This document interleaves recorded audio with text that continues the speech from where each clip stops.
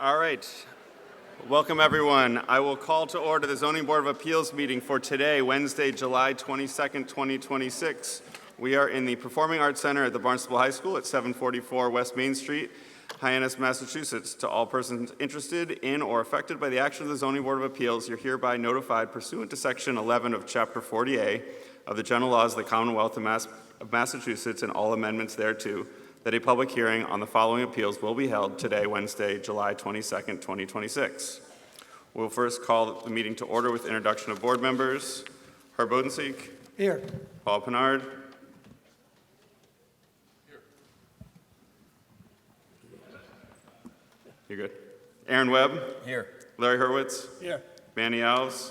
Here. Deborah Dworkis. Here. And I'm Jacob Dewey. So we are all here tonight. Notice the recording this meeting of the Zoning Board of Appeals is being recorded and not being broadcast live, but will be broadcast on the Town of Barnstable's Government Access Channel. In accordance with MGL Chapter 30A, Section 20, I must inquire whether anyone is recording this meeting, and if so, to please make their presence known. Seeing none. First, we're going to make a statement for the public. I want to remind everyone that no member of the public may speak without first being recognized by the chair. The public will have an opportunity to speak for up to 3 minutes during any public hearing on an agenda item. Out of respect for everyone's time, please refrain from repeating the same comments others have already made. Each member will get one chance to speak on a topic, and there is no ceding times to others. Comments must be directed to the Zoning Board of Appeals as a body through the board chair. You should not make comments directly to any individual member. You also should not be addressing your comments to anyone else in the room, not to town staff, and not to another member of the audience. Public comment is to be directed to the Zoning Board of Appeals. We also ask that members of the public refrain from making audible comments during the meeting unless they have been recognized to speak by the chair. Please treat fellow members of the public speaking at the mic and members of this board with respect you would wish to be treated with yourself. I hope this evening can have a thoughtful and respectful meeting. First, we have minutes from June 10th, 2026. Need a motion to Make a motion to approve. Second. All those in favor? Aye. All right, so our first item of old business, appeal number 2026-010. Maria R. Walsh, trustee of Mia's Family Trust, has appealed an administrative official's decision. The appellant is appealing the building permit dated April 6, 2026, which permits an emergency overnight shelter as a non-conforming use pursuant to 40A3 at 460 West Main Street, Hyannis, Mass. As shown on the subject property is located at 460 West Main Street, Hyannis, Mass, as shown on Assessor's Map 269 as parcel 030, and it is located in the Residence B, RB, and Highway zoning districts. This matter was continued from June 10th, 2026, and no members were assigned. So sitting on this is going to be our regular members, myself, Herb Bodenseek, Paul Pinard, Aaron Webb, and Manny Alves. So to start, I'm going to turn the microphone over to Assistant Town Attorney Jan Kendrick to give us a background. Thank you, Mr. Chair, members of the board. Jan Kendrick, Assistant Town Attorney. Because this issue is unique, not the usual business of the board, I'm going to give you all an overview of what the issue to be decided here tonight is. Sure, absolutely. I don't want to echo. Is this good? Okay. All right. So I'll just repeat, as you all are aware, this issue before you tonight is not the usual business of the board. So we're just going to give you a brief overview before the attorneys for both parties here tonight present their arguments to you. So this is, it was read into the record, an administrative appeal of the building commissioner's decision to issue a building permit for an emergency overnight homeless shelter at 460 West Main Street in Hyannis. In the RBHB district, a shelter is not a permitted use in this district. However, the building commissioner, based on the submissions of presented to him by the applicant, the town attorney's office, and a submission by the Attorney General's office as well, reviewed those submissions and made a determination that the emergency overnight shelter use is an exempt use under General Law 40A, Chapter 40A, Section 3. That is commonly known as the Dover Amendment. The Dover Amendment restricts the ways in which a town can regulate certain uses, here religious uses. Specifically, that's with the exception of certain dimensional regulations that are not at issue before you this evening. What you're going to be asked to look at tonight is whether or not the use of 460 West Main Street as an emergency overnight shelter is a use for religious purposes by a religious sect or denomination. As such, the sole issue before you this evening is whether the building commissioner's determination that the Dover Amendment applies to this case was correct. That is, whether the emergency overnight shelter that Catholic Charities proposes to operate as a lessee of Housing Assistance Corporation is a use for religious purposes on land leased by a religious sect or denomination. Although this issue is a much more of a strict legal issue than you're used to deciding, it does have elements that you will consider that you are very well familiar with, such as primary uses and accessory uses. I will, at this point, turn it over to the attorneys for the parties. Our office did issue an opinion in this case. If the board thinks that would facilitate its decision-making, I am happy to answer questions about that at the appropriate time. Thank you, Attorney Kendrick. Attorney Creighton, did you want to begin? I do. Thank you, Mr. Chairman. Very far away. Where are you, Mr. Chairman? Here? Thank you. Good evening, Mr. Chairman, members of the board. For the record, my name is Dan Creedon. I'm here this evening on behalf of Maria Walsh, trustee of Mia's Family Trust. She lives at 15 Aldeas Avenue in Hyannis, which is directly a direct abutter to 460 West Main Street. This is an administrative appeal pursuant to Section 240-88 and Sections 8 and Section 15 of Massachusetts General Laws, Chapter 40A. My client has appealed the building commissioner's determination that Catholic Charities' use of a portion of an office building as a shelter is exempt from zoning as a religious use pursuant to Chapter 40A, Section 3, and his decision to issue a building permit based on that determination. I'd like to take the two issues before the board tonight out of order. If I could, Mr. Chairman, I'd like to address the merits of the case before I speak to the standing issue, which is also a matter before the board this evening. To determine what is and what is not a protected use, religious use, exempt from zoning under 40A3, you really need to consider and apply the framework of analysis that the Massachusetts courts have developed and applied in these cases. I'm going to suggest to the board, too, that we should confine our analysis and our discussion here tonight to Massachusetts law.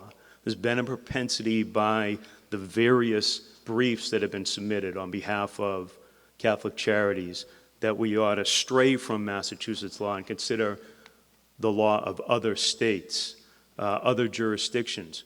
We have an established, well-established body of case law in this state, in this jurisdiction, that addresses the issue before the board this evening. We should stick to that. It's inappropriate to consider case law from other states if we have cases that address the issue. This is not a novel issue. It's not one that hasn't been decided by the appellate level courts in this case. So I'm going to ask you, I'm certainly going to confine my comments to Massachusetts cases. I'm going to ask the board, and I'm going to suggest to the board that it's appropriate that it do the same. For a religious sponsor to establish that its use is a protected use exempt from zoning, it must satisfy two required elements: that its use is religiously significant and this is where I'm going to direct my focus and attention this evening, that its use is primarily and dominantly religious. The reported cases in Massachusetts on this issue have recognized and established two ways for a religious sponsor to satisfy the second requirement. The use can either articulate religious doctrine, or it can be a component part of, an accessory to, a religious use located on the same property that articulates religious doctrine. I'm going to suggest to the board this evening that Catholic Charities has not satisfied the second required element of a protected use under 40A Section 3, and therefore, Mr. Florence's determination should be overturned. To demonstrate this point, I want to compare the factual circumstance of this case to two cases. One is an appeals court case, a Massachusetts appeals court case from 1990, called Needham Pastoral Counseling Center versus Needham, and the other is the most recent decided case that is distinguishable from both Needham and from this case, which is the case that Attorney Moore's firm and Attorney Moore worked on in Somerville, Becker v. Somerville. Catholic Charities legal representatives and others, most notably the Attorney General, have asserted repeatedly in written submissions, and then I understand that there might be some people here tonight who will do the same, to talk about how their operation of an overnight homeless shelter, emergency homeless shelter, is inspired by faith, it's consistent with its religious mission, and it's a form of ministry consistent with the Scripture and the Gospel of St. Matthew. That's not disputed. No one would stand up and say that Jesus didn't teach that you should take care of people in need. My client will stipulate that Catholic Charities' operation of the shelter is inspired by faith and that it's consistent with Scripture and the Gospel of St. Matthew. But this only speaks to the first required element of exemption under 48 Section 3, that it be religiously significant. It does not speak to the second required element, that the use must also be primarily and dominantly religious.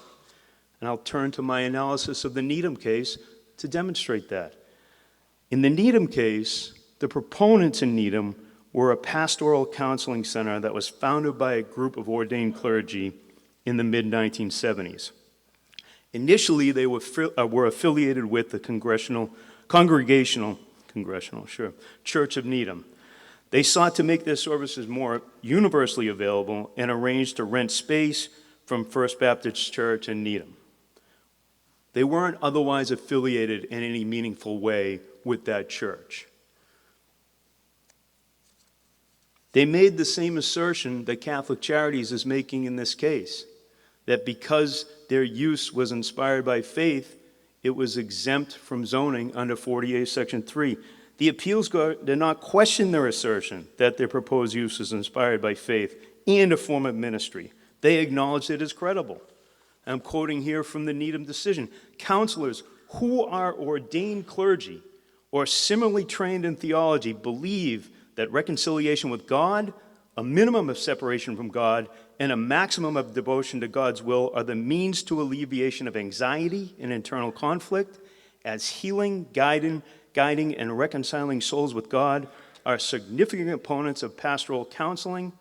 Major faiths recognize pastoral counseling as a form of ministry, much as service as a chaplain.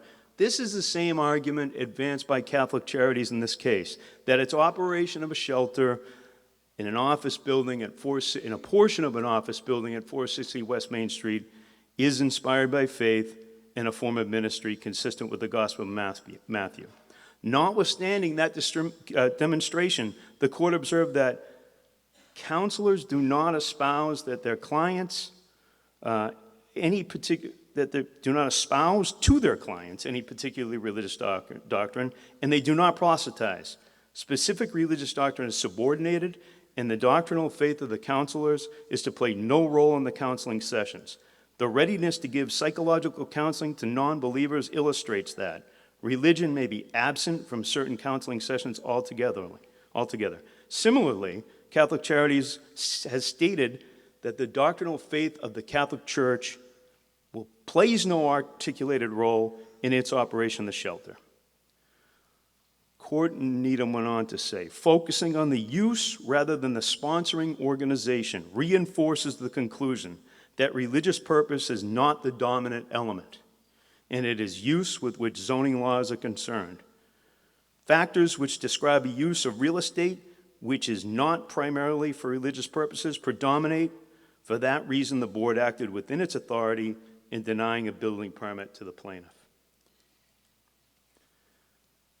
The court in Needham also discussed the possibility of the second way that you can establish that the use is protected under 48.3. But it was absent. The court discussed the absence of an accessory use relationship between MPCC and the landlord church as well. Religious activity, quoting here again, to be sure, may involve more than prayer and worship, and there is a variety of accessory uses that have been held encompassed by the religious purpose exemption. The activity concerned is not an enterprise of the landlord church, and it is not designed primarily for the parishioners of that church. So, the proposed use in Needham failed to satisfy the second element, that the use be primarily for religious purposes, not because the court didn't accept that pastoral counseling was inspired by faith and that it was a form of ministry, as in this case, but because it neither articulated religious doctrine itself, nor was it accessory to an existing use of the land that did. As such, the court found that it was deemed secular, not primarily and dominantly religious, and thus not exempt from zoning pursuant to 48 Section 3. This is also true in the instant case, and the board should make the same finding in this case. Now, the cases since Needham, they've all been accessory use cases.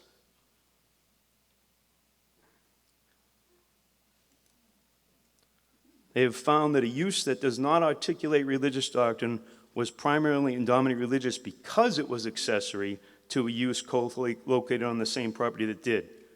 These cases have done nothing to change Needham's controlling authority on the question presented in this case. For example, in Becker v. Somerville, the recent land court case. In contrast to the lack of accessory use in Needham, Judge Rubin in the land court found that the operation of a shelter in the basement of an existing church building was exempt from zoning pursuant to Chapter 48, Section 3, because 1, it was grounded in and inspired by the landlord church's religious beliefs, thus satisfying the religiously significant required document, and 2, it was a component, an integral part, and therefore accessory to the First Church of Somerville's religious mission and project located in the same building, thus satisfying the primary and dominant required element. Here are some cites from Judge Rubin's decision. Judge Rubin specifically followed the accessory use analysis and reasoning of both the Martin case and the Hume Lake case. First, she found that the zoning board in that case voted unanimously to deny the neighbor's appeal, having determined the building permit was issued for an accessory homeless shelter use in an existing religious institution and was protected by the Dover Amendment. That's a distinction with a difference. The location matters in these cases. She went on to say, First Church stated an intent to engage with shelter guests and staff as well as to share space with the shelter. There it is again, location, as well as to share space with the shelter. I conclude this ongoing engagement, shared use of space with the church, with a protected religious use co-located on the same property, and support for unhoused individuals is religiously significant. Here's the second element. Judge Rubin went right to it.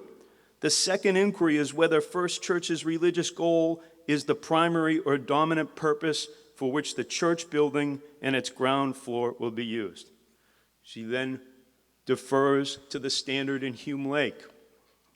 In Hume Lake, the Supreme Judicial Court considered whether the use of a Christian camp was primarily religious. Courts do not take a piecemeal approach to this question, but rather ask whether the structure as a whole, not the philosophy, not the religion of the sponsor, but whether the structure as a whole is to be used for religious purposes. It's Judge Rubin citing Hume Lake. This is the accessory use principle articulated in Hume Lake, which goes to the second required element, that the religiously significant use also must be primarily and dominantly religious. Judge Rubin also cited Our Lady of La Salette versus Attleboro, which held that the dominant purpose of a maintenance building was religious because maintaining the shrine was connected with religious worship and instruction offered at the property. Religious worship and instruction going on at the property. That is not present in this case. This is an office building. Judge Rubin goes on to further articulate the accessory use. Use of the ground floor to host the shelter is an integral part of First Church's religious mission. Further, First Church's involvement in the shelter, while not inherently religious in nature, i.e., does not articulate religious doctrine, are component parts of a broader religious project supported by First Church's intention to develop opportunities for its members to volunteer and engage with the shelter guests. For the reasons discussed above, the proposed location of the shelter in a portion of the ground floor of the First Church's property at 89 College Avenue is a religious use entitled to the protection of the Dover Amendment under 48, Section 3. There is no protected religious use co-located at 460 West Main Street, to which this shelter use could be deemed accessory.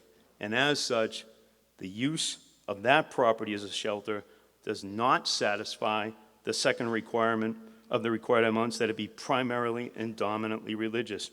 No amount of testimony that Catholic Charities can offer or evidence that the Catholic Charities shelter use in this case is inspired by faith, consistent with gospel, or a form of ministry, satisfies the second required element, that the use be primarily and dominantly religious, to be exempt under 48.3.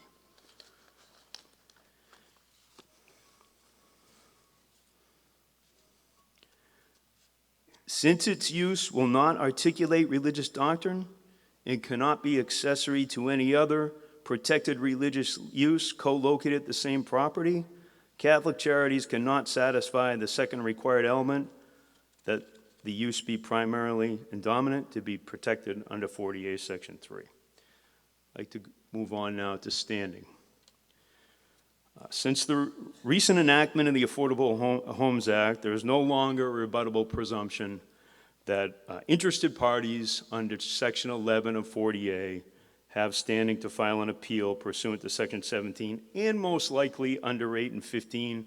I know I submitted a memo to the effect that perhaps the wording of the amendment to 17 had an unintended consequence of not requiring that filing. I'm going to withdraw that for purposes of this evening. Since the amendment to 48, Section 17, appellants must demonstrate particularized agreement. And what we've done and what we've submitted in this case is the affidavit of an expert, Mr. Bill Moran, a certified appraiser. And he submitted an affidavit that said that due to the stigma attached to congregate living uses, including shelters, by market participants, buyers and their lenders, properties located in close proximity to such uses suffer diminution of market value, and that he also opined that my client will suffer such injury if this use is established at this property. Ordinarily, zoning doesn't consider value, but in Barnstable, under 242, we have a purpose clause that states that protection and conservation of value of property is defined as a protected use. So, as in Martin, the the court stated, a defined protected interest may impart standing to a person whose impaired interest falls within that definition. We conclude that Martin has demonstrated that she came in with the scope of Belmont's bylaw protected sufficiently to confer standing on her. Same is true in this case. It's not visual consequence, however, it's our defined value in 242 that we protect and conserve the value of property. So it's appropriate for this board to consider, whether warranted or not, it is true, it is a measured fact that market participants do attach a stigma to shelters. And this will have a significant impact on my client's property, which is particularized agreement within 17 to establish her standing to appeal this case. Conclusion, according to well-established Mass case law, there are two categories of uses that will be deemed to be religiously significant and primarily and dominantly religious, so as to be exempt from zoning pursuant to Chapter 48, Section 3, as a religious use. Those are uses that articulate religious doctrine or uses that don't articulate religious doctrine, but that are accessory to a use located on the same property that does articulate religious doctrine. In light of the findings in the holding of the appeals court in the Needham case, which I again suggest is indistinguishable from this case, you can and should make the same determination in this case that the appeals court made in that case, that the proposed use in this case is not primarily and dominantly religious because it does not articulate religious doctrine and it is not accessory to a use located on the same property that does, and overturn Mr. Florence's decision to issue a building permit as contrary to established Massachusetts case law, legally untenable, and in excess of his authority. Thank you. Thank you, Attorney Creedon.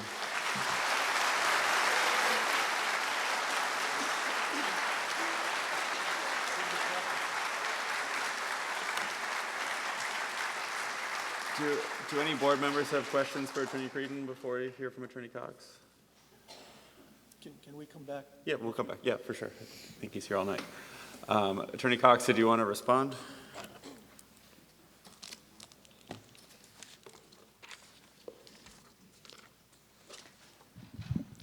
Thank you. Good evening, members of the Zoning Board. For the record, my name is Eliza Cox. I'm an attorney at Latanzi, Spalding, and Landreth. And I'm here this evening representing Catholic Charities of the Diocese of Fall River, Asclepius Corporation, which is the owner of the subject property, and Housing Assistance Corporation, which is the managing and operational representative of the property owner. Joining me tonight, and you'll hear from her shortly, is my co-counsel, Attorney Valerie Moore of Nutter, McLennan, and Fish. She will be concluding our presentation. As part of our presentation this evening, you'll also hear from several other speakers in addition to Valerie and myself. You will hear directly from the CEO of Catholic Charities of the Fall River Diocese. You will hear from a faith leader of the diocese. You will hear from shelter volunteers and a shelter guest. I do hope the board has had an opportunity to review the memo that we submitted dated June 3rd before the first hearing, which sets forth our legal analysis as well as gives a preview to our presentation this evening. Before I get into it, I did also just want to comment, and I know Attorney Creedon referenced it this evening, responding to the comments that we raised on standing, and he also submitted a memorandum prior to the last meeting. At this stage, we are not challenging the appellant's standing. We do reserve that right to do so should this end up in court, but that is not something we'll be challenging here at the zoning hearing this evening. So as an initial matter before addressing the legal issue on appeal this evening, I wanted to acknowledge the many residents, church members, and clergy who've taken the time to either write in or attend tonight's hearing.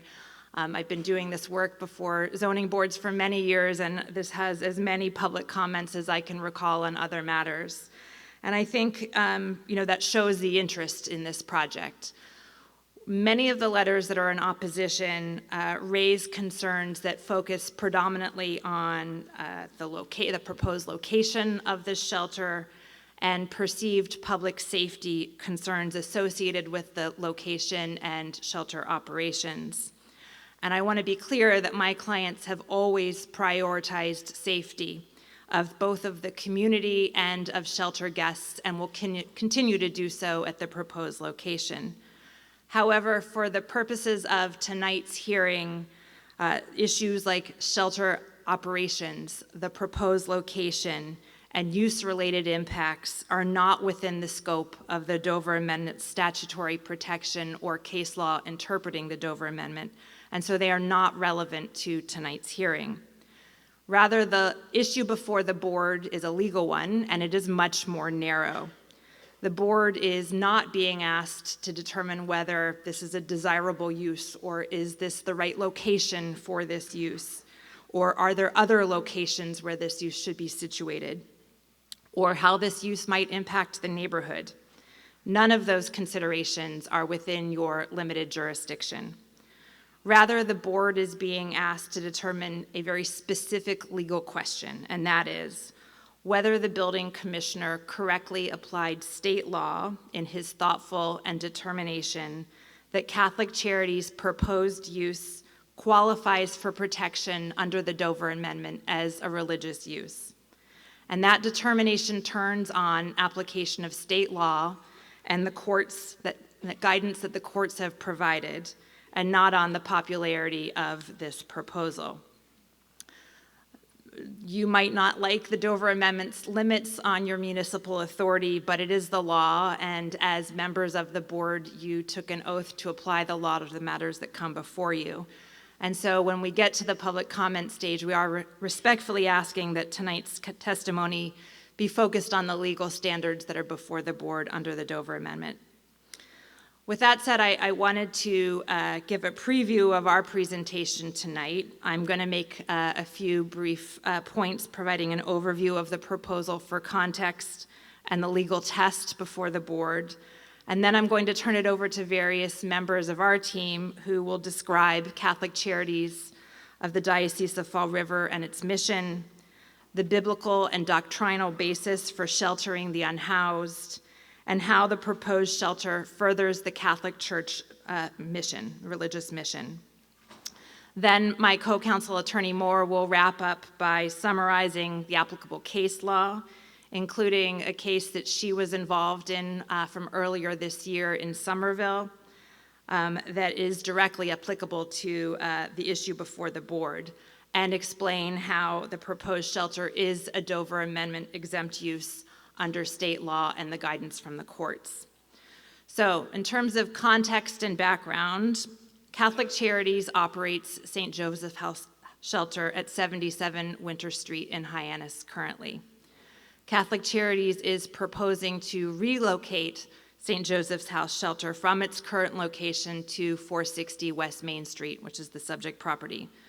The total shelter capacity will remain unchanged at 50 beds. At the proposed location, the shelter will continue to be operated by Catholic Charities, which will lease the space from Asclepius Corporation.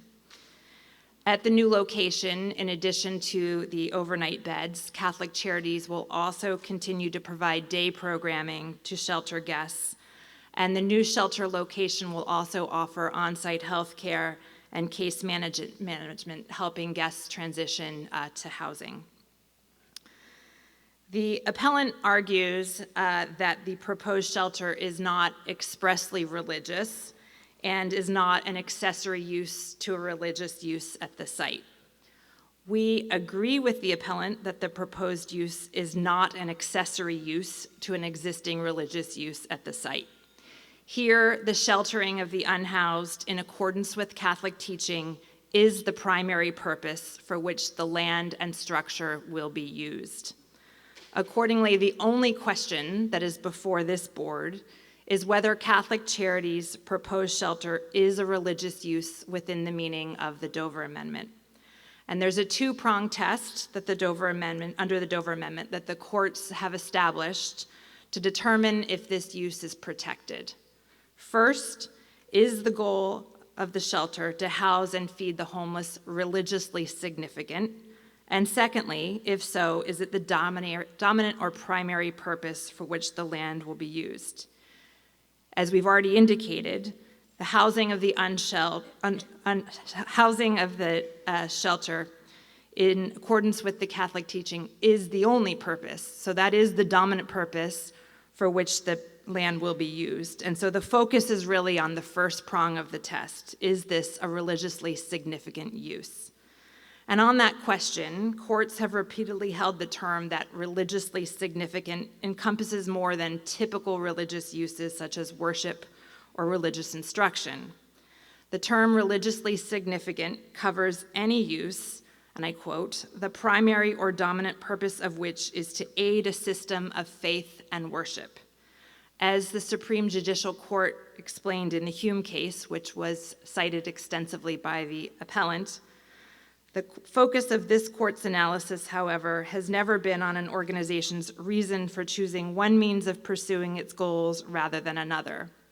This means that whether Catholic Charities wishes to pursue its faith and worship through religious instruction, a camp, a soup kitchen, or in this case, a homeless shelter, as long as the use aids the system of faith and worship and is a genuine expression of Catholic Charities' religious mission, it is protected under the Dover Amendment. The fact that others may also engage in the same activity for secular reasons does not strip the activity of religious character when undertaken by a religious organization as an exercise of its faith. You've heard arguments from the appellant, and there's some in the public comment as well, that because the shelter does not espouse religious content to the guests, that it is not a religious exercise. Not only has that argument been rejected by the courts, it would violate the First Amendment. As you will hear, Catholic Charities' decision not to proselytize to its guests is the Catholic Church's theological approach. As Pope Benedict XVI stated in a 2005 encyclical, and I quote, "Those who practice charity in the Church's name will never seek to impose the Church's faith upon others," end quote. As you will hear extensively in just a minute, the sole purpose of Catholic Charities' operation of this shelter is to aid the Catholic Church in its system of faith and worship by allowing the diocese parishioners, clergy, and members to exercise their faith by serving the most vulnerable members of our community as commanded by the gospel. Indeed, this is not a money-making endeavor, and Catholic Charities isn't doing this just to be nice. Here, the act of providing the emergency shelter to the homeless is the direct institutional expression of the Catholic Church, and it is itself a form of worship, and therefore it is clearly protected under the Dover Amendment. At this point, I would like to introduce the remaining speakers as part of our presentation. The sequence will be Susan Mazzarella, who's the CEO of Catholic Charities of the Diocese of Fall River. Following her will be the Very Reverend Thomas Washburn, who's Dean of the Cape and Islands Deanery of the Roman Catholic Diocese of Fall River. Following Father Thomas will be Frank Filipowski, who's a shelter guest. Then he's a shelter volunteer. Then Sheila Lord, who's a shelter guest. Then Michael Princey, a shelter volunteer. And then my co-counsel, Valerie Moore, will wrap up.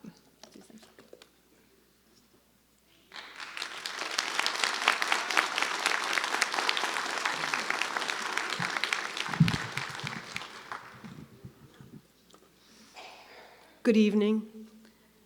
I'm Susan Mazzarella, and I'm the Chief Executive Officer of Catholic Charities of the Diocese of Fall River. And we run St. Joseph's Shelter and our day program. And this evening, I would like to begin with a story that may be familiar to you. A man was going from Jerusalem to Jericho when he was attacked by robbers. They stripped him of his clothes, beat him, and went away, leaving him half dead. A priest and then a Levite happened along the same road at different times, but when they saw the man, they passed by on the other side. But a Samaritan came where the man was, and when he saw him, he took pity on him. He went to him, and he bandaged his wounds. He took him to an inn and took care of him. The next day, he paid the innkeeper, Look after him, he said, and when I return, I will reimburse you for any extra expense you may have. This well-known parable of the Good Samaritan, which is told by Jesus in the Gospel of Luke, is an apt metaphor for the work we do at Catholic Charities. The neighbor is the one who sees the suffering and takes responsibility for meeting it with compassion, respect, and loving care. St. Joseph's Homeless Shelter and Our Day program are expressions of this same religious calling.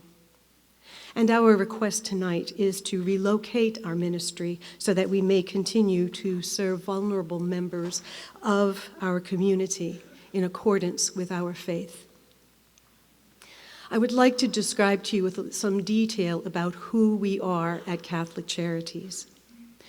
So Catholic Charities has been the human services arm of the Diocese of Fall River since 1924. So that's over 100 years of service and of ministry.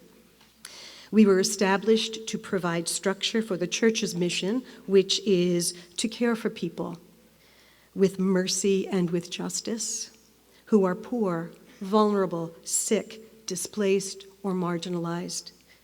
We are God's love made visible. And a little bit about what our governance structure is. How are we built as an agency? Well, Catholic Charities of the Diocese of Fall River is a nonprofit organization in the Commonwealth of Massachusetts, and we are governed by a board of directors and member incorporators. And this group includes the board officers, and they are comprised of key roles within our diocese. For example, the Chancellor of the Diocese of Fall River is Catholic Charities Treasurer. The Vicar General of the Diocese is Catholic Charities Secretary. And Bishop d'Acunha, who is the Bishop of the Fall River Diocese, is the President of the corporation. Our agency's bylaws were vetted by civil lawyers and canon lawyers, which is the Catholic law, and they define the function of our agency.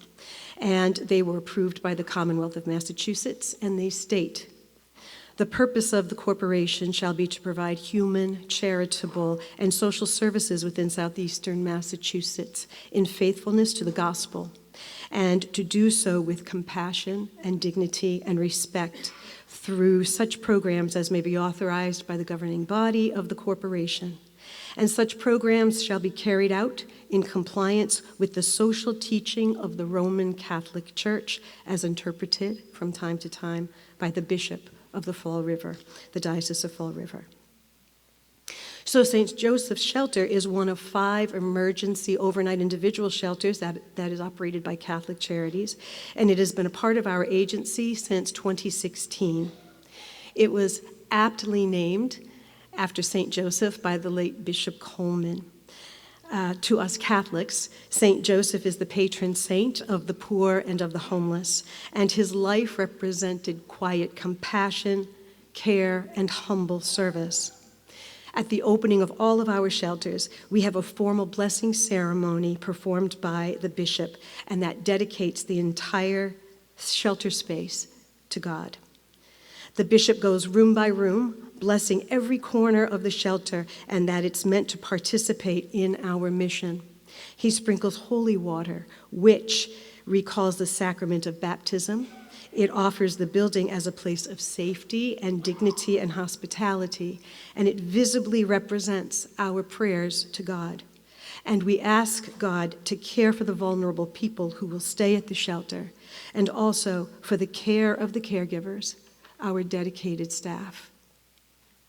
A unique component of St. Joseph's Shelter is our day program, and here our shelter guests are encouraged to stay throughout the day and take advantage of the additional resources.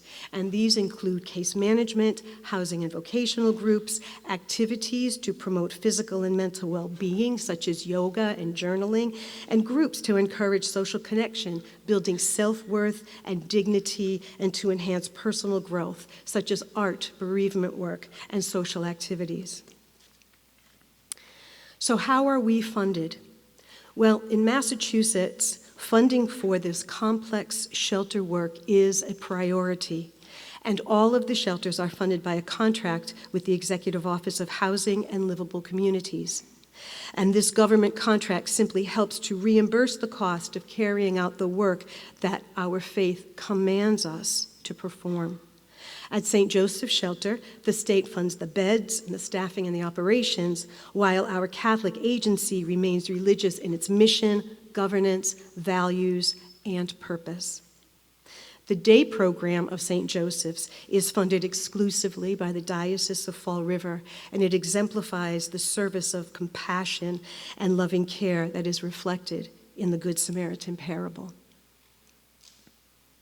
So what is at the heart of what we do? Well, this would be the corporal works of mercy and Catholic social teaching.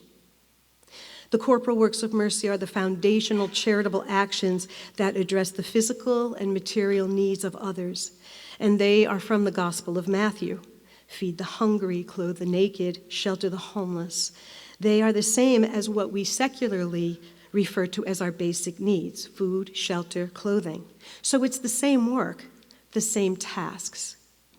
However, what is different is the why, our motivation behind the activity, behind what we do. As a Catholic entity, our operating system, our why, is the command in the Gospels to love thy neighbor. The ministry of meeting these basic needs is the demonstration of this directive from Jesus through the core principles of Catholic social teaching. And they are foundational to our mission, and they inform every single program and service that we offer. They include, 1, that housing is a matter of human dignity, which means adequate housing is a basic human right. It's tied to dignity and safety and stability. The Church sees homelessness as an injustice because each person is created in the image of God. Each of us possesses sacred worth regardless of housing, poverty, addiction, disability, mental illness. Charity is universal. It is not conditional. So we serve people of all faiths, no faith, and those struggling with all kinds of issues, including homelessness. Our agency's mission statement is a direct reflection of this core principle, and it reads, anchored in faith, our mission is to embrace the dignity of every individual by fostering empowerment, resilience, opportunity, and hope. Another core principle of Catholic social teaching is preferential option for the poor. And this principle tells us that prioritizing those most in need is a moral obligation. And then the principle of the common good. And this means that social conditions should allow people to flourish. We all know that communities thrive when everyone's basic needs are met. At St. Joseph's Shelter and Day Program, we are invested in reflecting the very best of our community. We work with law enforcement, emergency responders, public health officials, residents, volunteers, churches, and local and state governments to operate responsibly, safely, and professionally, all while responding to our religious duty, which is demonstrating faith through the ministry of service. Another core principle of Catholic social teaching is solidarity, and this means we are responsible for one another. At St. Joseph's, we see this through the compassion, generosity, and caring of our numerous volunteers. We have over 20 groups comprised of churches and guilds and individuals and groups of all faiths that consistently and lovingly provide meals, donations, activities, and services. And then a core principle is subsidiarity, and this stresses that it is the responsibility of society, including government as well as private sector, to ensure that people's rights are met, including the right to safe, stable housing. And our state contract for the shelter is a reflection of this. So with all that we do at our shelter and our day program, why do we need to relocate? Well, the main operational and spiritual reasons for needing to move our shelter and our day program are safety, accessibility, and dignity. The conditions of the current building, such as the steep, dangerous stairs, the cramped sleeping areas, and the tiny multi-purpose area that doubles as a dining room and a day program. Excuse me, sorry to interrupt, but point of order here. Attorney Cox, can we, as you have requested, to keep this within the confines of the Dover Amendment, not the other shelter, not the moving of the shelter?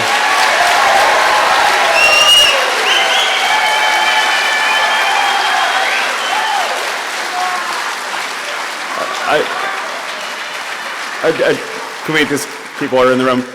Attorney Cox, I also want to just make note that all we are considering is what was submitted to the building commissioner, which, can we please stick to that? We are making a determination on what the building commissioner's decision was. We're not making a decision on things that were put in place after the fact. That would be a new application. Let's keep it down. Let's keep. You may want town council to weigh in on this as well, but this is a public hearing and additional information can be presented. You are not confined to just. But Attorney Cox, excuse me, can we have quiet in the room? Attorney Cox, you asked for us to stay within the confines of what was before us. So I'm asking you to also do that. And Quiet in the room, please, quiet. we're describing Catholic Charities. We just started going into the other shelter location and Why it's relocating. We can move on from that, but I do want to be clear that what was before the building commissioner is not, you're not subject to just what's in the record. This is a public hearing and additional information can be presented. Okay. Let's keep quiet in the room, please.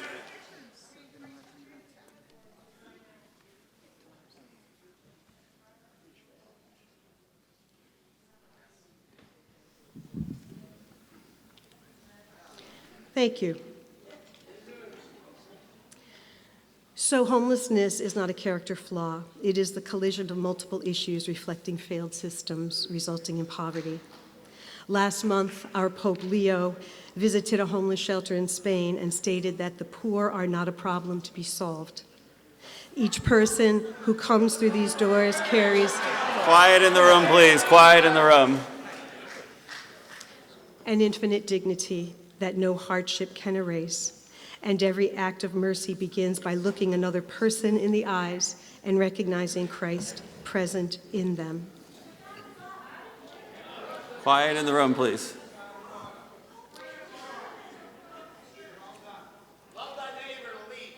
Quiet in the room, please. So for all of these reasons, this is why St. Joseph's Shelter and our day program, we do more than just provide a place to stay. We tend to the wounds of homelessness. We remind each person that they are seen and valued and that they are loved. History has shown what we Catholic Charities believe, and that is that people recover and people heal, and lives are restored when they are met with safety, steady support, meaningful structure, and genuine compassion. And these are the essential tools that are deeply rooted in our faith of St. Joseph's Shelter and the day program. Thank you for listening. Thank you.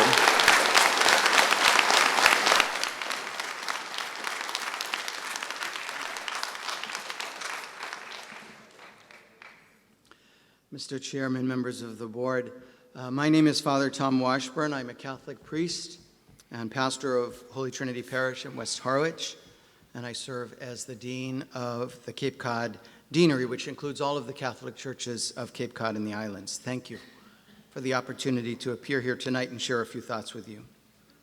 I have been asked tonight in this discussion to address the question that is central to the Dover Amendment. Is the operation of a homeless shelter a religious use? And let me begin with the simplest statement that from a Catholic perspective and from the broader Christian perspective, the answer is unequivocally yes. Throughout the Bible, God repeatedly commands his people to care for those who are vulnerable and marginalized and poor and unhoused without shelter. This command is not peripheral to our faith, it's at its very core. In the Old Testament, for example, the people of Israel are constantly reminded that they must care for the stranger, the widow, the orphan. In the book of Deuteronomy, we read, "For the Lord your God executes justice for the orphan and the widow, and loves the stranger, providing them food and clothing." The prophet Isaiah calls God's people to share your bread with the hungry, shelter the oppressed and the homeless. The New Testament intensifies this obligation. Jesus identifies himself directly with those who are suffering and in need. In Matthew's Gospel, chapter 25, perhaps the most important text for understanding Christian service, Jesus tells us, in fact, that our final judgment will be based on the way that we have treated those on the margins. I was hungry and you gave me food, thirsty and you gave me a drink, stranger and you welcomed me. Whatever you did for one of these, you did for me. This passage is extraordinary because Jesus does not merely encourage our charitable behavior, he identifies himself with the poor. And so to welcome the homeless is to welcome Christ himself. For Christians, this is not merely an ethical teaching, it is the religious obligation. Jesus presents it as a criteria for our judgment. St. Francis of Assisi famously said, "Preach the gospel at all times. When necessary, use words." And so housing the homeless is a proclamation of our faith in action. Because of this, operating a homeless shelter is not separate from our religious mission. It is one of the most important and central ways that we fulfill it. Quiet in the room, please. I can wait for order. I can wait for order. Quiet in the room, please. This is a response to the appeal.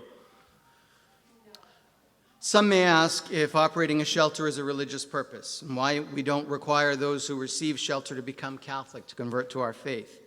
And the answer is simple. We don't require that because Jesus never required that. Jesus doesn't ask whether the hungry person belongs to the right religion. He doesn't place conditions on or constraint on the charity offered. He does not ask whether the stranger shares our beliefs or is deserving of our kindness. He commands us to serve them because they are human beings, created in the image and likeness of God. Our service is not a recruitment strategy, it is an act of faith. If you ask a Catholic why we operate a homeless shelter, the answer is not because we have a social program, the answer is because we have a gospel. We do it because Christ commands us to do it. We do it because he told us that when we welcome the stranger, we welcome him. And this is a mission that is connected and extended from every Catholic parish on Cape Cod. St. Joseph's Shelter is the way that St. Peter's and St. Joan of Arc and Holy Redeemer and Holy Trinity and Our Lady of the Cape and St. Pius and St. Francis Xavier and Christ the King and Corpus Christi and Our Lady of Victory and St. John's parishes act on their faith. This is a religious obligation and an act of worship. St. Joseph's Shelter is a primary way that we act out that faith. Closer to our own times, Pope Francis of happy memory repeatedly called the church to go to the margins. He taught that Christians must be willing to encounter those who are poor, vulnerable, and forgotten as the deepest expression of our faith. In his apostolic message, The Joy of the Gospel, his Magna Carta for the church, Pope Francis wrote, "The church is called to be the house of the Father with doors always wide open." He often reminded the church that Christians must go Attorney to the Cox, margins. this is just getting out of control. Can we wrap this up? Quiet in the room, please. Attorney Cox, you submitted an affidavit. You submitted an affidavit with the application, with the building permit application, correct? So why are we going back through this again? Because it's been questioned whether this is the dominant use. There's a of this. notarized affidavit in that that was put in front I think we should of have us. the opportunity to provide testimony from faith leaders that this I think is we're walking a religious fine use. line of public comment to presentation here.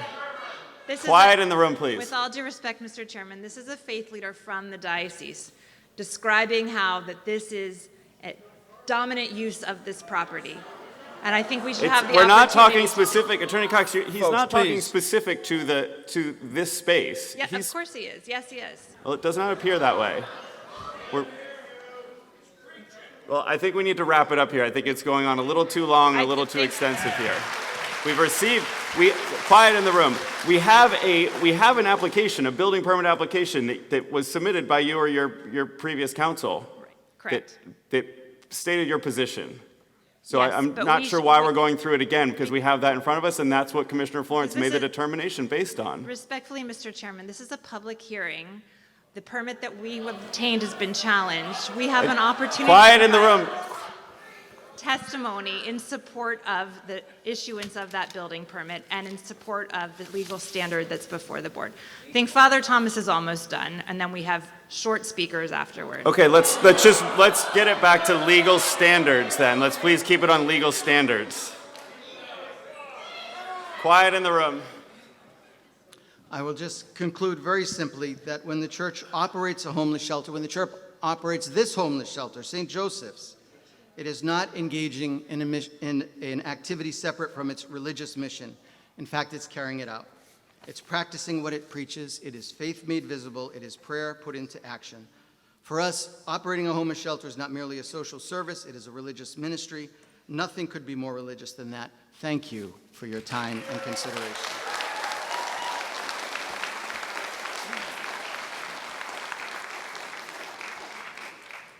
Good evening, members of the board. My name is Valerie Moore. I'm an attorney with Nutter, McLennan, and Fish. I want to start by thanking you for your patience and your attention this evening. You heard Attorney Creedon use the word inspiration repeatedly and talk about how, in his characterization, the shelter is inspired by the Catholic faith. You'll notice that neither Father Tom nor CEO Susan Mazzarella used that term inspiration. They used the term command and mandate of their faith. And that's really central to understanding how this case is different from Needham Pastoral Counseling and more aligned with the First Congregational Church of Somerville case, in which the court found that it was the church's belief that it was a mandate of their faith to shelter the unhoused. Just like in the First Church case, you've heard testimony tonight that this is a mandate of the Catholic faith. It's not optional, it's not inspirational. That's the language that was used in Needham Pastoral Counseling. Nobody in Needham Pastoral Counseling testified that it was a requirement of their faith, just that it aligned with it. This is very different from that case fact pattern. I'll be brief, but I think it's important for the board to also be made aware of the United States Supreme Court's recent case in 2025, which was Catholic Charities Bureau versus Wisconsin Labor and Industry Review Commission, because it addressed similar First Amendment questions to what is before the board tonight. We've talked a lot about the Dover Amendment, but it's important for the board to understand that the Dover Amendment really just enshrines the First Amendment into Massachusetts law. And critical to understanding why that matters tonight is this question of, does it matter whether shelter guests are required to convert, or whether they're preached to, or whether they're given religious materials? The United States Supreme Court said that the government can't ask that question, because in doing so, you would be creating a preference for a governmental benefit for faiths that require proselytization and creating a distinction among faiths that don't require that, and effectively creating a benefit for faiths that don't require that. You've heard tonight that it's a mandate of the Catholic faith that they not require conversion or religious participation among those they serve, that they believe that is what the Bible tells them they cannot ask of the people that they are trying to help. The United States Supreme Court has now made clear that the board also cannot make that distinction among faiths. It is not for the board to question how they choose to fulfill their faith. The question before the board is, what is the motivation behind the action? And that is also discussed in the Catholic Charities case addressed by the Supreme Court. That's the question that was really before the court in First Church Somerville as well. What's the motivation behind the action? And you've heard consistently tonight, and that was consistently in the record before the building inspector as well, that the motivation is religious service. It is that mandate to fulfill their faith that comes from the Bible, it comes from the church hierarchy and leadership. You've heard that directive coming from the Pope and the most recent Pope tonight. And that's really important because that is the mandate. That is the leadership that gets followed here. And so with that, we're happy to answer any questions that the board members have tonight, either about the shelter, Catholic Charities, or about the Dover Amendment. Thank you. Thank you. Do any board members have questions for Attorney Cox and her team? Do any board members have questions for Attorney Cox or her team? Or Attorney Creedon or Attorney Kendrick? Do you want to go back to Attorney Kendrick?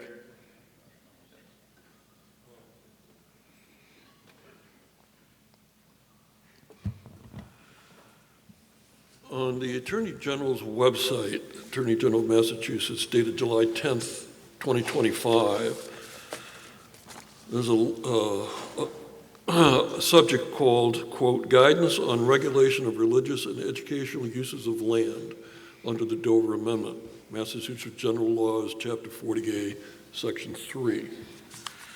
A section of that letter, quote, what is the legal test for determining whether a use is a religious or educational use protected by the Dover Amendment?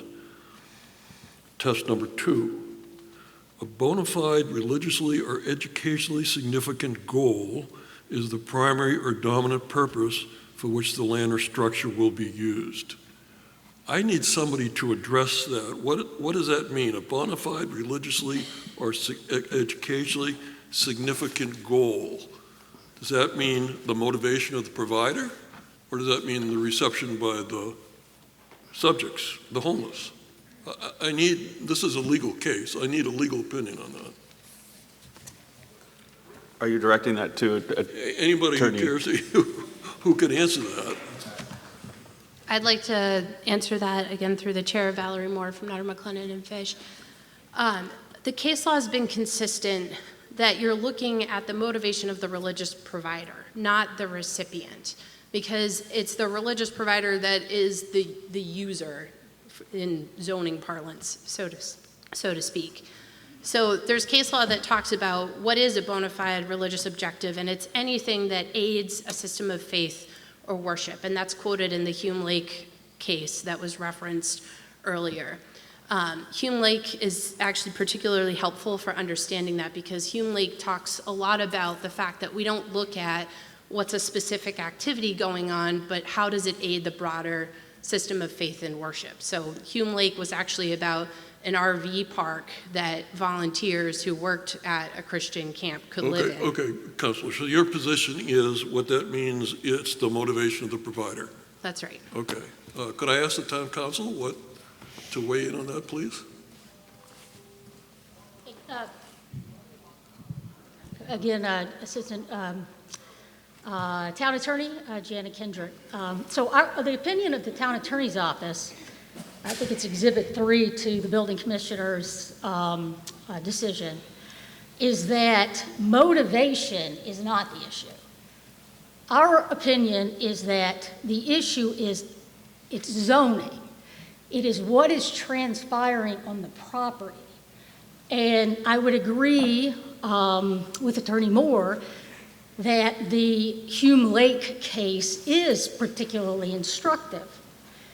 And I would ask that you take a step back from what you've heard is a lot of quoting from case law. And when you pull quotes from case law out of context, things get a little bit misleading, in my opinion, I would suggest to you. So I will present to you the facts of Hume Lake, the most recent decision from the Supreme Judicial Court. And in that particular case, there was a Bible camp. The mission of the Christian operator of the camp was to evangelize the world. The Bible camp, it's called Hume Lake was the name, wanted to add to their property, to the camp, an RV park to house volunteers and families who were who were participants in the camp. And so, the Supreme Judicial Court held there, and this is where the language in aid of a system of faith and worship comes into play, is that the campground, the RVs, housing the volunteers and the campers, was aiding the mission of the camp. It was an accessory use aiding the mission of the camp, which was to evangelize the world. And so, again, this is, as I mentioned to you, although this is a purely legal issue before you, it is, in essence, zoning.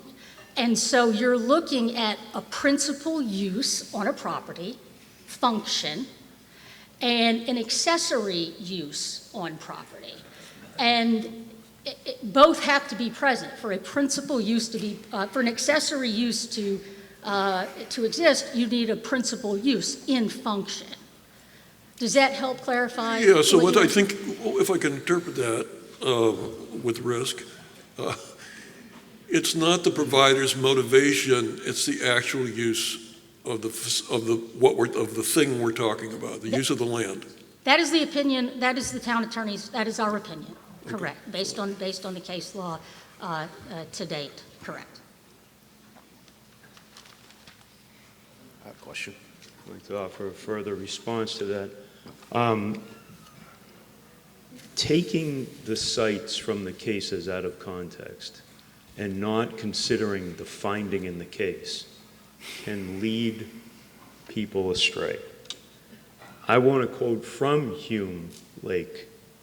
The key here is that for each quote pulled from the Hume Lake decision, you have to keep it in the context of the fact that there was an existing religious retreat that had been established on that property in 2012, where people were worshiping and praying. It was a summer camp called Hume NE. And the court concluded in that case that we conclude that the proposed RV camp would have as its primary or dominant purpose, there's the purpose. The motivation goes to religious significance. It still has to be primarily and dominantly religious. That's the second requirement.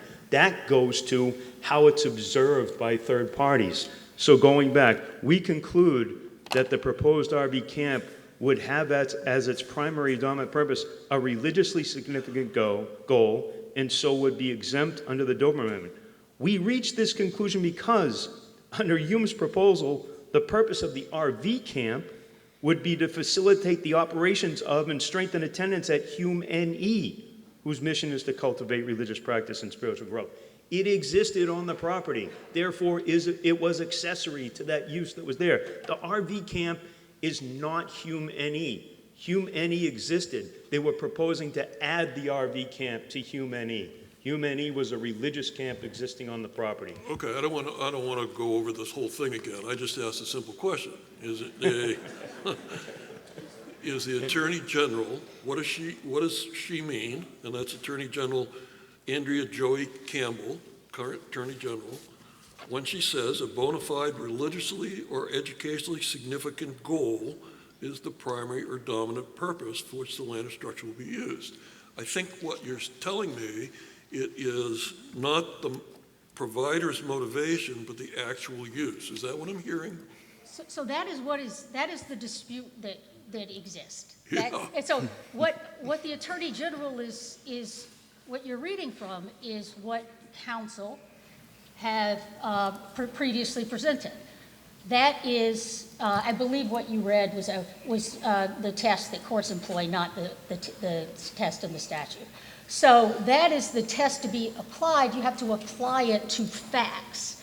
And so the issue, and really the heart of the dispute here, is whether or not religious motivations will transform a secular use into one that is protected under the Dover Amendment. That is the question. That is the dispute that we have.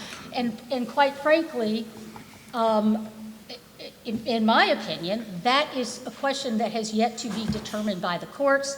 I have no doubt here that attorneys Cox and Moore would differ, would say that a land court decision that recently held that a shelter within a church was protected as an accessory use to the church. But that is not binding precedent. I don't think that decision controls this situation. It's distinguishable. But what you're asking, Mr. Pinard, is the question. And unfortunately, you're being asked to decide something that is not cut and dried under the law.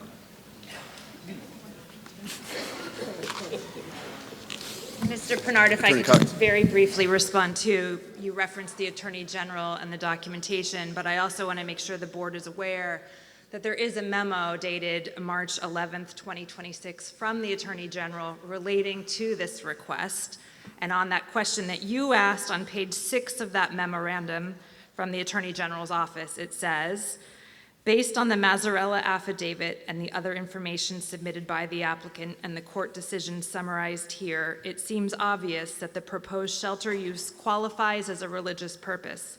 Catholic Charities' proposed use of the premises at 460 West Main Street will aid a system of faith and worship by allowing diocesan parish members and clergy to practice their faith by serving the most vulnerable members of society.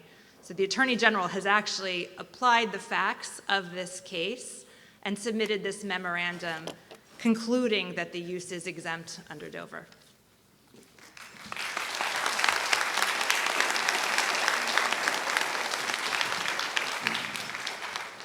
I would like to address that, Mr. Chair, if I may. Yes, please. I want to be clear. The memorandum that Attorney Cox referenced is not a memorandum that was issued as an official opinion of the Attorney General's office. You're not going to find it on a website. What happened here, and respectfully, at the request of the Chief Legal Officer of Housing Assistance Corporation, as the town attorney's office was reviewing this matter, he contacted two assistant attorney generals and asked that they intervene. Not until after the town attorney's office issued an opinion in this matter did those two assistant attorney generals prepare an opinion that HAC's chief legal officer then delivered to the building commissioner directly and town manager Ells. At the same time, it was emailed to us. The attorney, respectfully in this situation, Assistant Attorney General Esme Caramello and Assistant Attorney General Margaret Hurley, with whom the town attorney's office had multiple spirited discussions after they intervened at the behest of Robert Brennan. Their letter was written in response to what we wrote. Quite frankly and respectfully, we believe that the Assistant Attorney Generals in this incident, they're advocating for a policy position. It's an advocacy piece. And so I just want to be clear to make it clear to you that that is not an official statement stamped with the imprimatur of the Attorney General. And I'm happy to answer any questions that you may have with respect to how or why our office didn't alter its opinion in response to what the Attorney General asserted. So, Attorney Kendrick, so just to get the timeline right, so you issued your opinion on March 6th, correct? That sounds right. And then the Attorney General issued an opinion on March 11th, or more of a response to the request? That's correct, and that was following a number of virtual meetings between myself, Town Attorney Nober, First Assistant Town Attorney LaRosa, and Assistant Attorney General Margaret Hurley. And, and again, Assistant Attorney General Hurley reached out to us unsolicited after Attorney Robert Brennan was frustrated that we were not expediting our opinion. And so, with all due respect to the advocacy of Assistant Attorney General Hurley, this discussion was driven by an outcome. And Attorney Brennan made that clear when he said, to me, when I said that, let him know that the town attorney's office was reviewing the matter, that he would get the Attorney General's office involved like he did in Dennis. And so, again, I wanted to speak up to let you know that when Attorney Cox, and I'm not suggesting that she certainly is, she's not trying to mislead you in any sense. I would not suggest that, and that's not what she's doing. I just want to clarify that what Mr. Pinard read from was actually an official publication from the Attorney General's website. What Attorney Cox referenced is a rebuttal advocacy position by two Assistant Attorneys General. And again, we reviewed their arguments. We were already aware of their arguments. We discussed our position with them before we ever drafted our opinion. We fleshed it out over the course of, I believe, 3 meetings. We certainly reviewed and reconsidered our position in light of what they advocated. It did not change our ultimate opinion in the matter. And did they consider your opinion in their letter, or do you think that was written prior to your? Theirs was in response to ours. Okay. Yeah. So, so we emailed an opinion on, I believe, a Friday. That afternoon, Assistant Attorney General Hurley reached out to see if we wanted to meet again. We did let her know that our opinion had been rendered. And then we received the correspondence attached to the building commissioner's decision the next Wednesday. Okay. Yeah. Does anyone else have any questions? Yeah, I do. Go ahead, Manny. I guess I'll address this to you, Attorney Cox. Again, let's just be clear as to why we're here. The building inspector issued a permit that he said could be issued because the provision of emergency shelter services, in his opinion, constituted a religious, let's put adjectives before, a significant religious use, therefore implicating the Dover Amendment. We're talking about emergency shelter. Do you agree that that is the basis of, that's why we're here? Because there's been a lot of other conversations, but I thought you almost waived the educational aspect of what gets provided at the shelter. Can we be clear about that, please? Yes. The building commissioner concluded, and we agree, that Catholic Charities' proposed operation of this shelter is exempt under the Dover Amendment as a religious use. What is the use? That's what I'm trying to focus on. Is it the provision of emergency overnight shelter? It's the expression of their faith, which requires them to Quiet. house Quiet in the and room. care for. Quiet.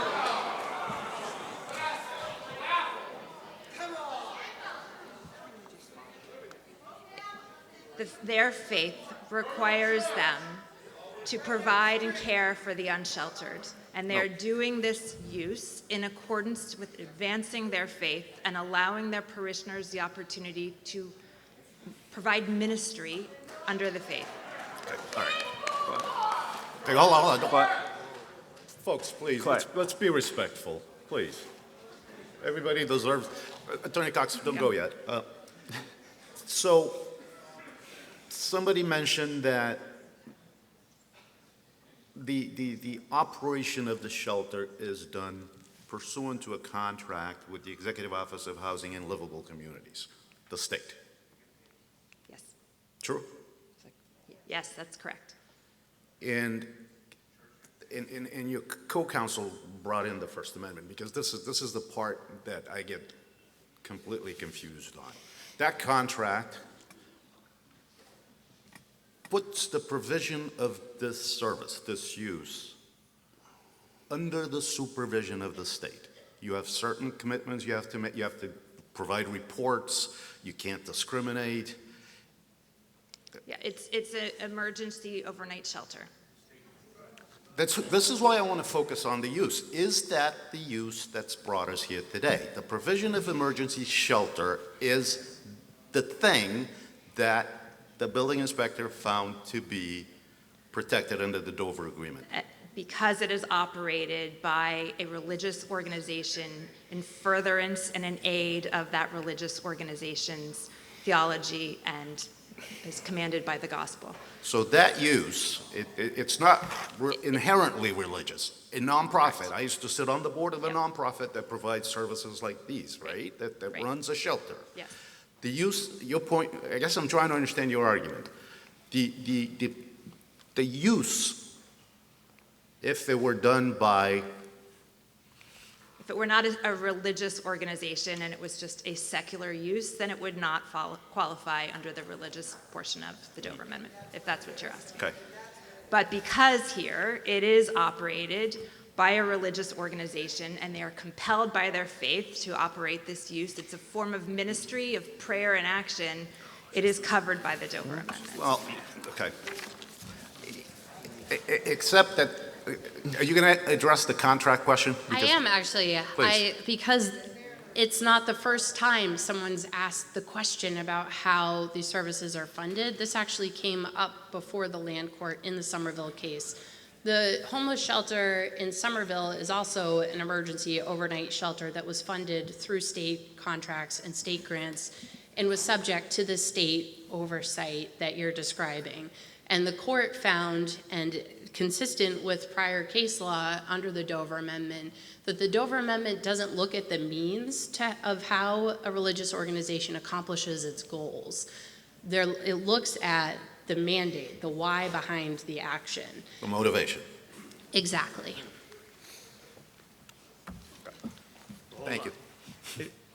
Mr. Alves, it looks at the motivation to determine whether it's religiously significant, but it looks at the use and whether the use articulates religious doctrine or is accessory to a use co-located on the same property to determine whether it's primarily and dominantly religious, which is the second requirement. All of these questions have been directed to whether a use is religiously significant. It needs to be both religiously significant, mandate, inspired by faith, consistent with the Gospel of St. Matthew, all of that, religiously significant. But is it primarily and dominantly religious?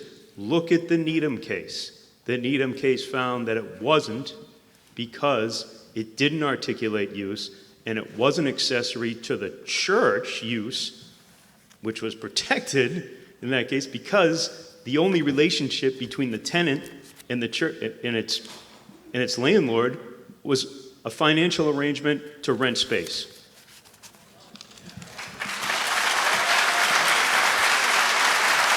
Any other board members? I have a question. Go ahead. So my question is directed to Attorney Cox. On your memorandum dated June 3rd, you talk about on page 5 here, and hold on when my computer loads, but page 5 says, here, and I quote, "Here the relocated shelter remains a religious use of Catholic faith, as presented in extensive communications to the building commissioner prior to his determination. And as the board will hear in testimony at its hearing, Catholic Charities Diocese of Fall River operates the St. Joseph Shelter in fulfillment of its mission," and it goes on. Can you elaborate on some of those extensive communications with the building commissioner prior to his determination?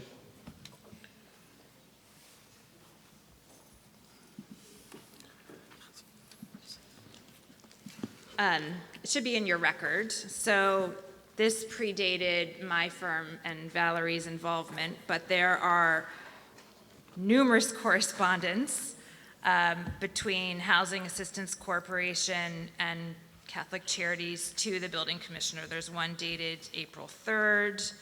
There's one dated November 11th of last year. There's another one dated January 5th, January 13th. I'm sorry, I just, where are you seeing those? I don't These are know. the emails in the 61-page February 5th. building commissioner's determination. Okay, gotcha. There Okay. are months of back and forth with the building commissioner. Gotcha.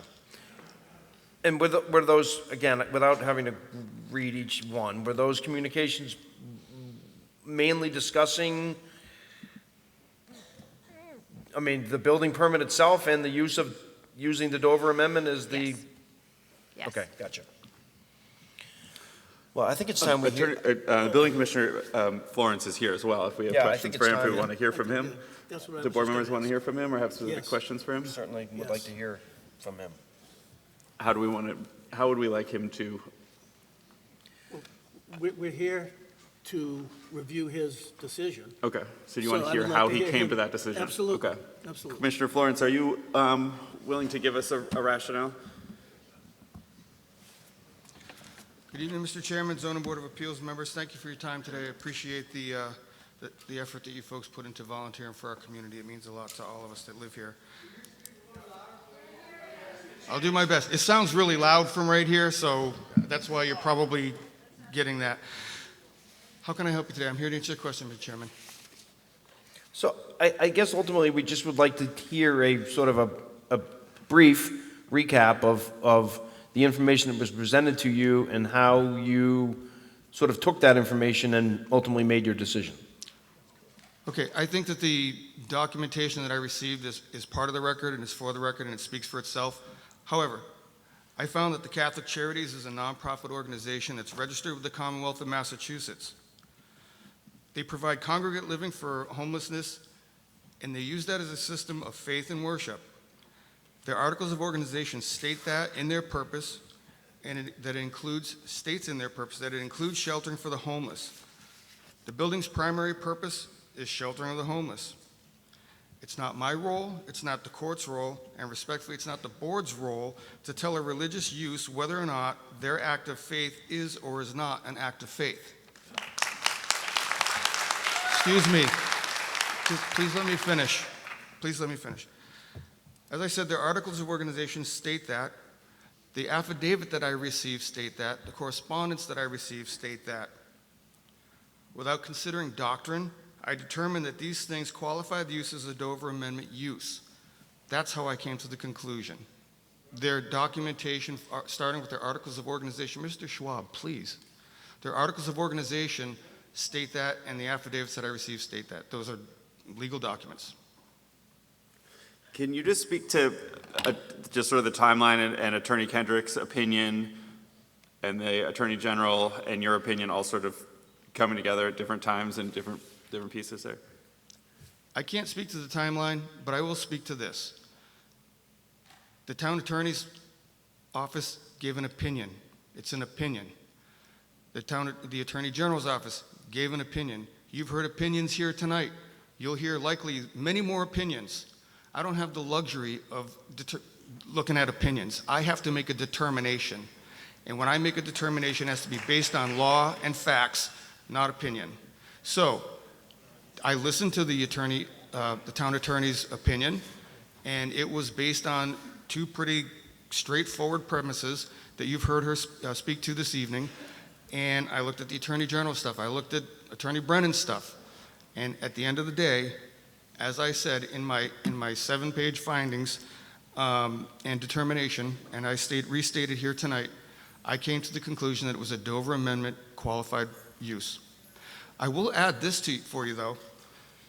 You've heard that the use of a homeless shelter is not an allowed use. Well, there's a lot of uses that fall under certain categories that are just, they have names, but they're not placed under the category. A homeless shelter It's a residential use. A residential use is allowed in the HB district, whether it's a single-family dwelling or a multi-use or a congregate living.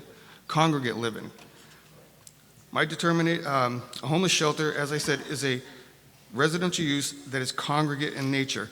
40A, Mass General Law 40A protects congregate living, and the building code protects congregate living. My determination stated that I responded directly to the applicant, and that's true. And I wasn't asked to speak to anything else, and I didn't volunteer anything else. But the fact of the matter is, residential use is allowed in the HB district. If they had come to me with a as-of-right permit, I may well have issued it, as of right. So, may I follow up? Sure. So what is it, which zoning provisions did your decision exempt them from?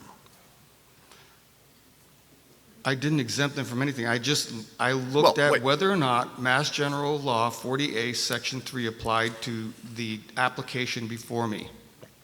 Whether or not the religious use was dominant. And I found that it was, based on the information I had before me. And I would find it that way again today. But, and forgive me, maybe I misunderstand.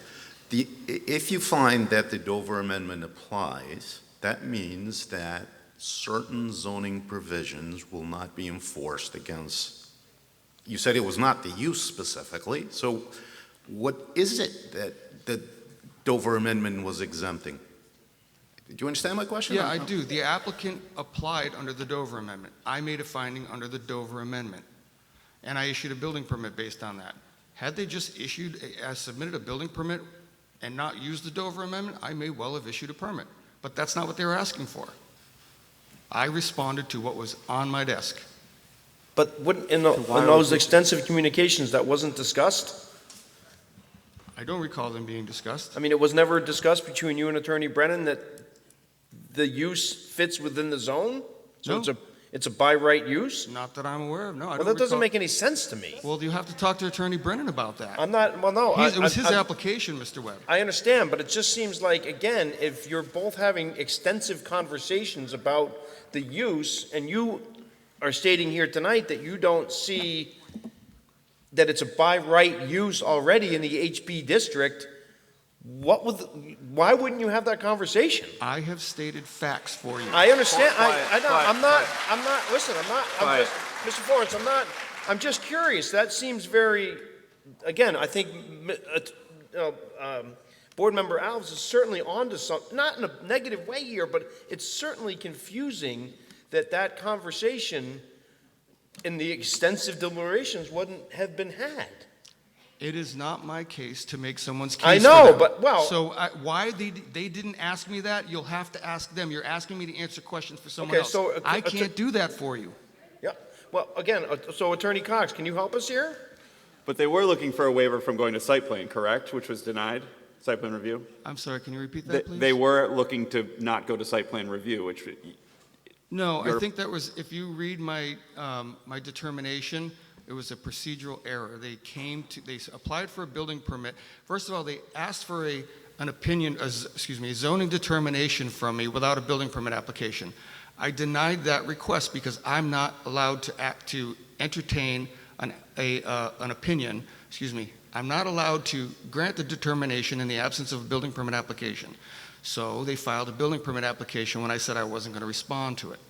In filing the building permit application, they erred procedurally in that they didn't go to the site plan review first.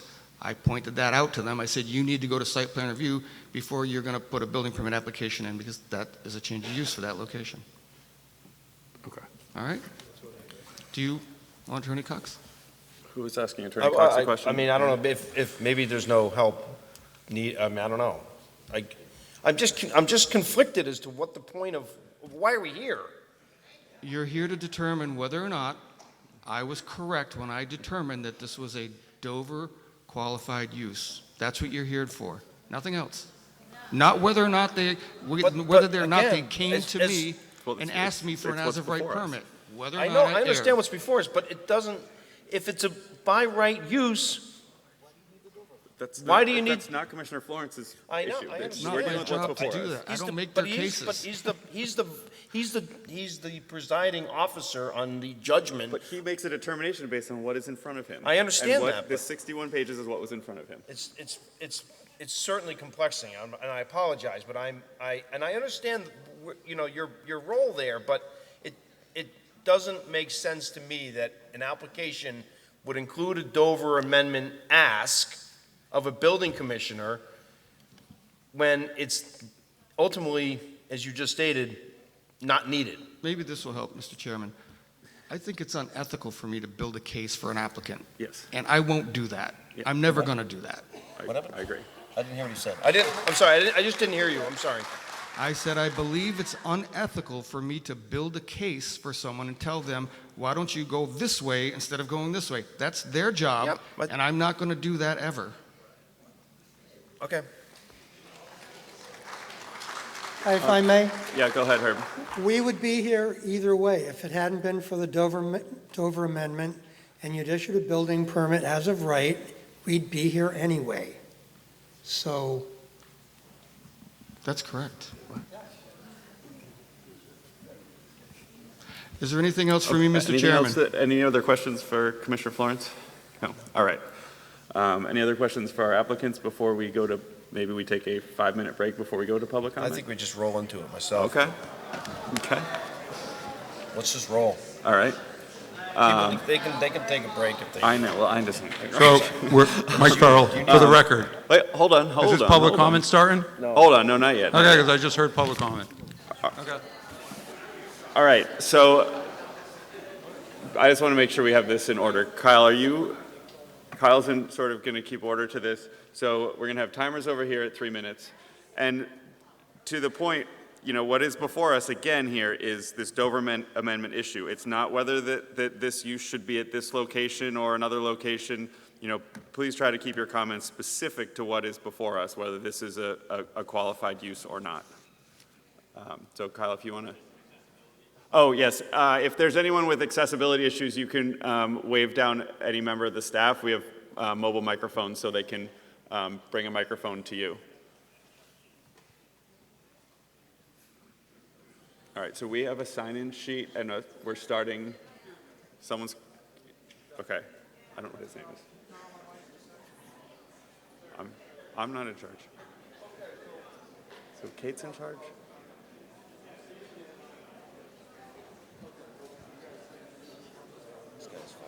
It's the guy from last time. It's the guy from last time.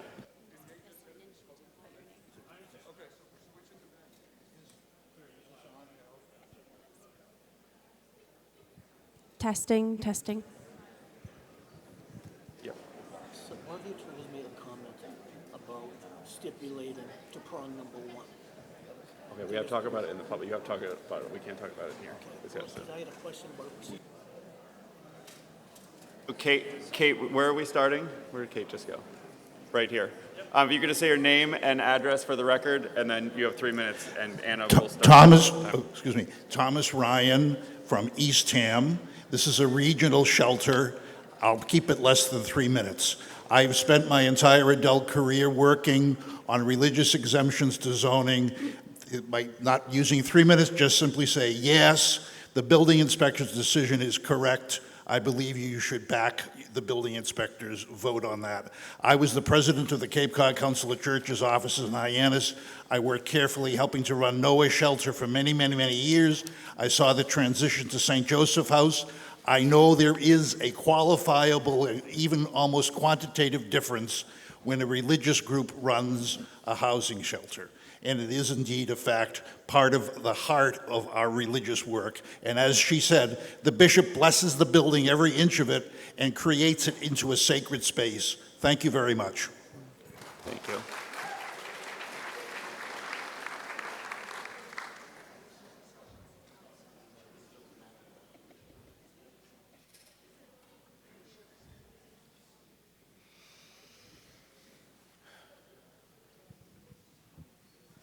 Good evening, everybody. I'm Father Fred Enman, and I'm born and raised in Worcester, Massachusetts. I currently live at the Jesuit retirement home in the town of Weston. And I've been asked to come and comment on the issue of whether or not this is a religious purpose. And you've heard a lot of information about that already this evening, so I'm going to focus on one area, and that has to do with the prophet Isaiah. So Guys, please be respectful, everyone. You all will So- have your time.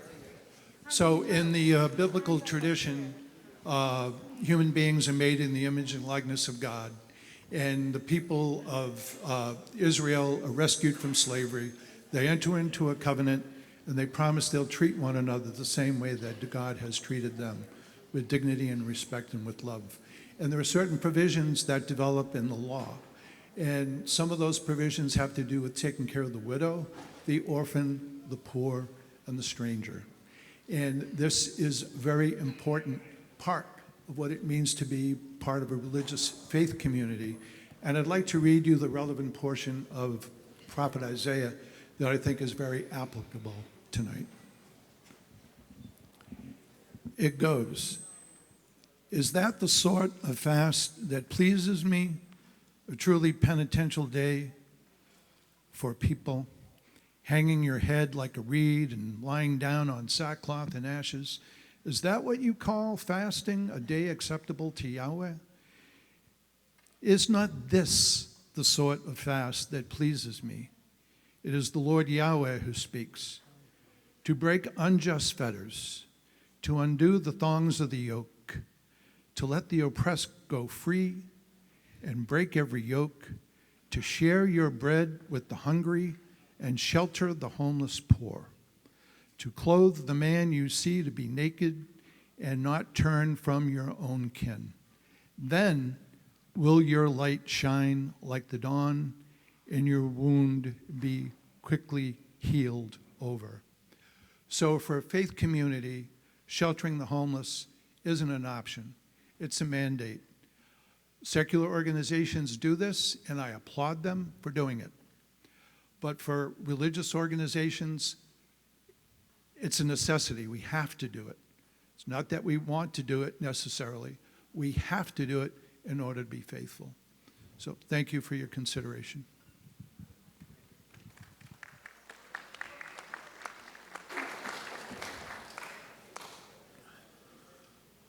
I believe. We're going to the microphone? Okay. We'll go left, right. We'll go back and forth. Go ahead. Yep. My name is Rick Brigham. My home is in Hyannis. I worked at the Hyannis shelter for 27 years, and I'm here to speak directly to the actual use. There's been references to the gospel. When I worked in the shelter, I could not articulate my religious doctrine, which seems to be spoken to. And I'm also aware, having worked there for a while and now being outside of it, that I would propose something that needs to be investigated is how well they are living out the gospel. The CEO quoted the Samaritan Inn, the parable of the Samaritan Inn. Yes, that is Jesus saying we need to take care of those who've been left by the side of the road, but they were not put out at 7 o'clock. There's talk of a program, a day program, but the reality, the truth, is that people have to leave at 7 for an hour and a half. They can't loiter. This is not how the inn of the Samaritan Inn story would have gone. Another thing that Jesus said, who is a good friend of mine, is that if anyone harms the children, they should have a millstone put around their neck and they should be cast into the sea. The particular policies of the shelter are their people are literally coming from all over the world. There is no vetting, no background checks. It's been reported that there are sex offenders who are part of this population, all of whom need care, but to put this near 4 schools, to put children at risk, it is not safe. So let's keep quiet. It is not safe, which is one of the purposes of the zoning. A third is Jesus. A woman who was caught in adultery was brought to Jesus. They were ready to kill her. He intervened. They did not. When people are behaviorally a problem in the shelter, they are banned out for 30 days, no matter where they're from, what kind of person they are. They're out in the community for 30 days, and that's why we have camps all over Hyannis. So that is not protecting the people that are behaviorally challenging the way that Jesus protected the woman. And my final, in terms of actual use, I don't know that this program is actual religious use according to the gospel. And I'll conclude with St. Joseph. Joseph was homeless. Joseph found a home for his wife who was pregnant with Jesus, and he didn't put them out at 7 in the morning, nor did he invite criminals and other challenging people to come in. In the shelter policy, there are women who have mental health problems, and they are being victimized by substance abusers. There's a lot in the policies that need to be investigated because it is not living out the gospel. Thank you, Mr. Brigham.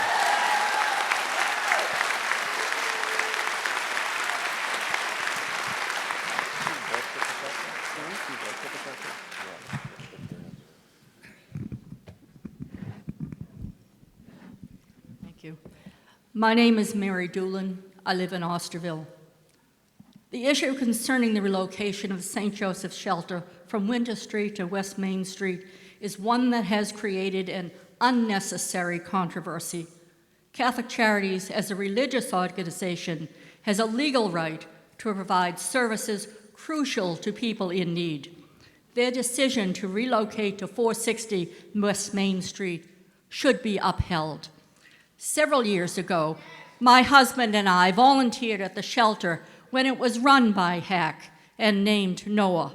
We served 60 meals from an inadequate kitchen, seated guests, and cleared the meal in a cramped dining room.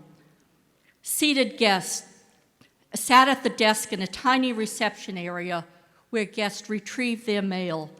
We even helped in HAC's fundraising. Steep stairs led to the beds on the second floor. Duffy Health Center worked out of a very small space in the back. By no means was the shelter luxurious. The shelter was inadequate and outdated then and is totally unfit today. Catholic Charities has tried to make the best of a building that has seen better days. The well-funded opponents of this proposed move are primarily business establishments. The argument that they are concerned about the safety of school children falls flat, since one business on the opposite side of the street is a brewery. Residents in the area have been given misleading information and fed scare tactics about the dangers of a homeless shelter in their neighborhood. The 650 people who signed a petition opposing the shelter were asked if they want to help the homeless. I doubt they realized what helping meant. The opponents who claim they support the homeless, just not in that location, are not credible. Their argument fits their narrative and allows them to justify their actions. They know that finding a location for a shelter is an uphill struggle. Businesses refuse to rent their buildings for such a purpose. Catholic Charities has experience and expertise in feeding the hungry, clothing the poor, sheltering the homeless, and providing many services to people of all races and religions all over the United States. Its related organization, Catholic Relief, meets those needs all around the world. One does not have to be Catholic to be helped. Duffy Health Center meets the medical needs of homeless individuals and those with or without insurance with caring, respect, compassion, and professional care. Let these organizations do their work. Thank you.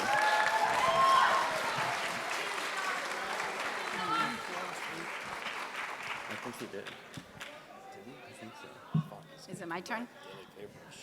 Oh, no, right. My turn? It's approved. Okay. Good evening, Sandy Jones, Centerville.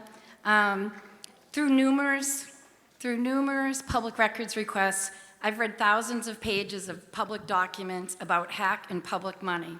One thing stands out: what HAC says depends on who is asking and what it needs from them. HAC's IRS findings, website, state filings describe shelter operations in secular terms consistently, and it has for years. In 2023, HAC applied to the Town of Barnstable's Affordable Housing Trust for housing funds for this same project. Catholic Charities was already named as the operator. The application was 132 pages long. The word religious appears once in a footnote regarding clothing donations. Not one mention of religious use, not one mention of corporate work of mercy.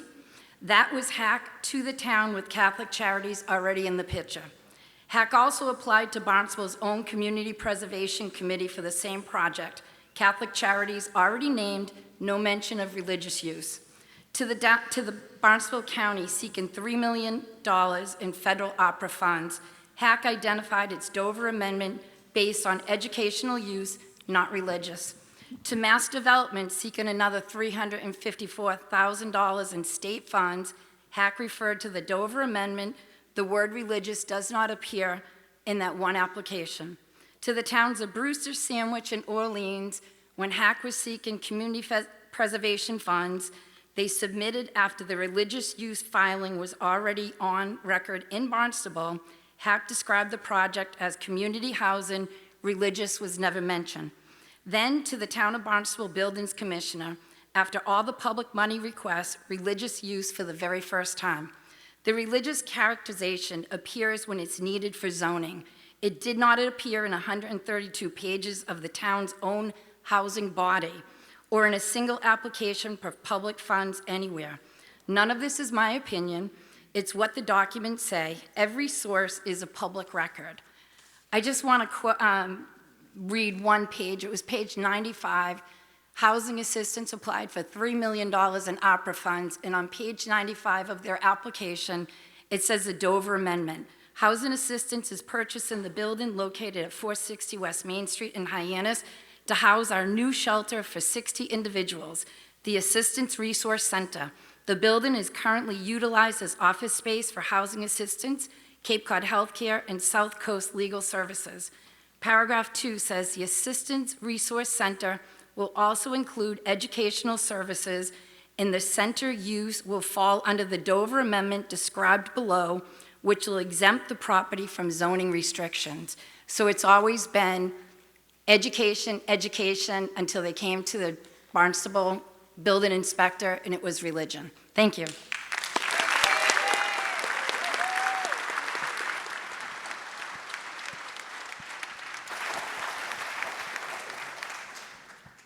My name is Joseph Doolin, and I live in Osterville. We all have to live somewhere. I'd just like to speak to the unique aspects of Catholic Charities. May I speak? Yep. Thank Can everyone you. just be respectful, please? Being the first layperson in the Archdiocese of Boston to run Catholic Charities after decades of non-sectarian social work, I had much to learn, much of which is outlined by Ms. Mazzarella, an earlier speaker. One of the things I quickly learned was that state contracts do not pay full freight. And in Boston, we were raising millions of dollars just to support shelter contracts alone. So I hope that this has offered a different perspective. Thank you very much for your courtesy. Thank you.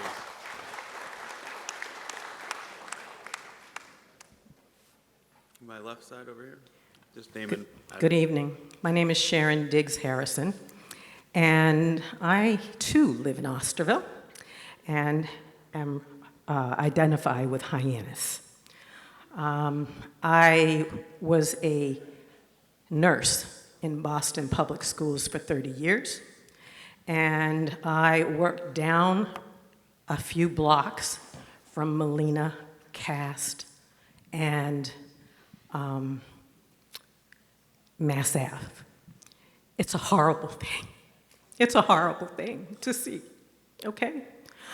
As a nurse, we had to deal with the homeless being in our entrances of our school, defecation on our property, the property, when they became angry because things were not being done.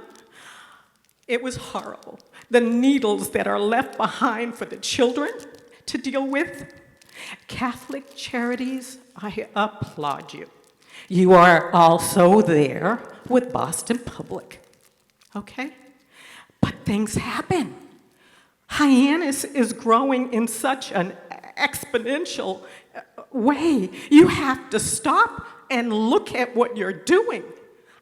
Putting a 50-bed in front of schools, in front of a grocery store, and then you just put in a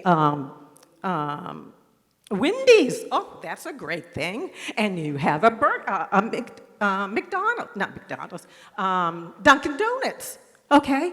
You are going to have people housed, okay, because they can't keep up with it. Housing is an issue. It's an issue that you have to address. But this is not the location. I applaud being proactive.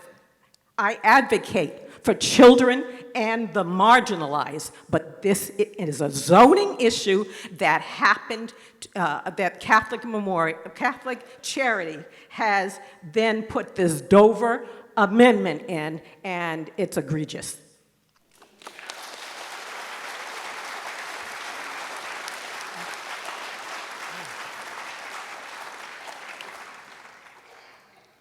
Hi, my name is Lori Crawley. I'm from Hyannis, and I want to begin by saying that I recognize homelessness is a real and growing problem on Cape Cod. Those experiencing homelessness deserve compassion, dignity, and access to services that help them rebuild their lives. My concern is not whether we should help, it is whether this is the right location. This proposal places a regional shelter in close proximity to 4 schools. There's also the invisible school you don't see, which is Cape Tech in Harwich. Hyannis West Elementary School and the Enoch Cobb School, which serves children with autism, are only about 150 to 350 feet away on the same street. As a grandparent, this is personal.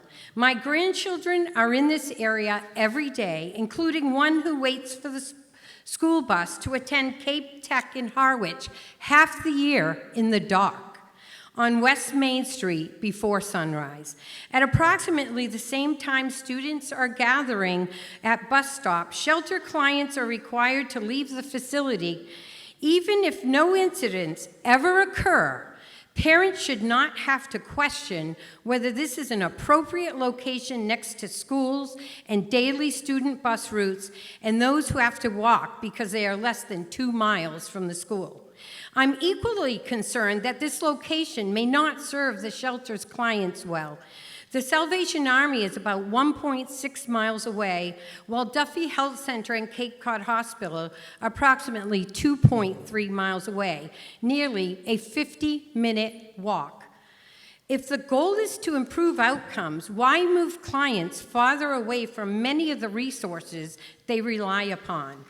I also question the shelter model itself. If beds are first come, first served, and clients must leave every morning, how can individuals make meaningful progress towards stability while competing nightly for a place to sleep?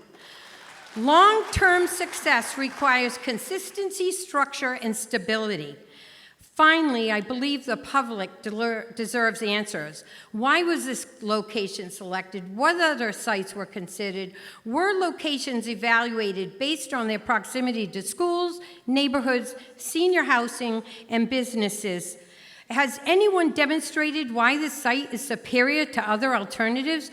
Most importantly, has anyone shown how relocating the shelter here better serves its clients? We all agree homelessness must be addressed, and we all agree people deserve help. But helping people also means choosing the location that best supports their success while minimizing impacts on children, schools, neighborhoods, seniors, and businesses. I respectfully urge decision makers to reconsider this proposal. Thank you.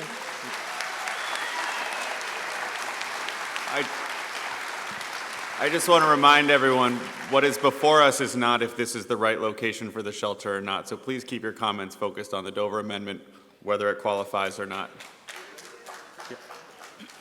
Yeah, hold on. I was shivering too. I don't know if there's anything we can do about it. It's cold over here, yeah. I don't know. Is there any way to turn the air conditioning down? Like, not as cold? We're freezing. No? Okay. All right. We'll go to the left. Hi, Carol people are Melcher back with from fans. Katuitt. I used to work for housing assistance, and I'm sort of familiar with back in the day, the way that the shelter was run. And the second half, the second component, what I understand this evening of the Dover thing, is that they're supposed to be providing worshiping and like Bible study. This is what it sounds like to me. Yes, they're doing outreach and they're giving, Catholic and Christian services to these poor people that don't have anywhere to be.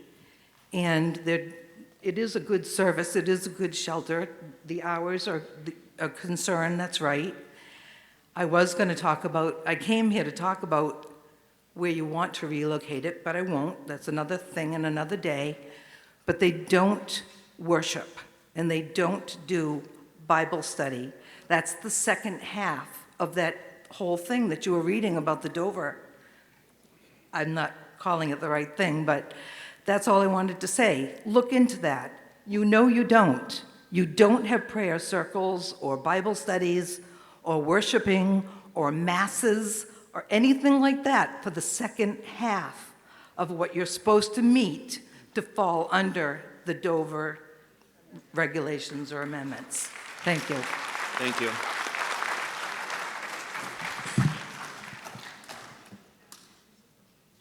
Hello, my name is June Bertucci.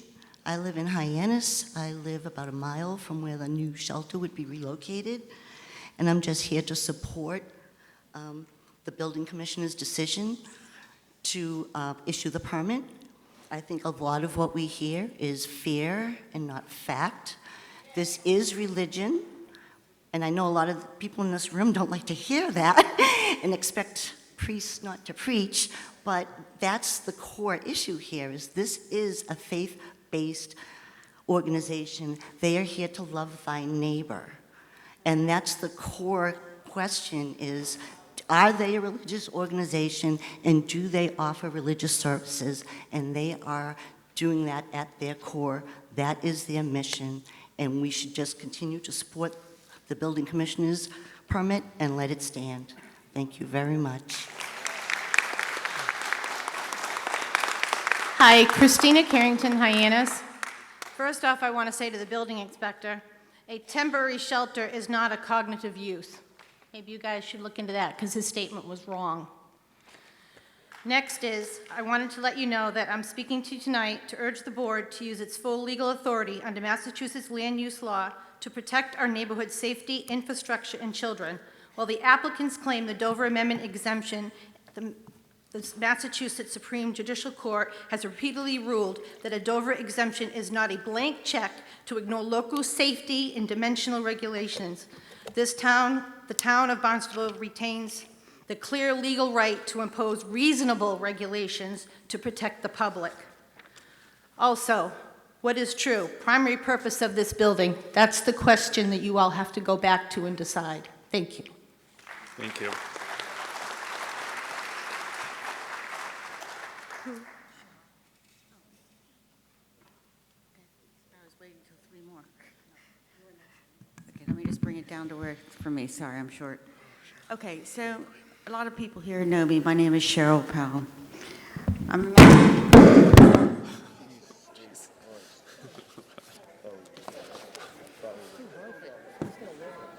It's still on? Yeah, it's still on. Let's do it this way. So, I'm a mental health practitioner on the Cape, and a lot of you do know me. When I came in, I said hello to a lot of friends and community people. I've been living here since 1998, and it was nice to be welcomed and to welcome others here. But what I also noticed, which was very alarming, because I didn't intend to speak tonight, is it seemed to be sexualized. When the applicant is speaking and things for support, it's this side that actually claps. Can I ask how many people here are actually from Cape Cod and live on Cape Cod? Yes. Thank you. I wanted to verify that because that was worrying me. So I know that it's supposed to be throughout the Dover Amendment. I will hit that, but I'm just going to say also that I think it's fair to say that most people here, because we're trying to protect our community and trying to protect the children who are in those schools. And in doing that, I wanted to bring to the attention something that had been said by one of the people for Catholic Church, actually Susan, I believe it was you, that they're encouraged to stay throughout the day. Unless it has changed, the format is usually that they have to be out by about 7 o'clock and they can't come in till about 4. And that might have changed. But we have to look at the school timings on that. So I'm worried about safety, which I find to be, I am a Catholic, and I find that to be unchristian, to potentially not protect those who are very vulnerable within our community. Thank you. I know that a lot of people want to speak, and I don't want to take up too much time, but those are the things that really came to my mind. And I think that's where I stand. On the Dover Amendment, I think the person who spoke, and I'm sorry I did not get your name, the lady with the dark hair and the blue shirt, Sandy, you brought something that I thought was very significant, that the Christian part of this was not an aspect until this particular effort, and I think that that's notable. Thank you for your time. I won't need the full 3 minutes. Sorry for dropping. Good evening, Taryn Thoman from Marston's Mills. I've been a resident in the town of Barnstable for 41 years. In 1986, I opened a rock, gem, and jewelry store on the west end of Main Street, where stores stayed open until 10 or 11 o'clock at night, usually 5 hours after the East End shops had closed. While I looked at renting a store space in other towns, I chose Hyannis as there was a lot more freedom and exhilaration in the air, notably mentioned in the song Rock and Roll Band by Boston, which mentioned dancing in the streets of Hyannis. My friends and I did just that on many summer's nights until the Business Improvement District, otherwise known as the BID, was formed in 1999. Initially, property owners on Main Street could choose whether or not to join the BID, but in time, joining became mandatory. I recall my landlord saying that he would never join an organization from which he could not withdraw. Property owners are forced to pay what amounts to a second property tax on their buildings, for which they receive little to nothing in most cases. When my elderly landlady sold the building after her husband died, the BID director appeared at the closing demanding sizable payment to release the lien that the BID had placed on the property. Over the years, this organization imposed many heavy restrictions on how owners could run their businesses. Among their chief concerns was how to rid Main Street of our homeless residents from town benches and the town green. They even set up a hotline to call so an employee from the BID could approach them at those or other unwanted locations and demand they move along under the false threat of arrest. It is well known that the BID board has been trying to rid Main Street of the daily presence of our unhoused population, especially during the peak tourist season. Among them is attorney Robert Brennan, who locals call the carpetbagger from Somerville. Mr. Brennan is here tonight, or maybe he's not, I don't know. He has stretched, and I mean severely stretched, so much so that in Boston they are reviewing the abuse of the Dover Amendment. And it's about a year off from probably being changed. Our town attorney has weighed in on this matter, essentially deciding that the Dover Amendment does not trump our local regulations.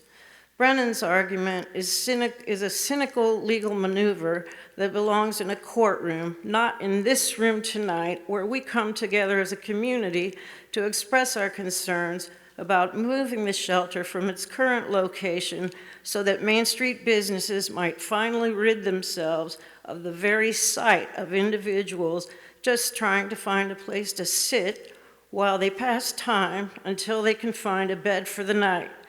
Regardless of how you vote on this matter tonight, the side you vote against will appeal in court, which is where it belongs. Ma'am, can you wrap up, please? Yep. I ask that you vote in favor of the appellants who simply want a rational examination of the issue by an impartial examiner of the legitimate legalities in this matter. Thank you for your thoughtful consideration. Thank you. Good evening. My name is Stephanie Roten. I'm the CEO of Duffy Health Center. Duffy Health Center started its organization within St. Joseph's Shelter. I'm here tonight to speak to you about several areas of misinformation. One being, every day I walk through the doors and I'm never assaulted. I look through a lens of compassion to meet the needs of the Cape Cod community. Homelessness is not simply a housing problem, it's a healthcare issue. It's also a community problem, and Duffy stands with St. Joseph's Shelter, Catholic Charities in HAC. We plan to be co-located to provide healthcare services that are accessible at the new site. The Dover Amendment supports this complex work. Not having a shelter will not take away homelessness on Cape Cod.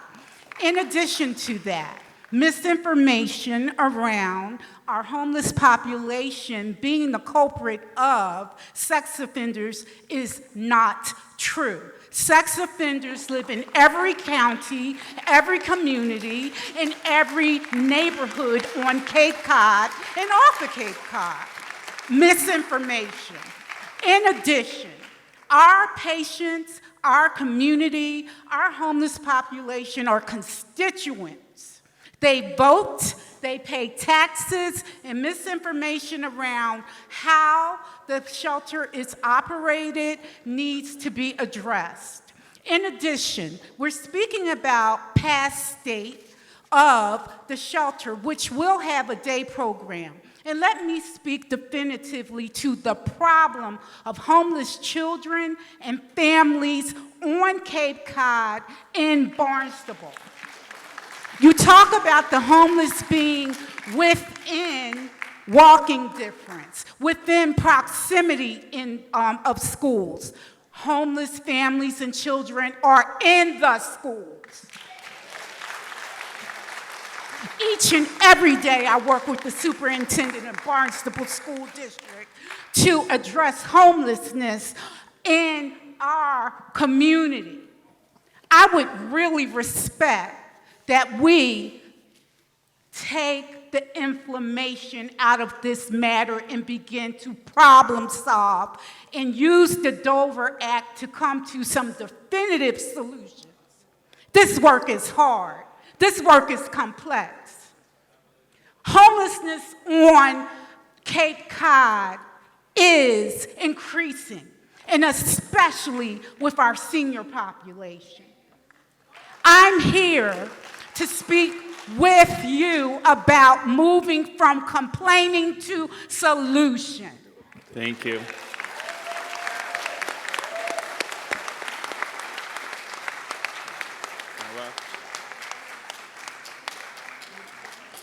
My name is Alex Bonfilio. I live on C Street in Hyannis, so I'm very close to the existing shelter. I also work and feed many of the homeless people that are considered bothersome to Main Street. I like to be an informed citizen, so I did a little bit of research, and I saw that this whole case was based off the Dover Amendment. And that scared me, because I knew that this was what we were going to be arguing about. And really, this is a NIMBY case. This is really, people are hiding behind the Dover Amendment, but it's a NIMBY case. It doesn't matter about the location. People would still have a problem with it. And I support that, like the first speaker that was here, forgetting the gentleman's name, he was basically saying that there was a huge difference between a shelter that's run by a religious organization and one that is not. And I agree with that position, and I agree that the Dover Amendment is being properly used in this case.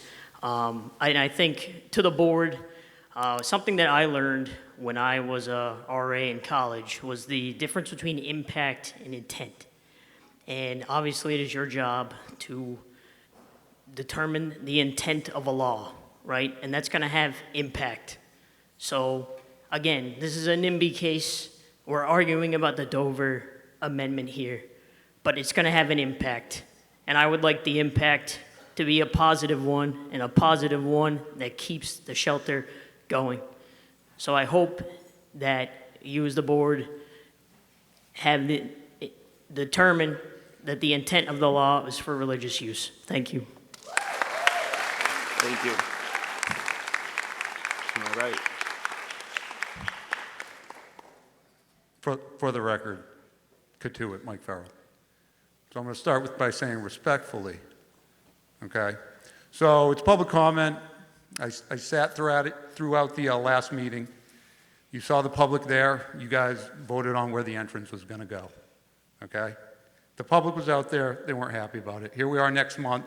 I stuck it out with you for 4 hours through that meeting, and I spoke for 45 seconds when they were looking for public comment, and Herb shut me down saying my 3 minutes was up. I'm glad you guys got the clock there, because it was a major concern while you were talking about this venue, okay? So there it is. We heard the first guy talk for 15 minutes. We heard the next group talk for 37. Paul brought up some good points. We rebutted for another 33. Now the public's allowed to have their 3 minutes, which most towns are 5. And again, at least it's a digital clock that now everybody can see, and it's quite important. So if I want to talk about new comment right now, new topic, I can. It's public comment, okay? If I want to give my minutes away to Eric or anybody else, John, but obviously the public is here, and they're not particularly happy about the way things are going. Now, are they going to keep the North Street venue open and they're going to sleep 100 people? No, that's not probably the case. Maybe I'm ignorant to it. But the beds are going to be filled. The people aren't going to get their spots as they're driving around on public transport, and they're going to park their ass in all these woods and whatever around our children. End of story. We know how it works. Now, you keep both venues open, that's 100 people sleeping.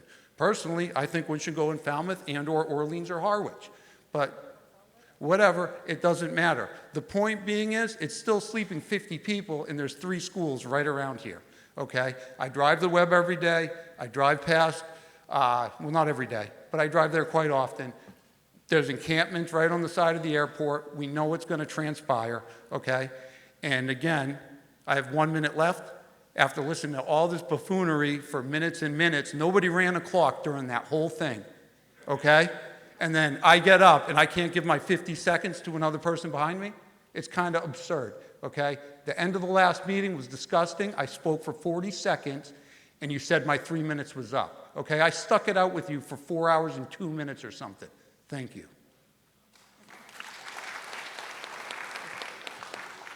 Good evening. My name is Kelly Tatro, and I'm from Hyannis. I did not come prepared to speak, so I'm going to wing it. Please be with me, the board, and thank you for your service. I am a woman of faith that does frequent the 77 Winter Street weekly, sometimes twice a week. I have never in my life been over there in the 40 or 50 times in the last year and ever seen anything of faith, spirituality, or Christianity being practiced. And I often wondered, why is this called St. Joseph's? I've asked some of the nuns I know, why is it called St. Joseph's? I don't say it. But moving on to the point that I came up here. I am the mother of a 35-year-old girl who went to Cape Cod to become independent and go to Riverview School. She's under the support of DDS, and for the last 12 years since she graduated, Living at the Life program, she has practiced advocacy and becoming independent. We taught her to save some money and we'd foot the bill for the rest. 65% of West Main Street is occupied by individuals that have disabilities, and they're young individuals. And you know what? They all have in common, they have hearts, and they have the ability to give, and they don't want to say no.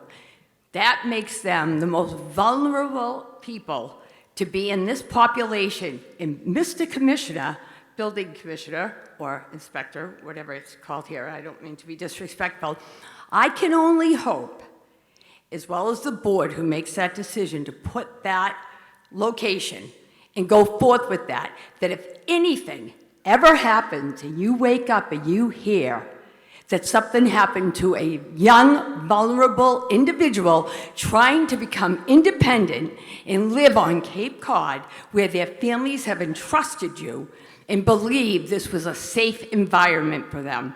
All these businesses welcome all of these people. I pray that you can live with yourself if you allow that location to affect not just the children in the schools that I've heard tonight, but for that population. My daughter had enough money. We had a property picked out at Hasty Meadows. You know what happened? The commissioner granted the permit. And what do we have to do? We had to sit down and tell Abby, unfortunately, we cannot put you on West Main Street. That girl lived her life of visions to live independently. And that ain't happening now. And it ain't happening in the near future. So, Mr. Commissioner, I hope you can rest very comfortably granting that permit. And I have to say, I hope I don't get thrown out. I just would love to know what you got paid to do it. Thank you.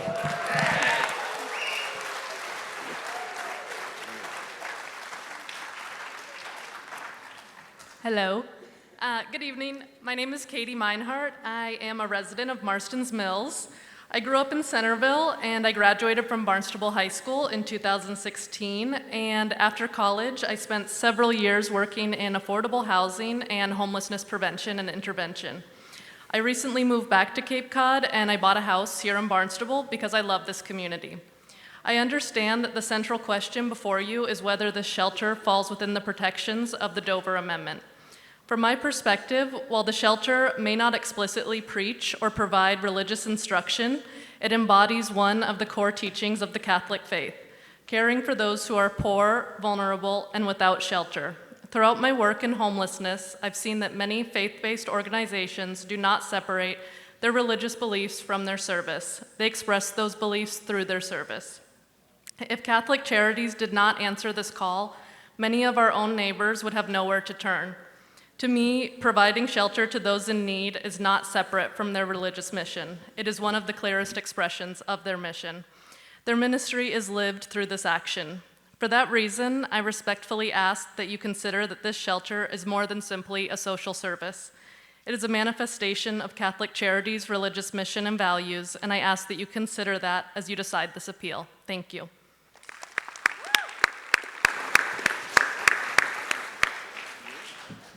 My turn? Ms. Barboza, yes. Okay, good afternoon, evening, whatever it is. My name is Mary Ann Barboza.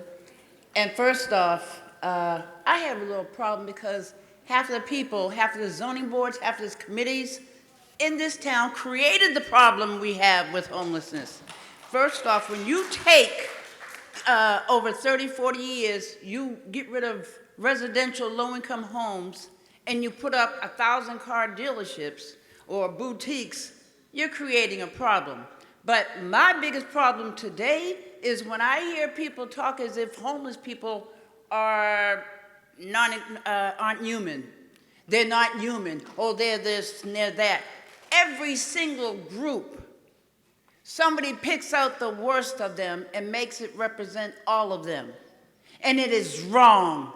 Now, they are right now on Main Street, when they have to go into the shelter, they line up so everyone can go by, take pictures, make a spectacle of them if they want to.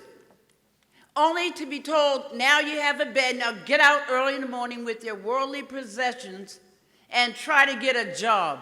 Try to clean up while they're traveling with their go-karts.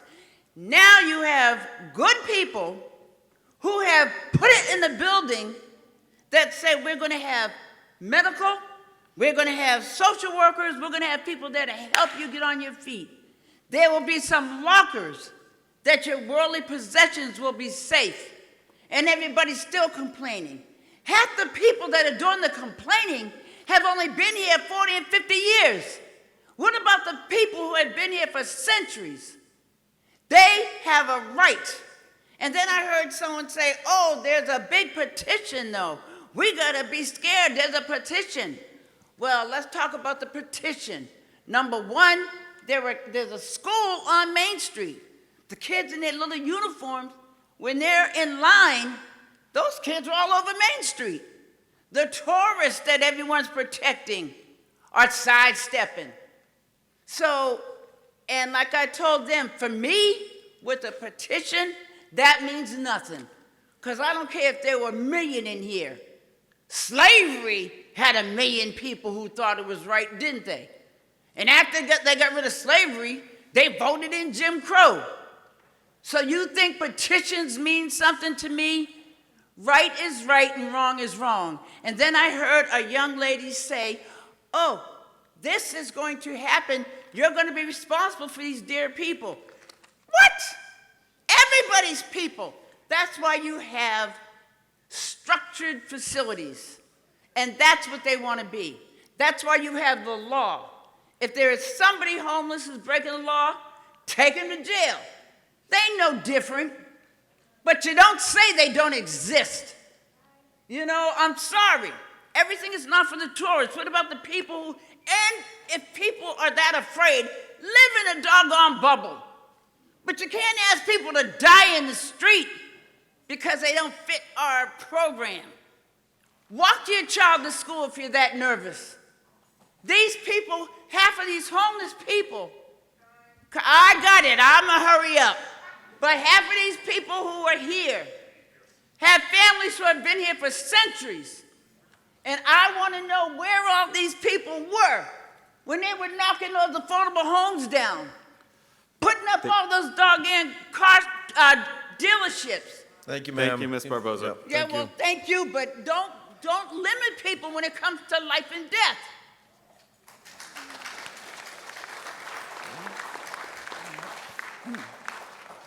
Hi, my name is Sheila Lord. I've been a resident of Cape Cod since 1985, back when earning an honest wage actually meant something.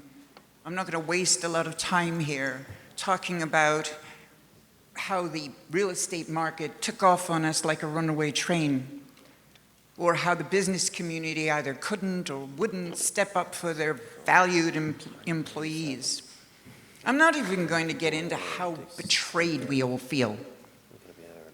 What I want to talk about instead is I need to correct some misinformation that's been circulating about St. Joseph's. I'm a resident there, have been since 2021. Regardless of what brought us there, I can tell you that that shelter is very well run. Everyone is given a case manager to help with our search for housing, things that are, the needs that we have that are individual, because human beings are not one size fits all. I can tell you the staff keep that place spotless. And they're very supportive. We leave every morning. To their best wishes, we return every afternoon to hot coffee and freshly laundered towels. I can tell you that we all participate in the evening chores. But what I'd really like you to know is something far more important than the general operation of the facility. And that's the healing that goes on inside there. St. Joseph's House, they restored my faith in humanity. They restored my hope that I might actually have a future. I didn't think I would. I thought it was over. They restored to me a sense of basic human decency that I had been robbed from. So when I really don't think I have to remind anyone in this building how important all of those things are to human growth and development at any age. That's the magic that's St. Joseph's. I don't care if there's a religious name associated to it or not. The people in this community need support. For whatever reason, love of money, whatever, profit lines, I don't care. And St. Joseph's is here to give that support. The community should be backing them, not vilifying them. Thank you for your time.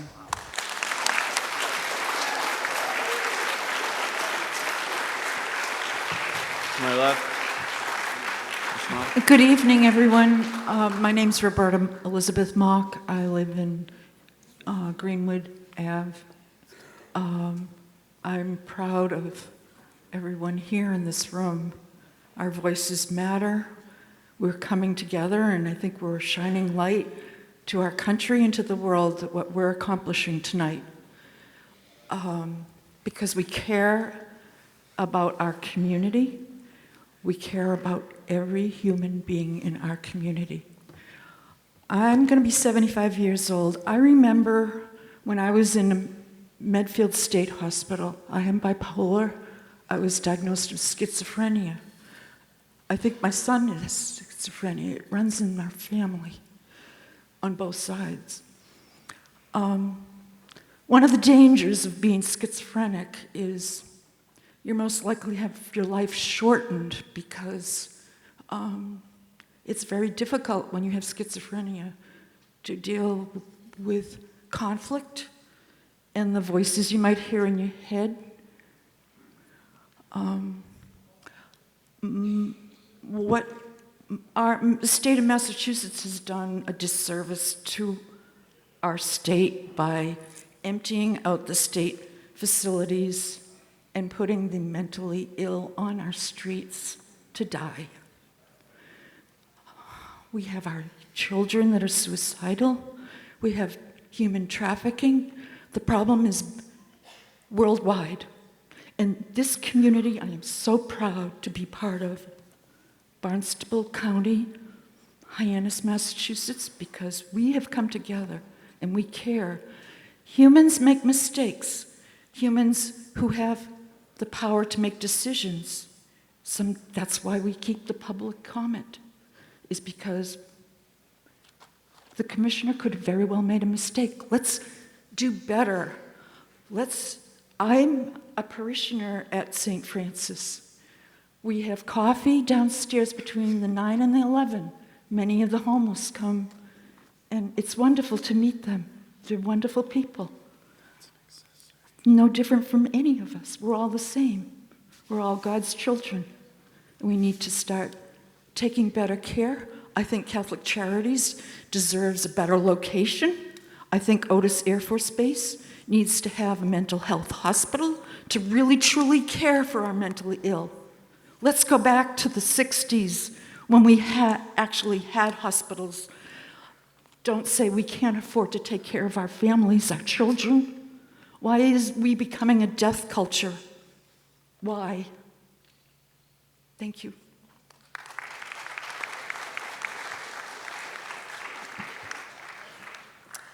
Hi, my name is Brooke Sargent, and I'm a Millbilly. I was born and raised on Cape Cod, and I attended all the local schools here, Emmy Small, Mattakees, Sturgis when it was just one campus. I also spent time, I worked at Cape and Islands Veterans Outreach Center, and I worked in a bunch of services there. One of those services is helping homeless veterans with transitional housing. So I have some firsthand experience helping the homeless. St. Joseph's House, their primary purpose is to serve Cape Cod's most vulnerable residents. It provides emergency shelter and connects individuals and families with the resources they need to regain stability and secure permanent housing. The proposed relocation aims to provide our less fortunate neighbors relief and shelter in a facility that is actually ADA compliant, safer and better suited to serving those who rely on it.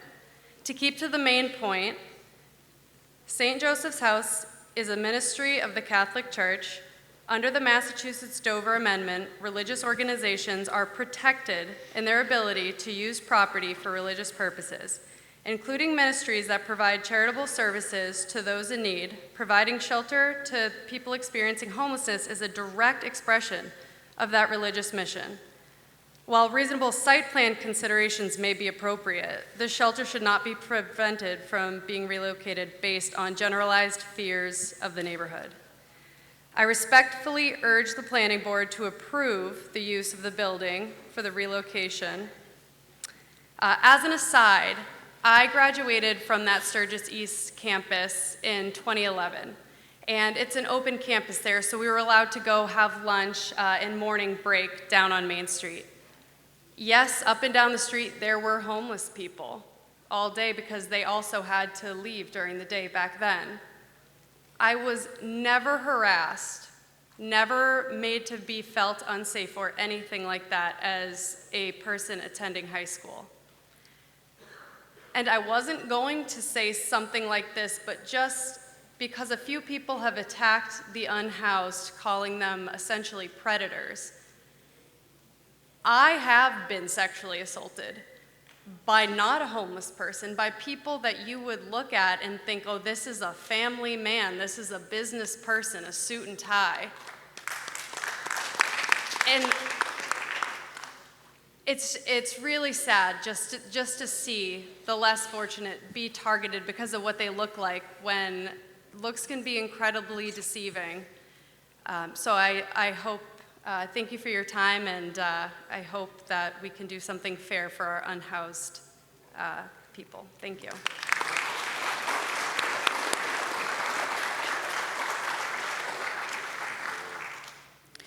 My name is Megan Ashley. I actually live down the street, and I am a Catholic as well as a resident of the town. I wanted to say a couple of things, and I don't want to continue to repeat what's been said over again. So I just wanted to say, first of all, as somebody who lives across the street from Barnstable Brewing, I've never seen them serve a middle schooler. So I'm not sure how they got dragged into this. Second of all, as someone who likes to drink their coffee and answer their morning emails out on her deck watching the kids go to school, because literally my backyard borders up on the middle school, I am concerned. As someone who's a newlywed, as someone who's looking forward to starting a family, I am concerned. I'm concerned for all these kids that I see bicycling up and down the street.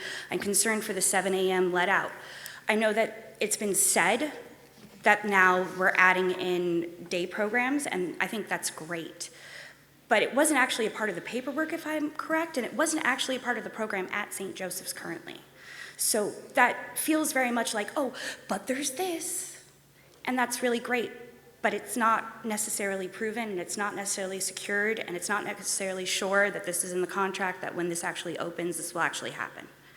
So what I'm asking is that the town actually work with Catholic Charities and work with St. Joseph's in finding an appropriate space that is ADA compliant, that is accessible, so that the people there can get jobs, so that the people there can actually get medical care, so that the people there can actually live their lives as human beings and not be sequestered so far from town, so far from the resources that they desperately need in order to get back on their feet. Placing them this far out of town, placing them this far away from medical access, placing them this far from job opportunities limits their ability to grow. You want to help people. I want to help people. Let's actually help people instead of just saying we're going to help people. This is a great idea. Let's actually execute it properly. Let's do it right. Let's give people a chance to actually get back on their feet, to get jobs. Let's create work programs in the community. Let's create systems that actually help people instead of placing them in a position for recidivism instead of placing them in a position where it's difficult for them to actually live, instead of placing them in the care of people who we hope are doing it right. I want to see actual success, and I'm hoping that you guys can actually create actual success, because that's what we want to see, results. And it hasn't been proven that there are results yet. So you need to step in, and you need to take a bigger look at the bigger picture, which is getting people actual help. So please, on behalf of we, the people who you represent, do your jobs. Help people. Thank you. Again, I just want to remind members of the public that what is before us is whether this qualifies under the Dover Amendment or not where the shelter is going, not how it's operated, nothing of that nature. So please try to keep on that for us. Hi, my name is Jessica Cisternelli. I live on Leonard Road. I was born at Cape Cod Hospital, and I've lived on Leonard Road for almost 25 years. I'm about 0.2 miles walking distance from the proposed shelter site, slightly further by car, and I'm here to urge the board to uphold the valid permit. The permit's valid, so the opposition has resorted to attacking our unhoused neighbors. Unhoused folks are not inherently dangerous. I'm not going to go on and on about all the misinformation that was shared here today. My daughter walked the woods every day to Hyannis West for 4 years, and I would have her do it again today with the shelter there. So thank you for letting me speak.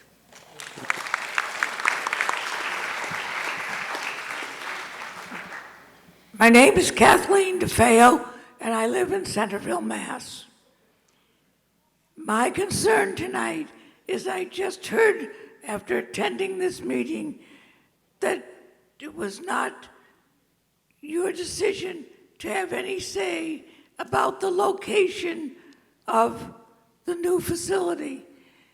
My concern is the location near schools, businesses, supermarkets, and housing. Could you please address the remainder of the people here and tell us at what meeting and where we should go to address our concerns solely about the location? Thank you very much.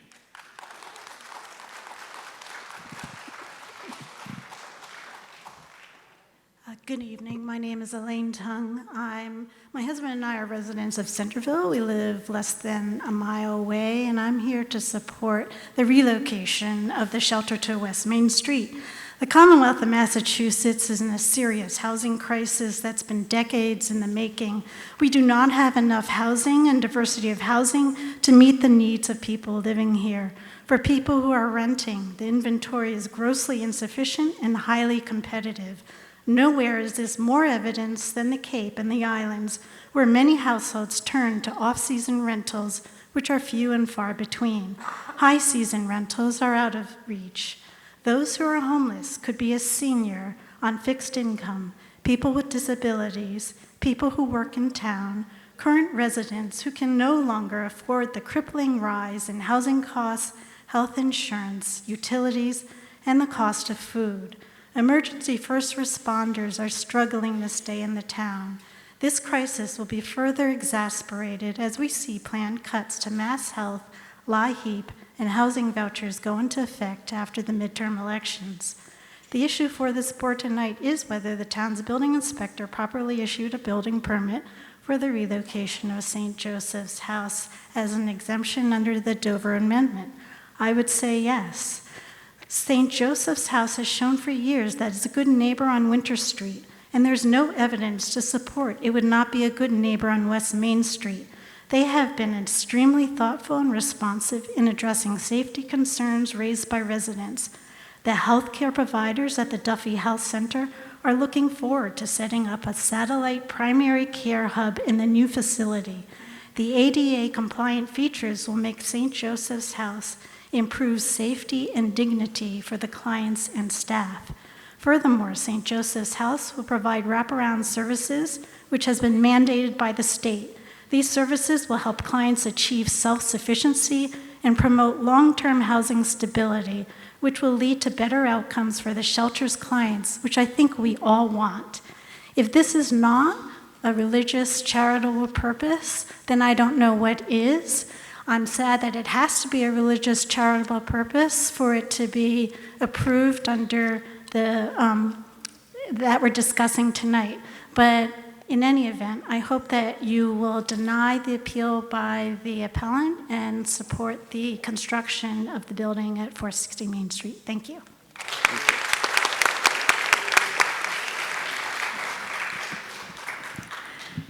Good evening. My name is Nina Tepper. I live in West Hyannisport, shop along West Main Street, and have substituted as a retired teacher at Hyannis West Elementary School. I came here tonight to understand this issue better and have come to the conclusion that safe housing is a human right for all. I understand that there were no major issues with the population at the old location. In a family neighborhood near a synagogue, not far from an elementary school, and run by the same organization, Catholic Charities. I do not anticipate this new location would be different in that regard. A new homeless shelter in and of itself will not solve the problem of homelessness. However, by offering an opportunity for in-house medical services, counseling services, and a more flexible space to accommodate people with disabilities fulfills a level of respect and dignity all people deserve. An old traditional motto from where I came, if you save one person, you save a generation. Hard times lurk around the corner in all of our lives. One day we may all find ourselves in need of compassionate assistance and understanding. We hope people will see us for who we are, not through a distorted lens of fear. I speak in support of the positive intentions proposed by moving the homeless shelter on West Main Street. I heard many concerns that these intentions might be hopeful wishes. But I think that with the community interest in everybody here, the most important thing is when issues are confronted, people come together and are flexible and make solutions that keep our community safe and meet the health and well-being of everyone. Thank you. Thank you.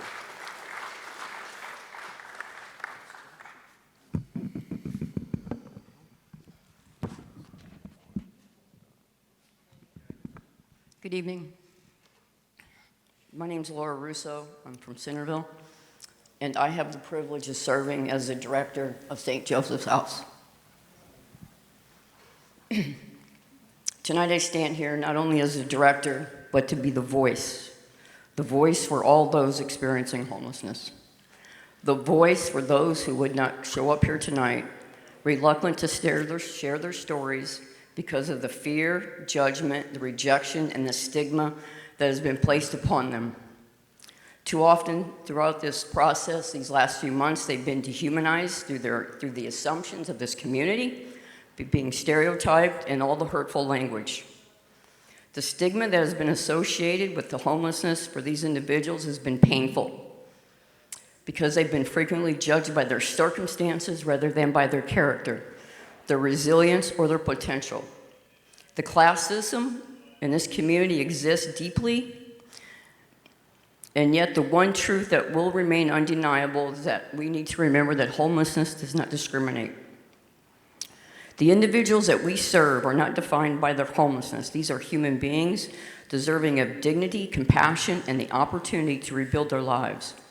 The mission that we do at St. Joseph's House is not simply to provide the bed for the night, but to restore hope, foster healing, and help them find a pathway home.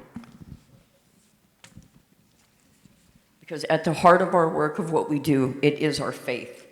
And we believe that every person is created in the image and the likeness of God and possesses inherent dignity and worth. regardless of the circumstances that bring them to our doors. Each individual deserves compassion, respect, and the opportunity to rebuild their life.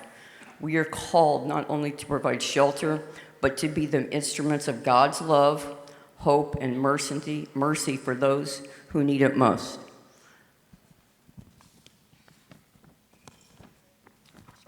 And together we are building more than a shelter, we are building that hope and restoring the dignity and creating opportunities for the lasting change. Thank you all for your support and helping us continue our important work. Thank you. Thank you.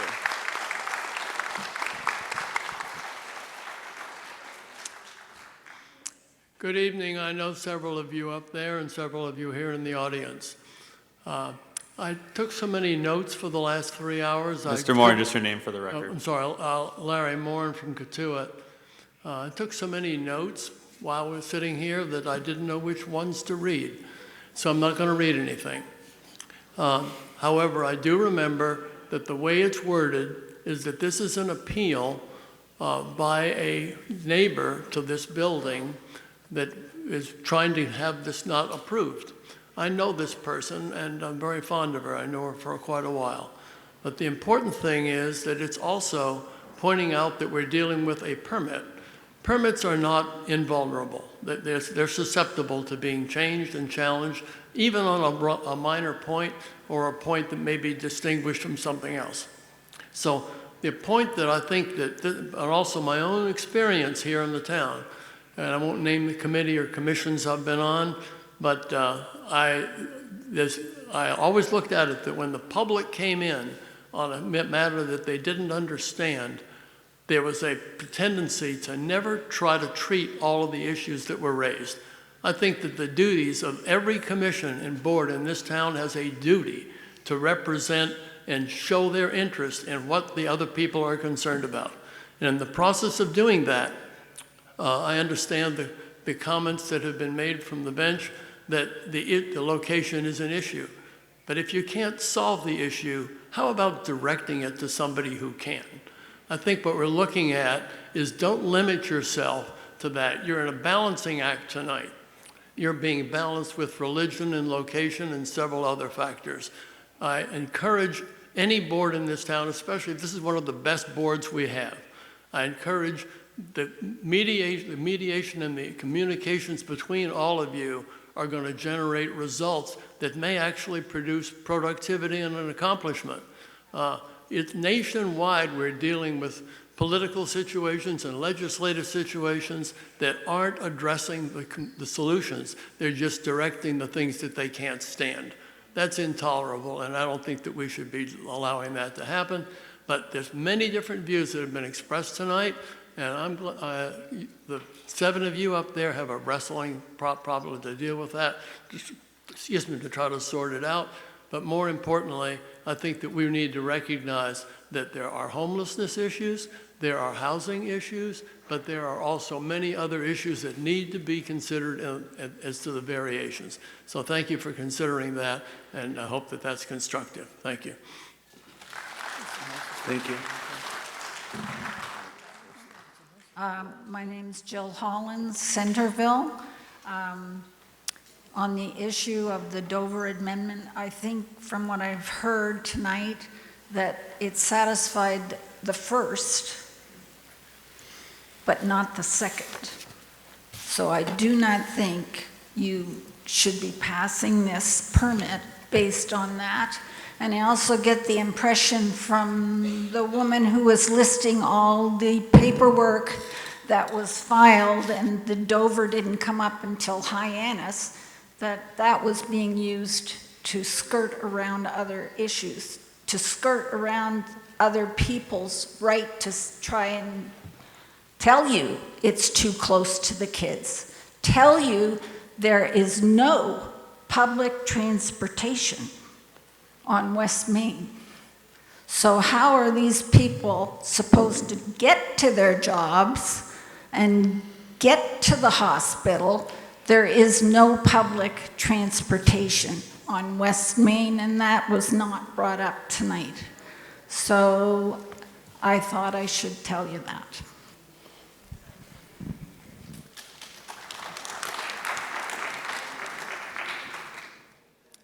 Good evening, members of the board. Thank you for allowing me to speak. My name is Katia Regina da Cunha. I am an immigrant. I am a Christian. I'm a community leader. I have been dedicated years serving immigrant communities, also vulnerable people in our community. And I want to be clear, my concerns are not about the people who need shelter. My faith teaches me that every person is created in the image of God and deserves dignity, compassion, and care. I believe we have a moral responsibility to help those in need. My concern is with the process. A project of this size deserves transparency, meaningful community engagement, and careful planning. Many neighbors feel they were not adequately informed or included in this decision that will significantly affect the community they live. I'm also concerned about the use of the Denver Amendment in this case. While it serves an important purpose in protecting religious and educational use, I do not believe it should be used to avoid meaningful public review or limit the community's opportunity to be heard. Compassion and responsibility planning are not opposing values. We can care for those who need shelter while also respecting our neighborhood and ensure that decisions are made thoughtfully and in partnership with the community. I respectfully ask the board to carefully consider both the needs of those seeking shelter and the legitimate concern of the surrounding neighborhood before making a decision. Thank you for the time. Thank you for hearing me. Thank you for your service. Hi, I'm Janice Goodnow. I'm going to cover the Dover Amendment only. My father was born in 1920, Dublin, Ireland. I'm Catholic. I'm Irish Catholic. Catholics are very used to the fight. And there is no doubt that the reason that I chose to work at St. Joseph's is because I'm Irish Catholic. It's a Catholic organization. My father would be proud of me today to stand up for the Catholics. He lived in a world where being a Catholic was dangerous, and he stood up. He lived in a world where being a Catholic was something to be ashamed of. I'm Irish. I'm Boston Catholic, Irish. I live right down the street in Hyannis. My father bought that home in Cape Cod as he worked at Bethlehem Steel and General Dynamics. He worked very hard and taught me to stand up for who I am. I'm a Catholic, and that's the reason why I work at St. Joseph's. To be told that this is not a Catholic organization, or that my goal every day to wake up and help someone else is not a Catholic mission, is insulting. That's why I wake up every single day, and I work at St. Joseph's, so my father will be proud of me, because I'm a Catholic.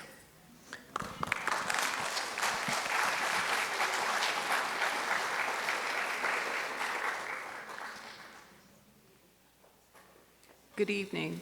My name is Karen Kim McGuire. I live in Hyannis, and I wasn't planning on talking tonight, but this brings me back to the letter that the Greater Hyannis Civic Association wrote to the town council, town manager, assistant town manager, with a copy to HAC and to Catholic Charities, asking for a community meeting to talk about this issue. And HAC and Catholic Charities said no. No community meeting. So here we are tonight talking to the Zoning Board of Appeals about a very specific issue, and a lot of other issues are coming up. I am not in favor of using the amendment to allow the location to go, to allow the temporary homeless shelter to go into this location. I attended a meeting of NAN, Neighbors Advocating for Neighbors in Need. And at that meeting, I heard Rick Brigham talk about his experiences in working with the homeless. And he said, Kim, we can do so much more than letting than what is going on right now with the homeless population, the people who are frequenting the St. Joseph's shelter, which only 50 people can sleep there. And he had some solutions. And one woman said, I came to this meeting because I'm not in favor of just saying, no, we don't need a homeless shelter in this location. We need a better solution. So tonight, we're sitting here, and this auditorium was pretty much filled. And as I look around, I see people who I know can work together for a better solution for this community. We have a huge homeless problem in Hyannis, and it's not just the people who go to the homeless shelter every night.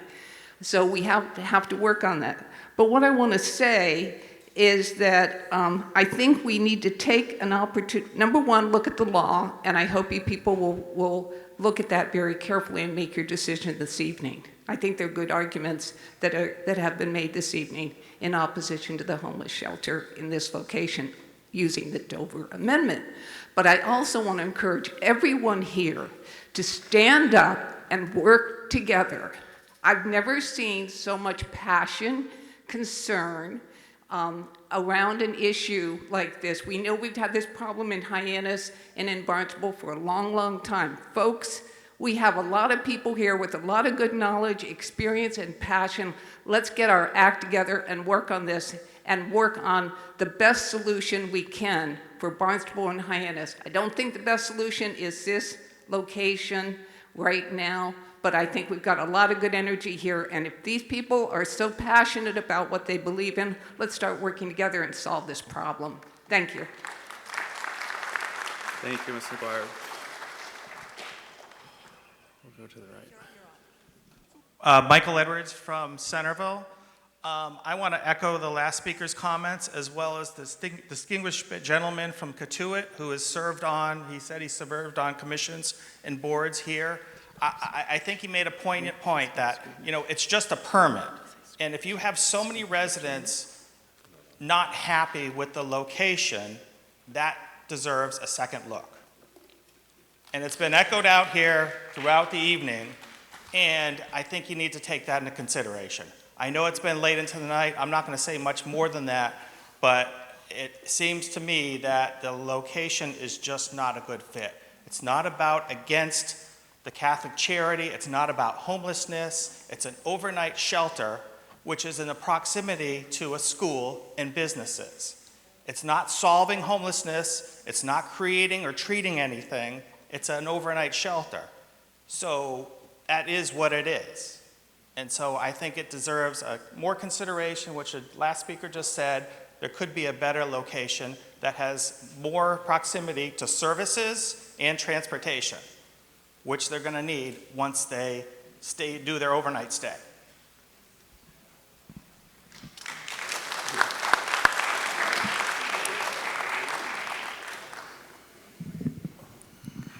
Hi, my name is Ushan McDonald. I live in Marston's Mills. I grew up here. I was born here. I went to this high school.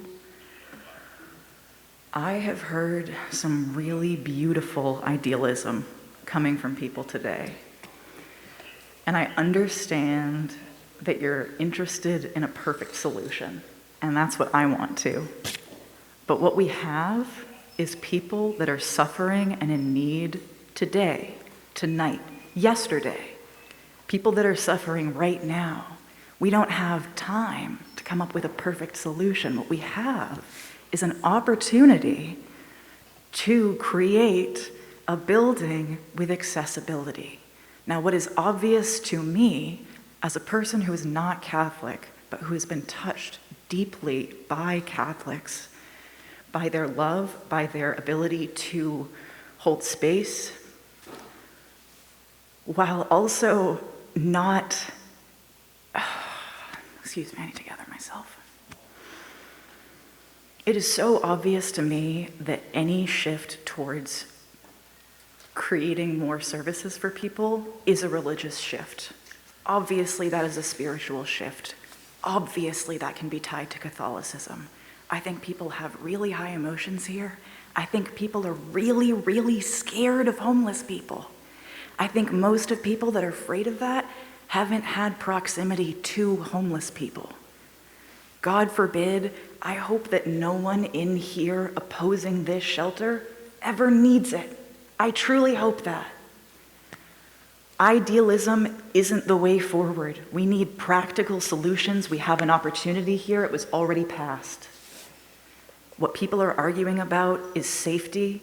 This shelter has already been in proximity to a school.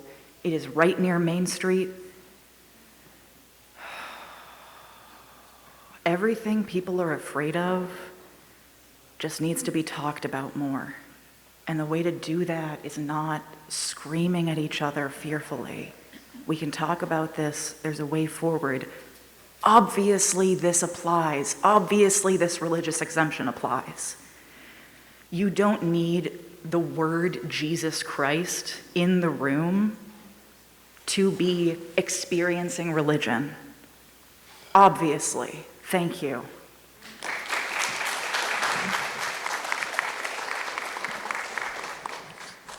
Mia Walsh here, Hyannis. I love that lady that was going on, a proud Catholic, Irish Catholic. I'm with her, okay? And I'm not a NIMBY, and I'm all for the homeless and helping the homeless, but I'm Catholic, okay? And I'm wearing my, my medallion. It's got the Blessed Mother and the 3 children, Fatima, okay? A lot of people wear crosses. Maybe St. Christopher. Proud of it, okay? I'll tell you all about it. And when I go to Mass, there's always a crucifix there. If you see a few saints going around, there's some rosary beads here and there. So when you're saying this is a religious affiliation, but yet they get public money so they can't. As far as I'm concerned, I love the Lord with all my heart. I try to do good to people. And I really think most everybody in this room is trying to be like that. You don't have to be Catholic. You could be an atheist. But when you are Catholic and you are doing God's work, be proud of it. Hang that crucifix up. Say the Lord's Prayer with everyone. They don't have to participate, just like we say the Pledge of Allegiance. You don't have to say it. But that's what we believe in. We're American. And when you're Catholic, that's what you do. And it's not a religious use. When it's an emergency shelter overnight. I'm a Catholic. When you help somebody, you clothe the naked, you feed them, you house them. This is not a house. This is overnight. My Catholic faith does not begin at dinner time. And then when I go to bed while I'm sleeping. And then at breakfast, I'm still a good Catholic. But when I leave the house, all hell breaks loose. No, I'm supposed to be good all the time. And this is not teaching you about God. You could say, oh, but it's educational. No, because nobody signs up for this. They go in, yes, it's voluntarily. But those day programs are voluntary. You can go out and do what you like all day. You don't have to sit there and learn anything. There's no tests. There's no pop quizzes. And that's why I'm just saying, as far as the Dover Amendment goes, this is a wicked, wicked far stretch. And please consider that in your decision. Thank you.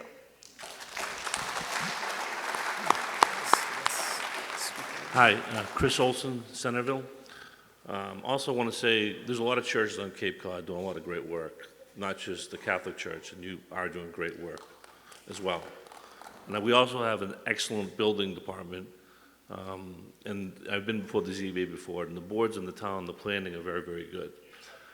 But I do want to say this, I think there's an oversight, because we're not allowed to talk about location, but the Dover Amendment, you know, there's, the question of the day is, does it fit in the box? But you never challenge the church. The Catholic Church is unique in the sense that they have more property than just about anybody. They certainly have more property than any other church on the Cape. They have so much property that some of their churches are seasonal. And if you don't ask the question, why not any of your churches for a shelter, which would put them in the box, then we only have half the story. Because they're trying to take the Dover Amendment and forget that piece of it. So I don't know why the board wouldn't ask them if any of their churches would work for a shelter on Cape Cod. That's it.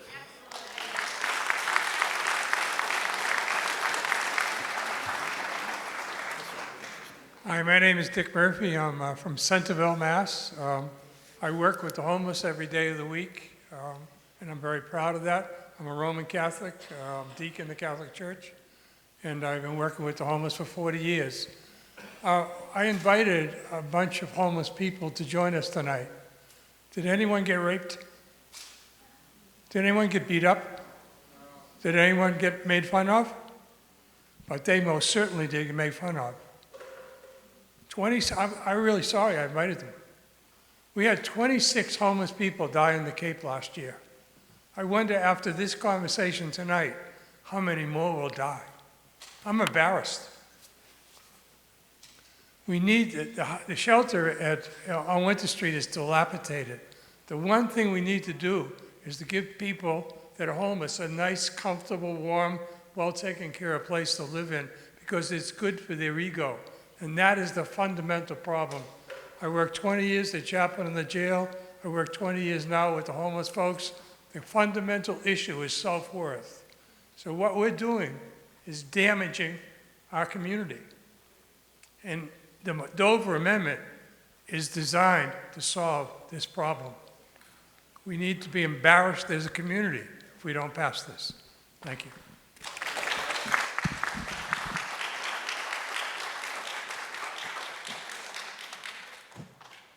Good evening. My name is Betty Ludke. I live in the village of Hyannis. Like Larry Morin said earlier, I've taken so many notes, I could say so many things, but it seems like there's an argument of morality here, and the only people who hold the morality car are the Catholic Church, or is the Catholic Church. And I don't think that's right. And I loved Mia Walsh's. If it is just the Catholic Church, then why aren't you preaching that? Why aren't you going all the way with it? Why are we using the Dover Amendment to shield this? I think the arguments have been very favorable that our building commissioner did not make the right decision. And I want to kind of take it back to our zoning ordinance. Because while we've heard a lot about the Catholic Church and morality, we also live in a civil society. I'm a member of the municipal government here. We have laws and regulations, and we have that zoning, and you're the Zoning Board of Appeals. And what we say in the zoning is the purpose of the zoning is to promote the health, safety, convenience, morals, and general welfare of the inhabitants of the town of Barnstable. And several other speakers have said there's so much to this that hasn't been said. And I know the CEO of the Housing Assistance Corporation, Alyssa Magnotta, went on the radio and when asked, why isn't she speaking out? And we had a speaker, Kim McGuire, who wrote a letter asking them to speak. She says, I have to protect my building permit. Once I get my building permit, then I'll speak out. Well, she's still not speaking out. And I think that's wrong. You know, we have a set of rules within the town, and we're not addressing those. And I think we're hiding behind the Dover Amendment for this. And our building commissioner said that this is really housing and it's a by right. I don't agree with that at all. In our zoning, there are 26 principal uses that can go in this zoning district, and then there's 11 more that are conditional. Not a one is an emergency overnight shelter. And that is a very prescribed use that is prescribed by the state of Massachusetts, which funds that use. And to conflate it with other things, I know our representative from Duffy started talking about family shelters. This isn't a family shelter. The family shelters are frankly quite more humane, where they allow people to actually live there. These people are out. They're just an overnight shelter. These are individuals. So I hope that you will overturn what the building commissioner said. I think we've had a lot of evidence tonight, and that we will also do what a lot of people have suggested and have an open discussion and have a community solution, not a Catholic solution, a community solution to something that affects each and every one of us. Thank you.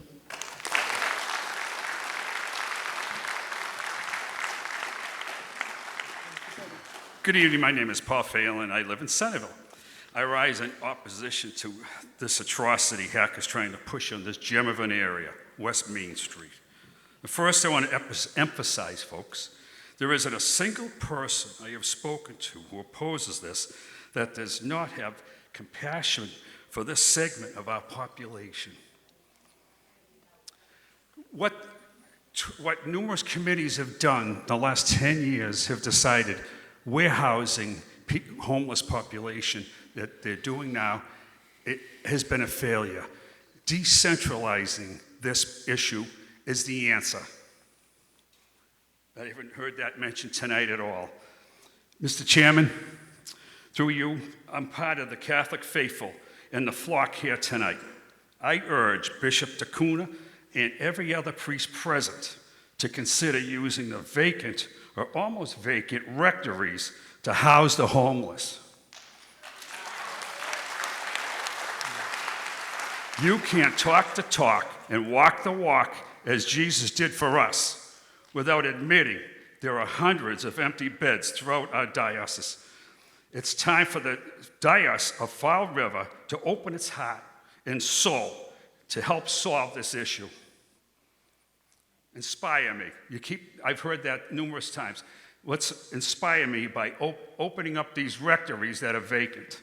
Finally, I plead with the ZBA to overturn the building commissioner's decision to permit this. The ZBA in Framingham did have the fortitude 2 months ago on a very similar Dover petition. The building commissioner has stated it's going to court anyway. So therefore, don't put the expense on local residents and businesses. Hack has a $50 million kitty. Much of it is our tax money being used to bulldoze us. And closing with 50 seconds left, thank you all very much for volunteering on that table, on the ZBA, and to serve the town. Thank you.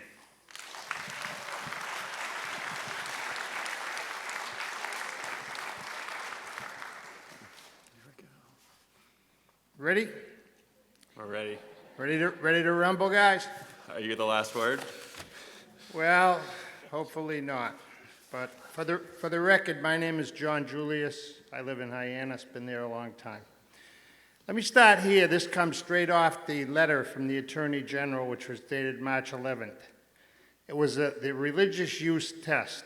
The land is either owned or leased by a religious sect or denomination, and a bona fide religiously significant goal is the primary or dominant purpose for the land or structure which will be used. That's the litmus test. And let me tell you, there's no way in hell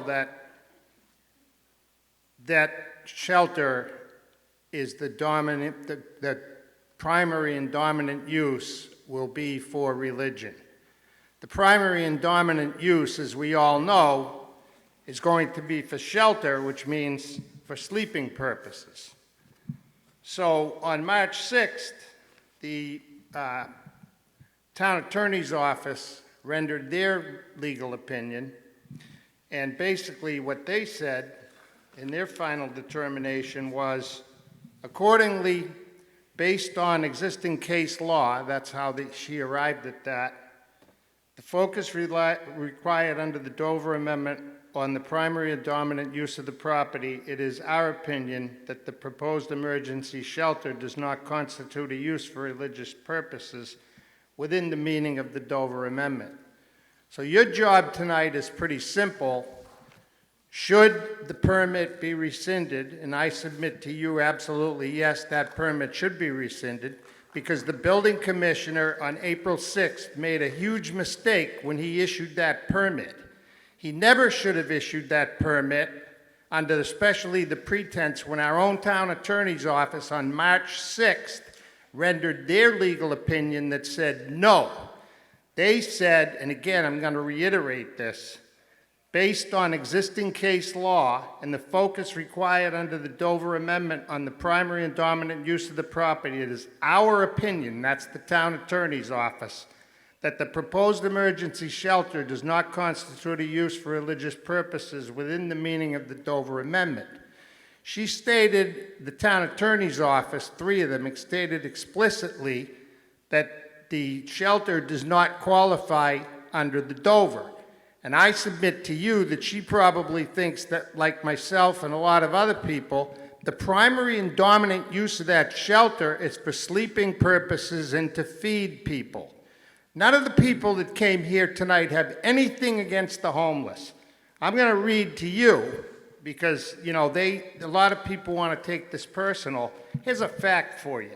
In the last 8 months of last year, in 8 months, Barnstable police responded to 805 police calls for homeless-related issues. 805. That's 100 a month, or more than 3 a day.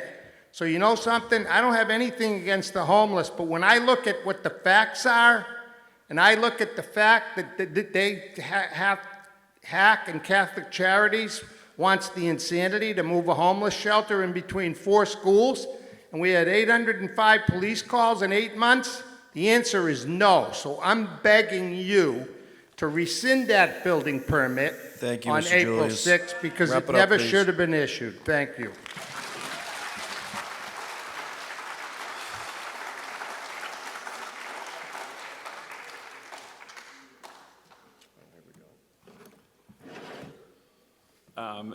Aaron's going to read into the record the written letters that were submitted.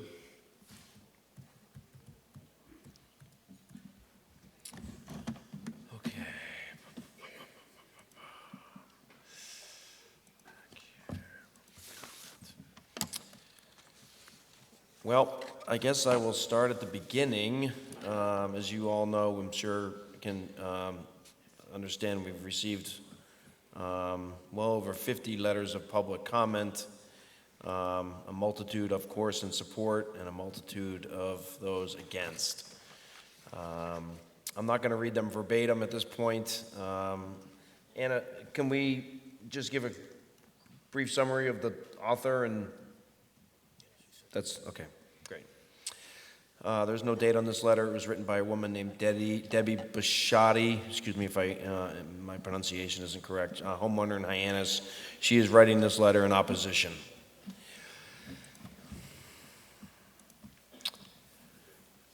We have a letter written, the date is 6/5/2026, to Anna Brigham, member of the Board of Directors of the Catholic Charities, Diocese of Fall River, in support of the building permit. The author is John T. Weldon, member of Board of Directors, Catholic Charities, Diocese of Fall River. Am I doing this one? Yeah, I mean, you can just go down. You can just go down here, I think, and just. Can I? Just, okay. Yeah. It's hard to read, but the public comment from Weldon in support. Gotcha. Hold on 1 second. I apologize. 1 second. There you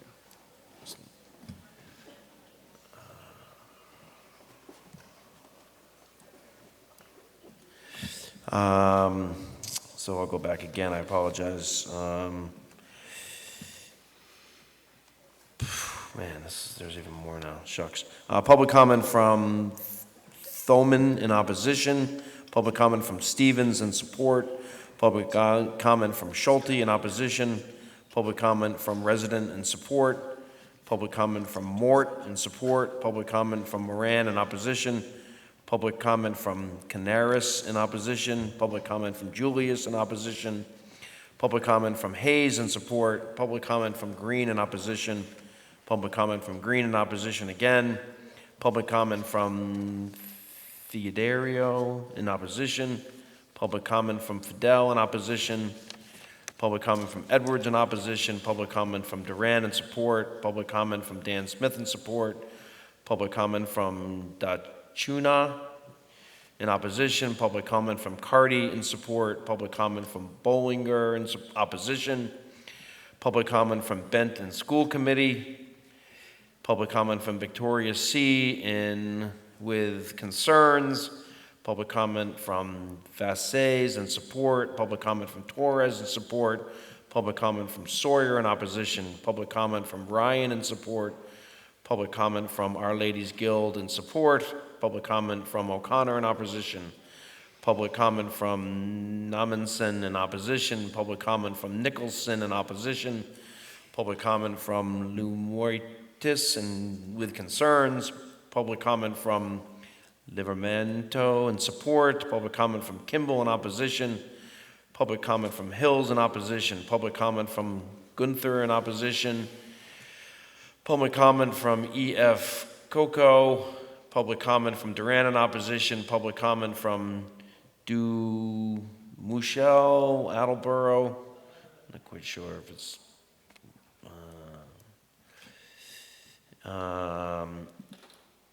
public comment from Connolly in opposition, public comment from C. Murphy in opposition, public comment from Brenowitz in opposition, public comment from Bean in opposition, public comment from the Emerald, President of Catholic Charities in support, public comment from Jones, public comment from Lutke, public comment from Freedom Team Homelessness in opposition, public comment from Fitzgerald, public comment from Hirschler in support, Mass Development Compliance Hack June 26 from Fitzgerald, public comment from Crawley with concerns, public comment from Preston in support, public comment from Padalano in opposition, public comment from Norton Duffy, health and support, public comment from Kuhn in opposition, and public comment from Kimball with an attachment. And that is the amount of public record we have received via email to the Zoning Board of Appeals. So I just want to thank the public for all the passion and everything that was here today and expressed in the letters, and a lot of people spent a lot of time, providing a lot of information to us. Just a few comments back to Kathleen and to Ms. McGuire. I think that the homelessness, we all can agree that it is an issue before us. And I think that those comments need to be directed to our elected officials, town council, because all that is before us today is the use as presented to Commissioner Florence qualify under the Dover Amendment. We don't have any say of the location, of the transportation, of really anything. We are, as I can't remember what his name was, said, we're just trying to see if it fits in this box. And so that's what comes back to us as a board. To overturn an administrative official's decision, it needs to be, I believe, 4-1. Is that correct, Anna? Sorry. We can only have one person can dissent. And so, the next step would be to close public comment if the board so feels we want to close public comment. I second. Who made the motion? I didn't. Second. Do we have a second? I'll second. Okay. All those in favor of closing public comment? Aye. In favor. So public comment is closed. The public hearing is still open. Brings it back to the board. We can ask questions to any of the attorneys. The building commissioner, I believe, is still here. Do board members have questions or thoughts or opinions, or do we want to close the public hearing and deliberate? I've heard enough. I think we can deliberate. Yeah, nothing to do here. Okay. Can we deliberate and leave the public meeting open? We can. For the time being? I don't know. In case a question does arise. Yeah, I would prefer that. If we close the public hearing, can we then ask questions? Sure you could. No, if we close the public hearing, there'd be no more testimony. So I think we should have a deliberation period. But you can ask with it open. Yeah. No more testimony, but you can ask. Can we take a 5-minute break and then deliberate and the public meeting open? Buy a break. 4.5. Anna, do we have a hard stop at 3 minutes. 11 here? Is that, or Jan, Attorney Kendrick?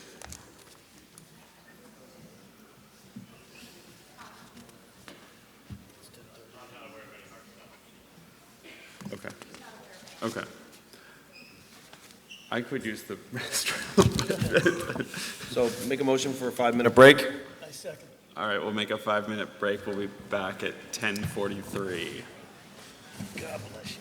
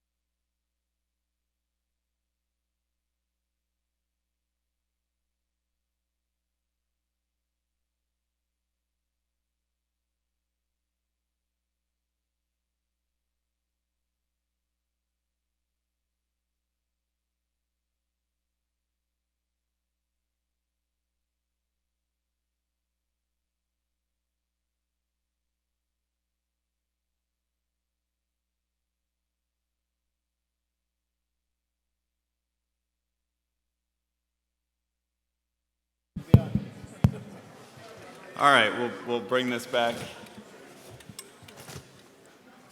So just to recap, public comment is closed. The public hearing is still open. If board members have questions for the appellant, counsel, or any of the other counselors, or the our town attorney, or the building commissioner, did anyone want to start with questions? I think I want to start. I believe, Attorney Creedon, that you stipulated to prong one of the Dover Amendment, am I correct? Yeah. Okay. And this is, I guess, to both attorneys. How do you address prong number two? Okay, when we're not talking about specific religious, we're talking about what qualifies under educational. There's, I believe, 4 bullet points regarding prong number two. Can you kind of clear that up for me? This isn't an educational case. It was decided as a religious case, religious use case. Well, there's 4 bullet points. I don't know if you're familiar with the document. I suppose you are, which is from the Attorney General's office, which gives us direction on how to interpret the prongs of the Dover Amendment. Are you speaking about the Attorney General's guidance that it published in July of Yeah, I don't know what the date published was, but it is, there's actually no data on this, but it's the Commonwealth of Massachusetts Office of the Attorney General, and it's guidance on regulation of religious educational uses of land under the Dover Amendment. Okay, that's the guidance that it put out to municipalities, not the letter that it wrote to. No. Okay. That's the guidance. Okay. So that's why I say on prong two, I don't see how that was addressed. Okay. I don't follow I think the question. that guidance covers both the educational as well as the religious prong together. I think the parties have stipulated that this is being decided solely on the religious prong, correct? The educational, there are 2 in this section of the Dover Amendment 48.3 written together, either educational or religious. So we're not dealing in the educational realm. We're not dealing with the education. That's right, just religious. So when an application includes Dover, in this case, they have to specify, an applicant specifies religious or educational. And they did in this case. Right. And they did in this case. Mr. Florence made his determination based on what they submitted, which was solely as a religious use. In fact, if you look at Mr. Florence's decision and the communications attached to it, there was an email from Mr. Florence to Mr. Brennan that says, "Are you sure you don't want to include educational use as well?" That was before he made his decision. So ostensibly, implicitly, the response was no, because it came forward only as a religious use case and application. So, I know I said I wasn't going to ask any questions, but can't help myself. So, Attorney Creedon, if you stipulate or accept that there's a bona fide goal here of this as being religiously significant, I think I heard somebody say it's almost a religious compulsion, forgive if I'm using the wrong words, but it's part of the religious practice to house to provide homes or house the unhoused. If you accept prong one, walk me through how I guess I almost see these as if one then the other, because the second prong says, this is from the Hume decision, the SJC says, we consider whether the religious significant goal, which you've accepted, the housing the unhoused, is the primary or dominant purpose for which the land or structures will be used. Yep, stop right there. And because the cases, the Massachusetts cases, have said that there's 2 ways to satisfy that. you articulate religious doctrine in the use, and if you don't, then you're accessory to a use that's co-located on the same property that does articulate religious use. In the Hume case, Hume NE was a religious retreat where worship and prayer was going on. The RV camp that was proposed was to provide housing for people at Hume NE, a 400-acre religious get that. retreat. And they found that it was primarily and dominantly religious, where it didn't articulate religious use, because it was accessory to the use that did, which was Hume NE, the retreat. What I'm saying... I'm with you. I'm understanding the accessory piece. Let's put that to the side. Well, we can't put it to the side because it goes directly to the second prong, because if you don't articulate religious use, then it has to be accessory. Those are the two ways under Massachusetts law that you can satisfy the primary and dominant.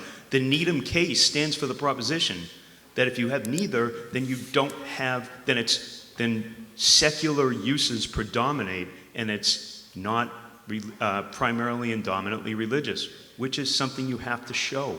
You can't just say you're religiously significant and you're tacitly religious. You have to either articulate it or you have to be accessory to a use. And accessory means what it means. It means what this board knows it means. This board knows accessory uses are accessory to primary uses. So you have to have a primary use located on the property, like they did in Becker, that was the church, like they did in Hume, which was the religious retreat, like they did in Martin, which was a Mormon temple, and the question was whether the 83-foot steeple was necessary. It's not a correct, not an appropriate inquiry of the court to make when considering something that's accessory to a primary use that does articulate religious doctrine. But this case... I get that, and I guess what I'm trying to focus is on you sort of bifurcated it, either accessory to or an express articulation. Well, I bifurcated under the second requirement, which is that it be primary and dominant. That's right, because we're accepting that the first prong is met. Correct? So we're all in the second, and within the second, you've bifurcated it. You either have an articulation of a religious purpose, or you have an accessory use, sort of Hume, RV parking lot kind of example. I've bifurcated because those are the two ways that the courts in Massachusetts have recognized that it can be satisfied. Understood. So, and perhaps I used the wrong terms, but we're not talking accessory use. I guess I want to focus on the articulation of religious purpose, right? Because the language from Hume, it says, it talks about goal. And that's where I guess I'm hoping you'll help me. It says, if we consider whether the religiously significant goal is the primary or dominant purpose for which the land or structure is being used. If you accept that the goal of housing the unhoused is religiously significant, why isn't housing them a primary and dominant? Because there's no case in Massachusetts that supports that position. Zero.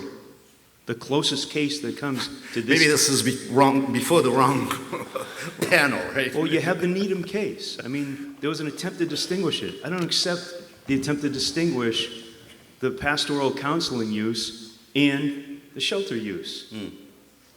Didn't articulate religious doctrine, and it wasn't accessory to a use co-located on the same property that did, and therefore it wasn't primarily and dominantly religious, which is still required.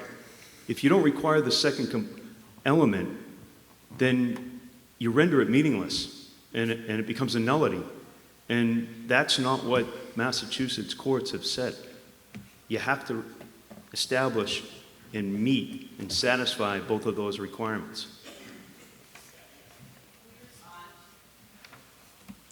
Manny, do you like to Yeah, please.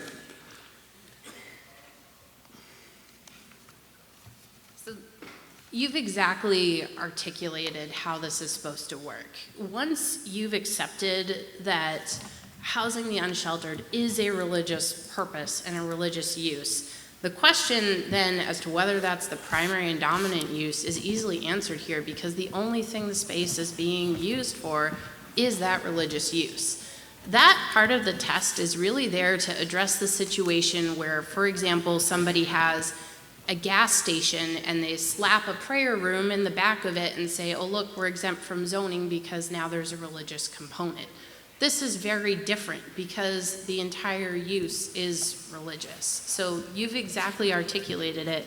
There is no requirement in Massachusetts case law for co-location.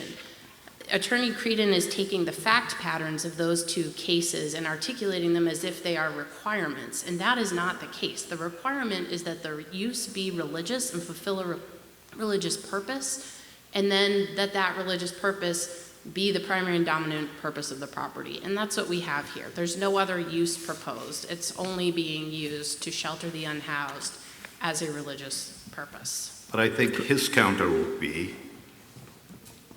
that for this to be, to fit within the religious purpose exemption, the primary or dominant purpose is to, quote, aid a system of faith and worship. How would you respond to that? How does providing what can be done by a non-religious entity, that is running an emergency shelter, aid a system of faith and worship? Because, as you heard testimony tonight, the Catholic faith mandates that they perform this service to fulfill their religious duties. That's the why behind why they're doing it, and that's what makes it religious. It's that they are doing it in order to fulfill that mandate from the Bible that you house the unsheltered. Yeah, Manny, that's what I see as differentiating this from any other, Noah, I think, is secular. But this is mandated by their religion. And they don't have to serve necessarily Christians at all. That's why I think this is absolutely covered. It's also done pursuant to a contract with the state, which puts the work. I'll say that again. The work is done pursuant to a contract with the state of Massachusetts. And that contract imposes conditions. See, this is where the First Amendment issues, in my mind, gets really confused. If this is truly an exercise of religion, how can it be under the supervision of the state? Sounds like a funding issue. I don't know. On a very specific use, emergency overnight shelter. Right. This is not just a homeless shelter or an unhoused person shelter. This is an emergency overnight shelter. And that the church feels that that is something very specifically that they need to perform as part of their religion, is what we're being asked. Right, but that very function is under the supervision of the state. The provider, Catholic Charities, have to submit reports. They have to certify that they're not discriminating on all kinds of bases. Frankly, it could be terminated. I mean, the right to regulate includes the right to terminate, right? Well, churches still have to follow fire codes and things. I mean, that separation only goes so far. That's a zoning issue. You know, it's not the height of a steeple at a Mormon temple or anything. I don't know how that I still case think it comes turned out down anyway, to the meaning, the Attorney General's interpretation or guidance to the public, including us, of the Dover Amendment. And I come down to the question of religiously significant goal. And what does that mean? Does that mean what the motive of the provider is? And I don't think there's any question as to what the motive of the provider is here. Or is it the actual use of the land, which does not include a religious component, as far as I've heard in testimony. Yeah. So that's where I get hung up. I mean, the goal is very broad. The use proposed is very specific. Yes. Which, Attorney Cox, can you just sort of lay out the ownership here and also these funding sources that Ms. Jones brought up? We went for CPA funds, we went for some affordable housing trust funds, and who is going for those and who are the ownerships here? The building's owned by one person, it's leased to another, operated by a third? I mean, the funding, respectfully, isn't relevant to the Dover Amendment question, but I will answer your question. I mean, regarding you the opened up, ownership. I was staying very specific to what was in front of Mr. Florence, and you opened up beyond that? The property is owned by Asclepius Corporation. The space where the shelter is proposed to be located is being leased by Asclepius Corporation to Catholic Charities. So why was Housing Assistance Corp doing all of the runaround with this project? That happens. It's not unusual for a property owner to take a burden and part of the permitting. So that's, part of the process, negotiated part of the process. But the operator and the lessee is Catholic Charities, which is a religious organization. Okay. I mean, again, we're being asked to look at the intent here, and it seems interesting that it didn't come up that Catholic Charities was involved until quite far into the process. During the whole building permit process, that was part of the initial filing, indicating there was an affidavit from Susan, who you heard from tonight, as part of the back and forth with the building department in support of this Dover amendment. So that was absolutely identified during this process seeking the building permit. But all the back and forth was on Housing Assistance Corp letterhead. But it references that it's also being submitted on behalf of Catholic Charities, every letter. So are they represented here tonight? Catholic Charities? No, Housing Assistance Corp. Valerie and I also represent Housing Assistance Corporation, yes. Okay. I But nothing was submitted from you referencing them. The memorandum that we submitted on, I forget the date, June 3rd? June 3rd references that it's being submitted on behalf of Catholic Charities, Asclepius, and Housing Assistance Corporation. And I indicated that as well during our comments today. Okay.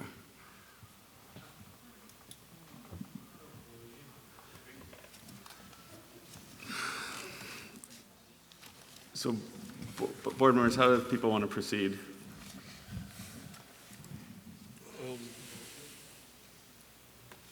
Have we closed public comment? We've closed public comment. The public hearing is still open. I think we have to bring it back to the board, don't we? Is that the next step? Yep. I agree. Well, again, the question was, do we want to just leave the public hearing open while we deliberate amongst ourselves first? So we can still In case ask we have questions, or we want to just wrap that portion of it up, deliberate, no questions?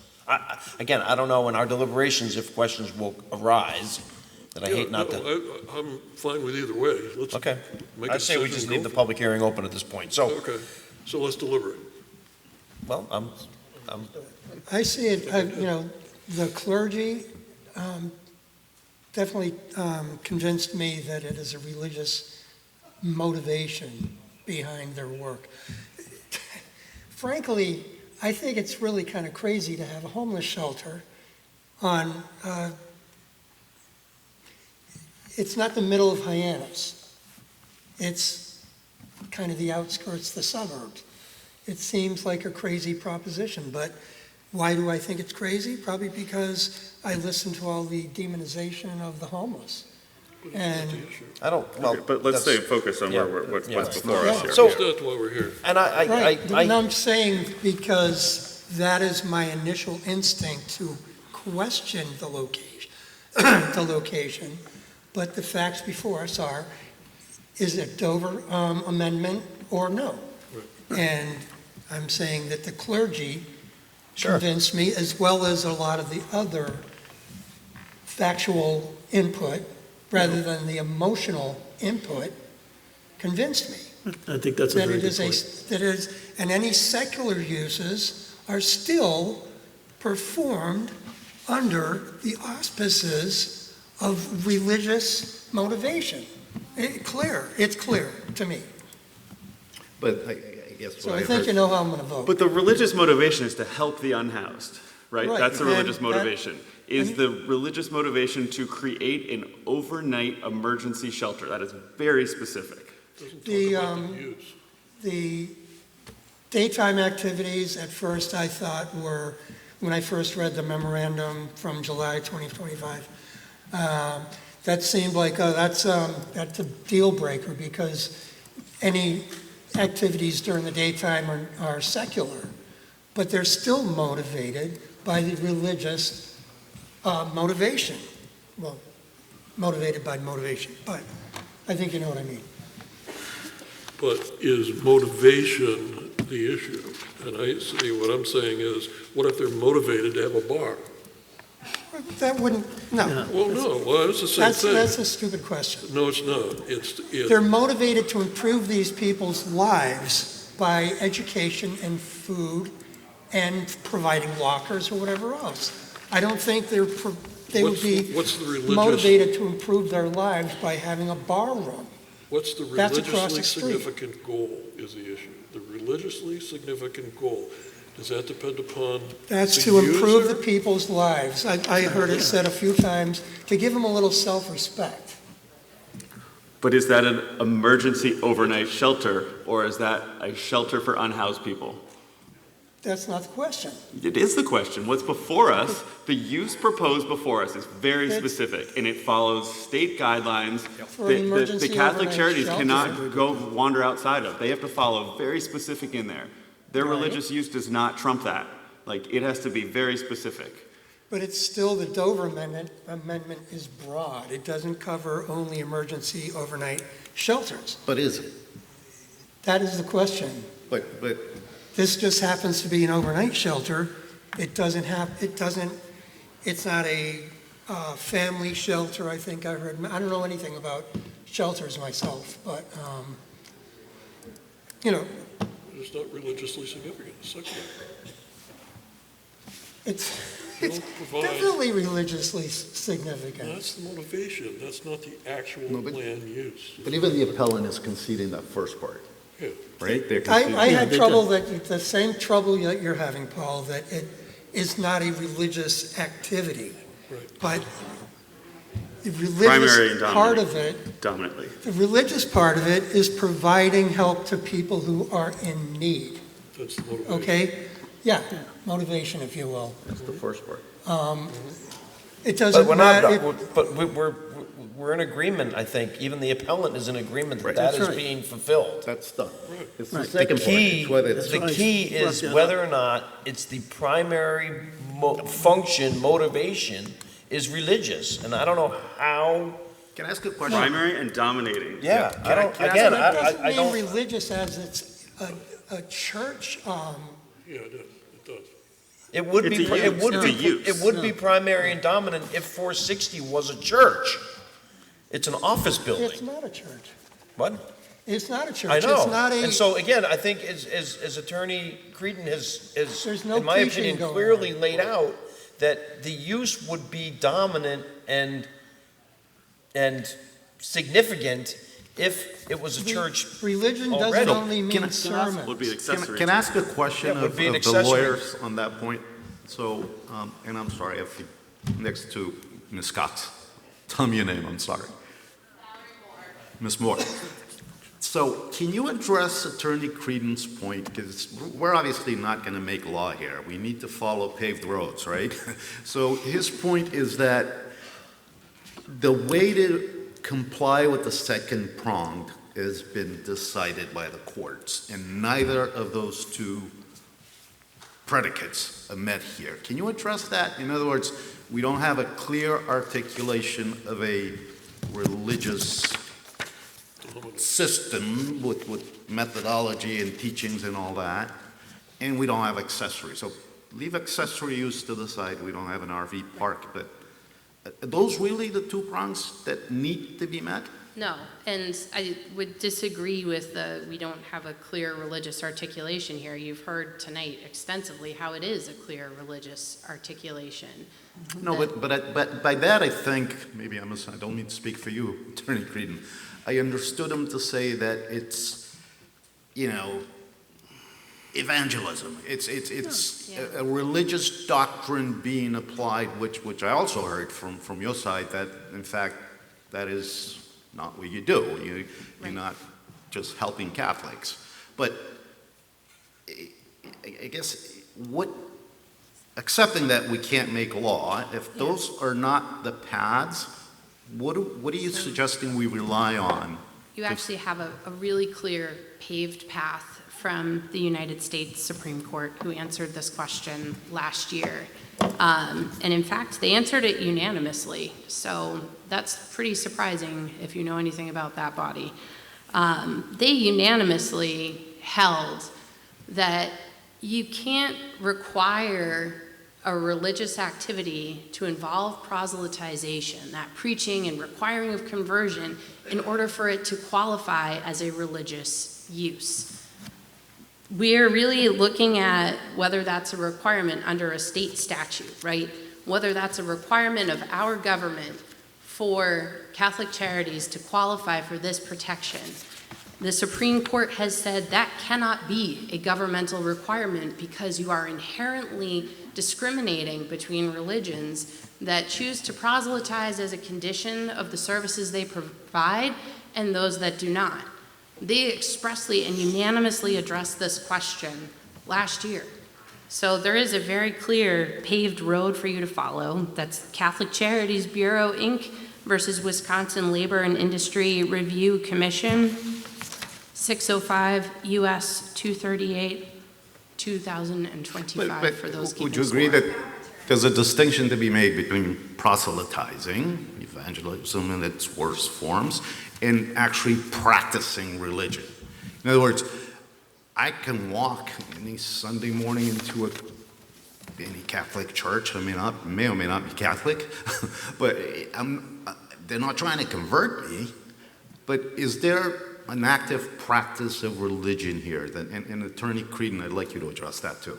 There's no requirement that there be a clear practice of religion, but what you've heard tonight is that this is a practice of religion. This is prayer in action. This is no different than church volunteers operating a soup kitchen out of the church basement. There are lots of activities that churches undertake that secular organizations do as well.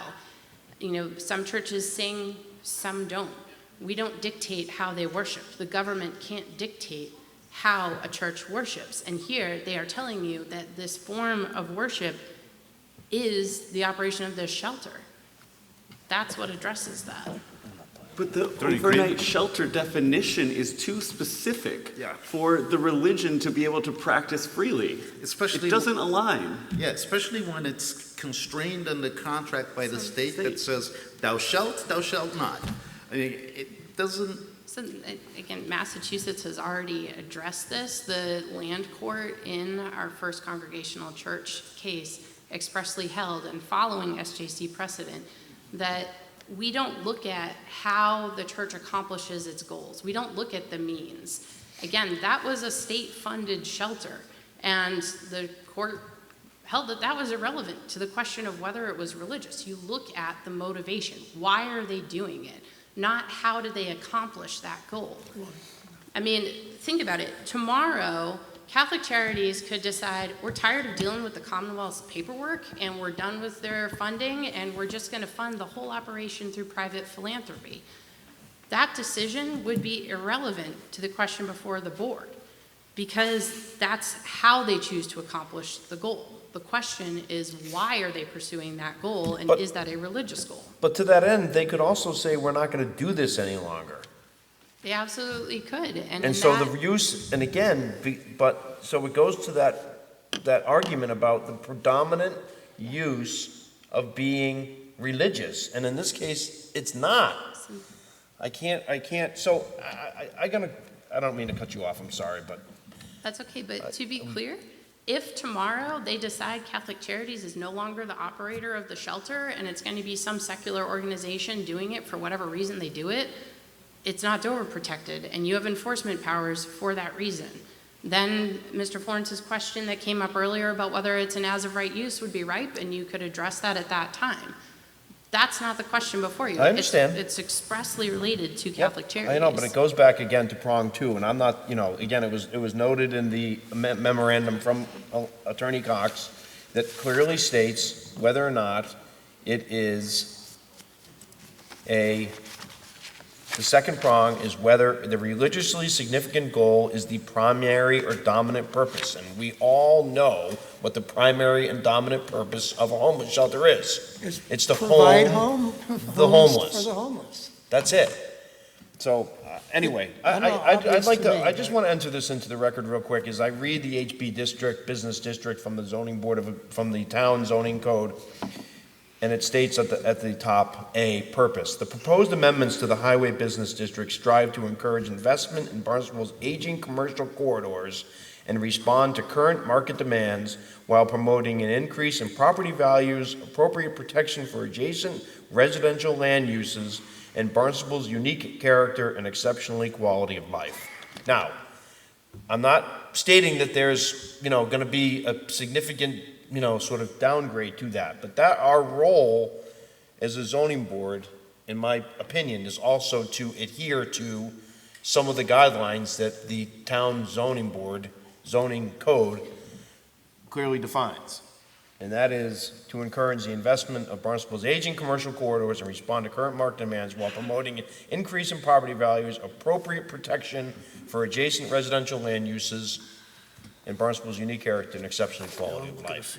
But that's not what we can Well, consider in but this it's a zoning, situation. but again, it comes down to whether or not this is a zoning question falling underneath the Dover Amendment. It comes down to Whether it qualifies under the Dover correct, Amendment but as it's written still, by the state or but not. it's still a zoning question. Ultimately, it's a zoning question. Can we hear from Attorney Creedon? Please. So the way I would respond to that is, under Needham, which is still good law, if the use doesn't articulate religious doctrine, and it isn't part of a component part of a larger project on the same property, those aren't my words. That's Hume Lake. That's Becker citing Hume Lake. Then it is not primary and dominant. Not because, and the counter-argument seems to be, well, there's no other use being made. Well, that's the point. The point of Needham is, if you don't express it, if you don't articulate it, okay, and you're not part of another use, a project on the same property that does, then we're going to find that that very use, the predominant aspect of it, is secular, meaning not religious. That's Massachusetts law. The United States Supreme Court case is a tax classification case. Wasn't mentioned in the Becker decision. I just reviewed the Becker decision again. The discussion wasn't brought up, wasn't relied on by Judge Rubin to make that decision in that case. And I would suggest it's not applicable here. If it is applicable, you can throw Dover and every other case in the state out the window and rip it wide open. And I don't think that that's where we're at.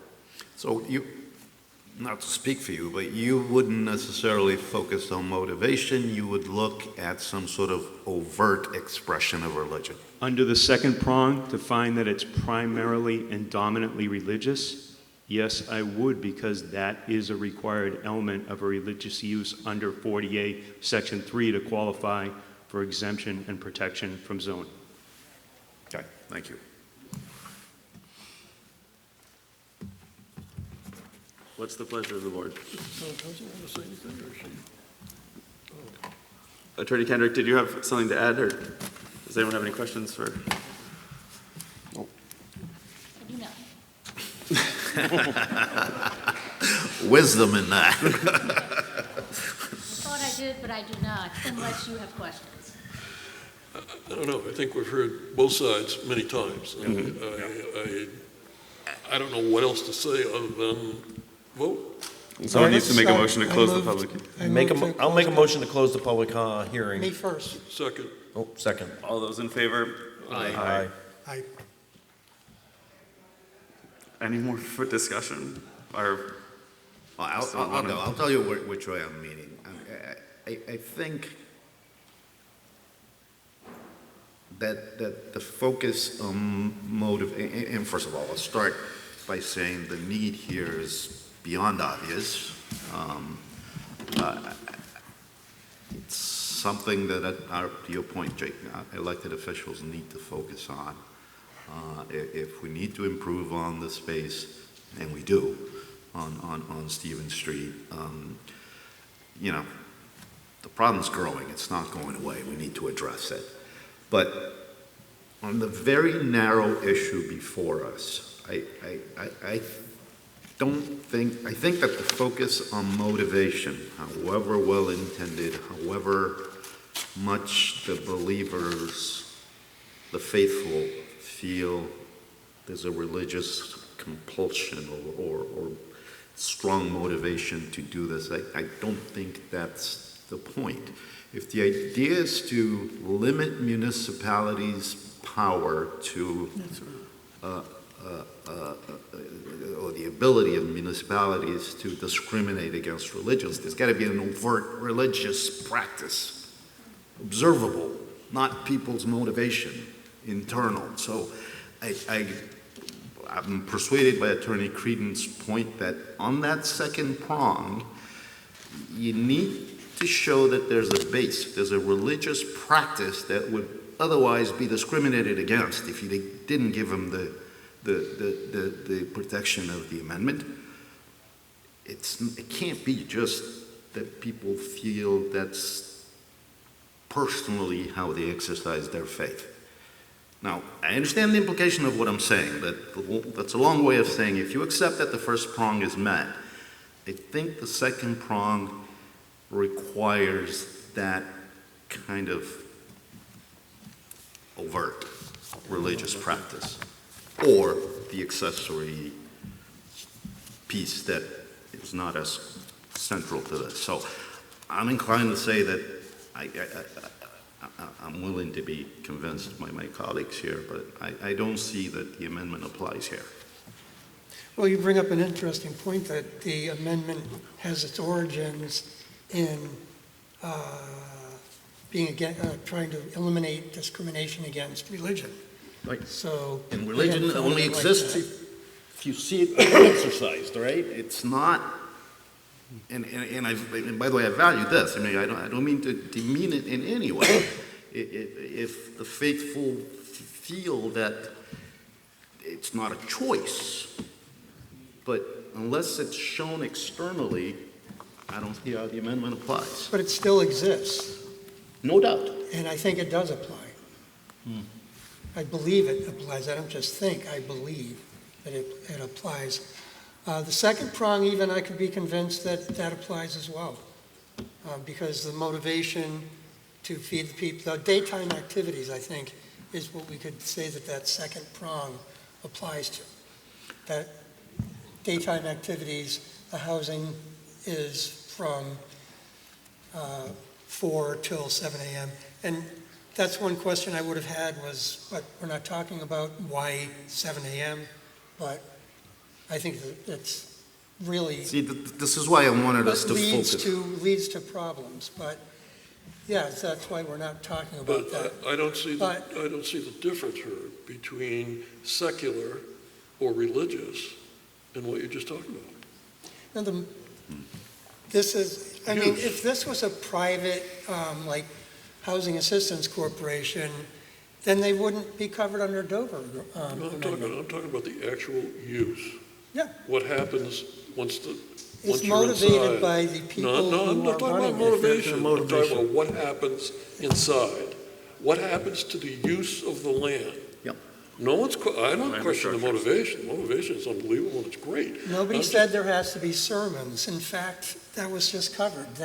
That's a conflict. Well, my job is land use as part of here, and I don't see a religious land use. It's here. application of the Dover Amendment, period. I don't see religious use. Land use, that's for another day. That's for maybe the land court to decide. But in front of us is one very narrow question. Land use. Does someone want to make a motion? Put it to a vote? Someone needs to make a motion to vote on. I'll motion to vote. What's your motion? I'll vote to uphold the building commissioner's decision. Okay, so Herb has made a motion to uphold the building commissioner's issuance of a building permit dated April 6, 2026 for the homeless shelter at 460 West Main, Hyannis. Does he have a second? Second. You're not a voting member on this, correct? Voting members, okay. I think you better second it. I'm not seconding it. I'm not persuaded. I'm not seconding. So the motion does not carry. Well, that's a first. Does someone else have a motion? You can't vote again, be not in favor of voting? So Well, I I make a guess I- motion yeah. to, do what? I make a motion to, Deny the permit?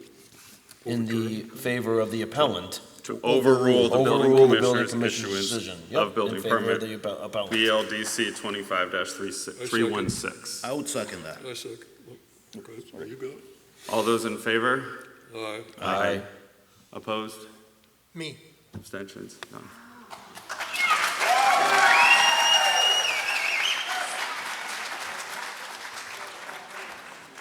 All due respect, there are no winners here. All right, and moving on to new business, appeal number 2026-014, Premier Capital, Inc. has appealed an administrative official decision. The appellant is appealing the building commissioner's notice of denial for zoning enforcement dated April 29, 2026, under section 240-125B1A. The subject property is located at 210 North Street, Hyannis, Mass., as shown on Assessor's Map 309 as parcel 259-001. It's located in the Downtown Village DV zoning district. Do we have someone from the appellants here tonight? Good evening, members of the board. Quiet, please. We still have more items. Good evening, members of the board. Attorney Richard Reiling on behalf of the appellant, Premier Capital.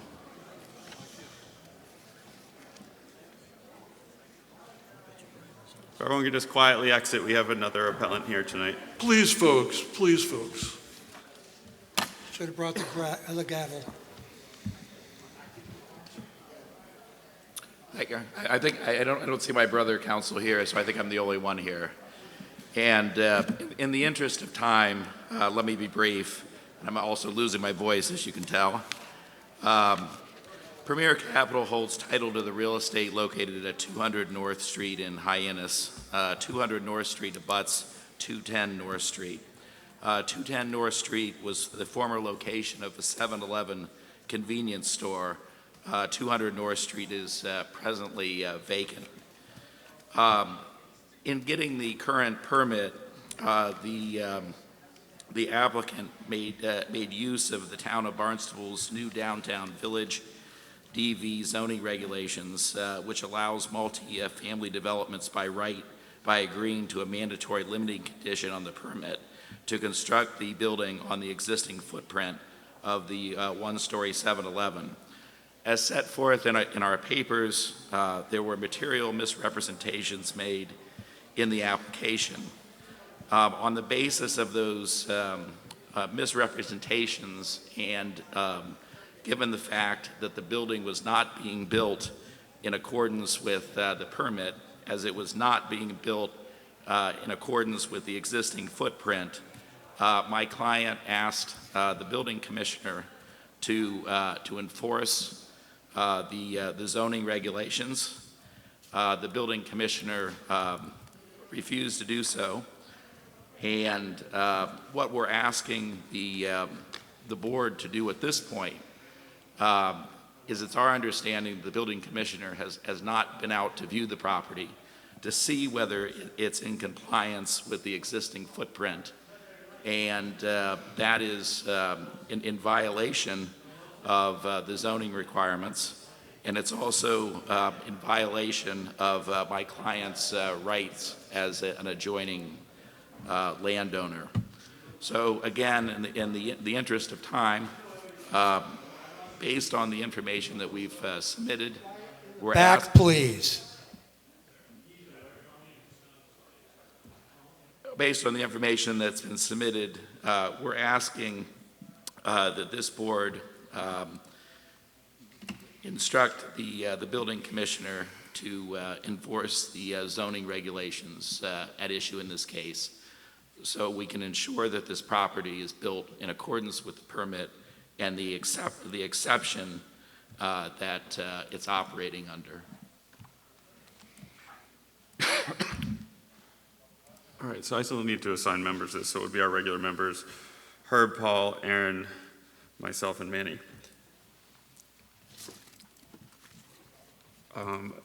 Board members, how do you feel about this?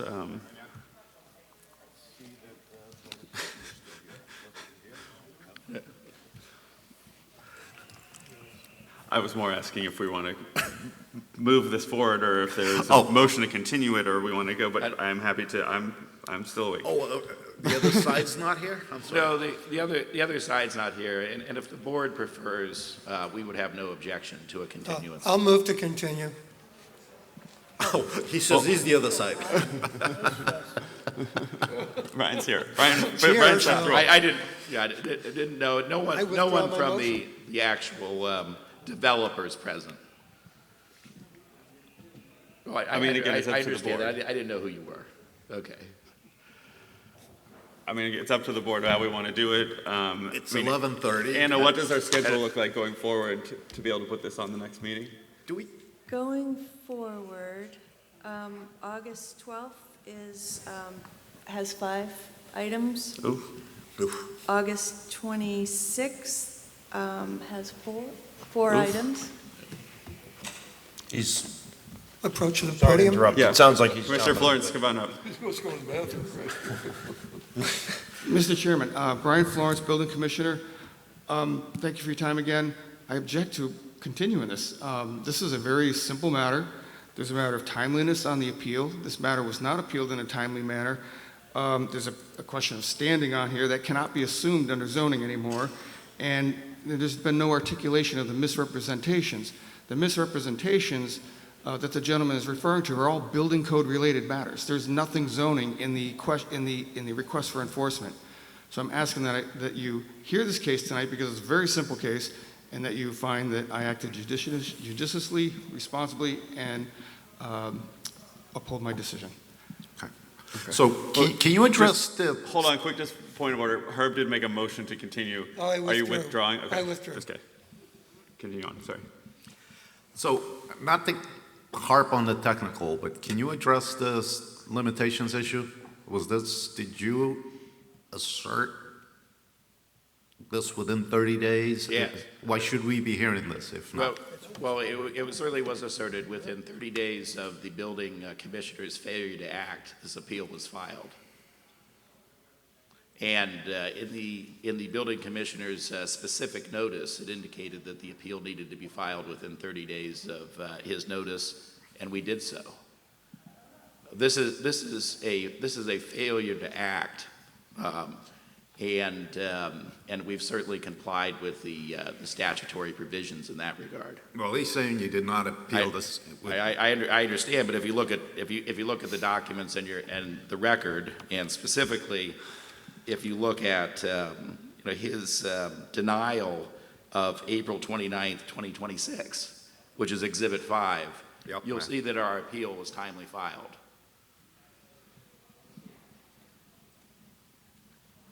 It was received, It was dated April 2nd, it was received April 9th. The date of the appeal was May 28th, 2026, which is 30 days within the April 29th, 2026 denial letter, which is Exhibit 5. So close to midnight here, I don't know why we're arguing whether this was timely. I guess the other question was, are we looking at a zoning enforcement issue, or are we looking at a building code issue? Well, this project is plagued with a variety of issues, including building code issues. It's an unsafe building, which is the subject of another appeal before the building code board.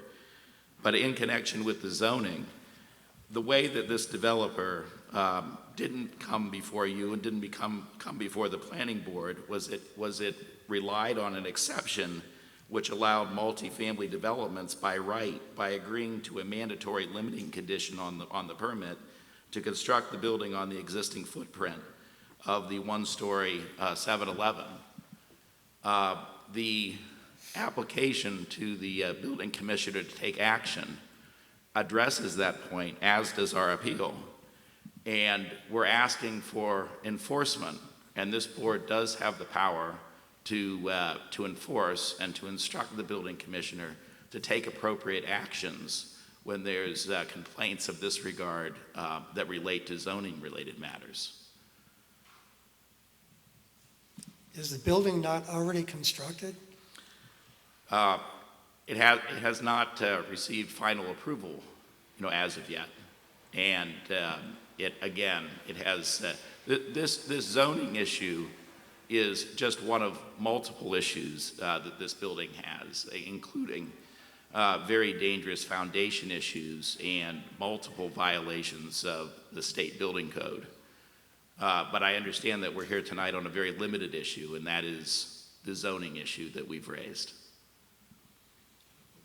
So if I know it's not completed and certificate of habitability haven't issued, but what would be the remedy? Well, Yeah, what relief are you looking for? well, the first remedy is that if they're not building on the existing footprint, that again is not something that's permitted, and they're going to have to make adjustments to the building in that regard. Tear it down. Well, this is only one of many reasons why this building should be torn down. So, and again, they're relying on building within the existing footprint. They got their permit in that way. They also made additional misrepresentations on their permit in connection with size and square footage and cost and just about every relevant aspect of this project. So we're asking the building commissioner to take action and enforce the law in regards to this building, which as of right now is unlawful.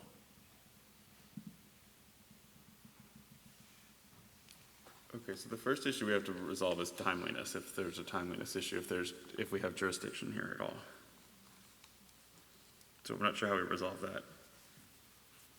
Commissioner Florence, can you speak, or Attorney Kendrick, to the timeliness of the, we have the exhibits in here, but I don't know when things were received. And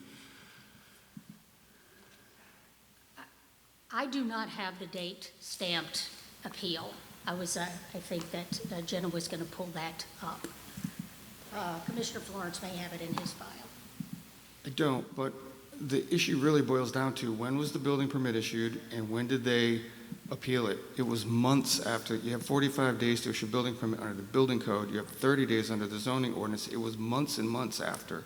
Well, this is not a timely appeal. They don't have a right to an appeal at this point. But they're appealing your decision not to take action. That's when the clock starts. They're taking a second bite at the apple. The request for zoning enforcement came too late. They should have never filed the initial request for enforcement because it was too late. They had 30 days after the permit was issued. They didn't file it. They came months later, and after I said, no, I'm not going to do that, your appeal is not timely, and for various other reasons, they took another bite at the apple by requesting to have my decision overturned. This is not a timely appeal. So, forgive me, but it sounds like we're saying two different things.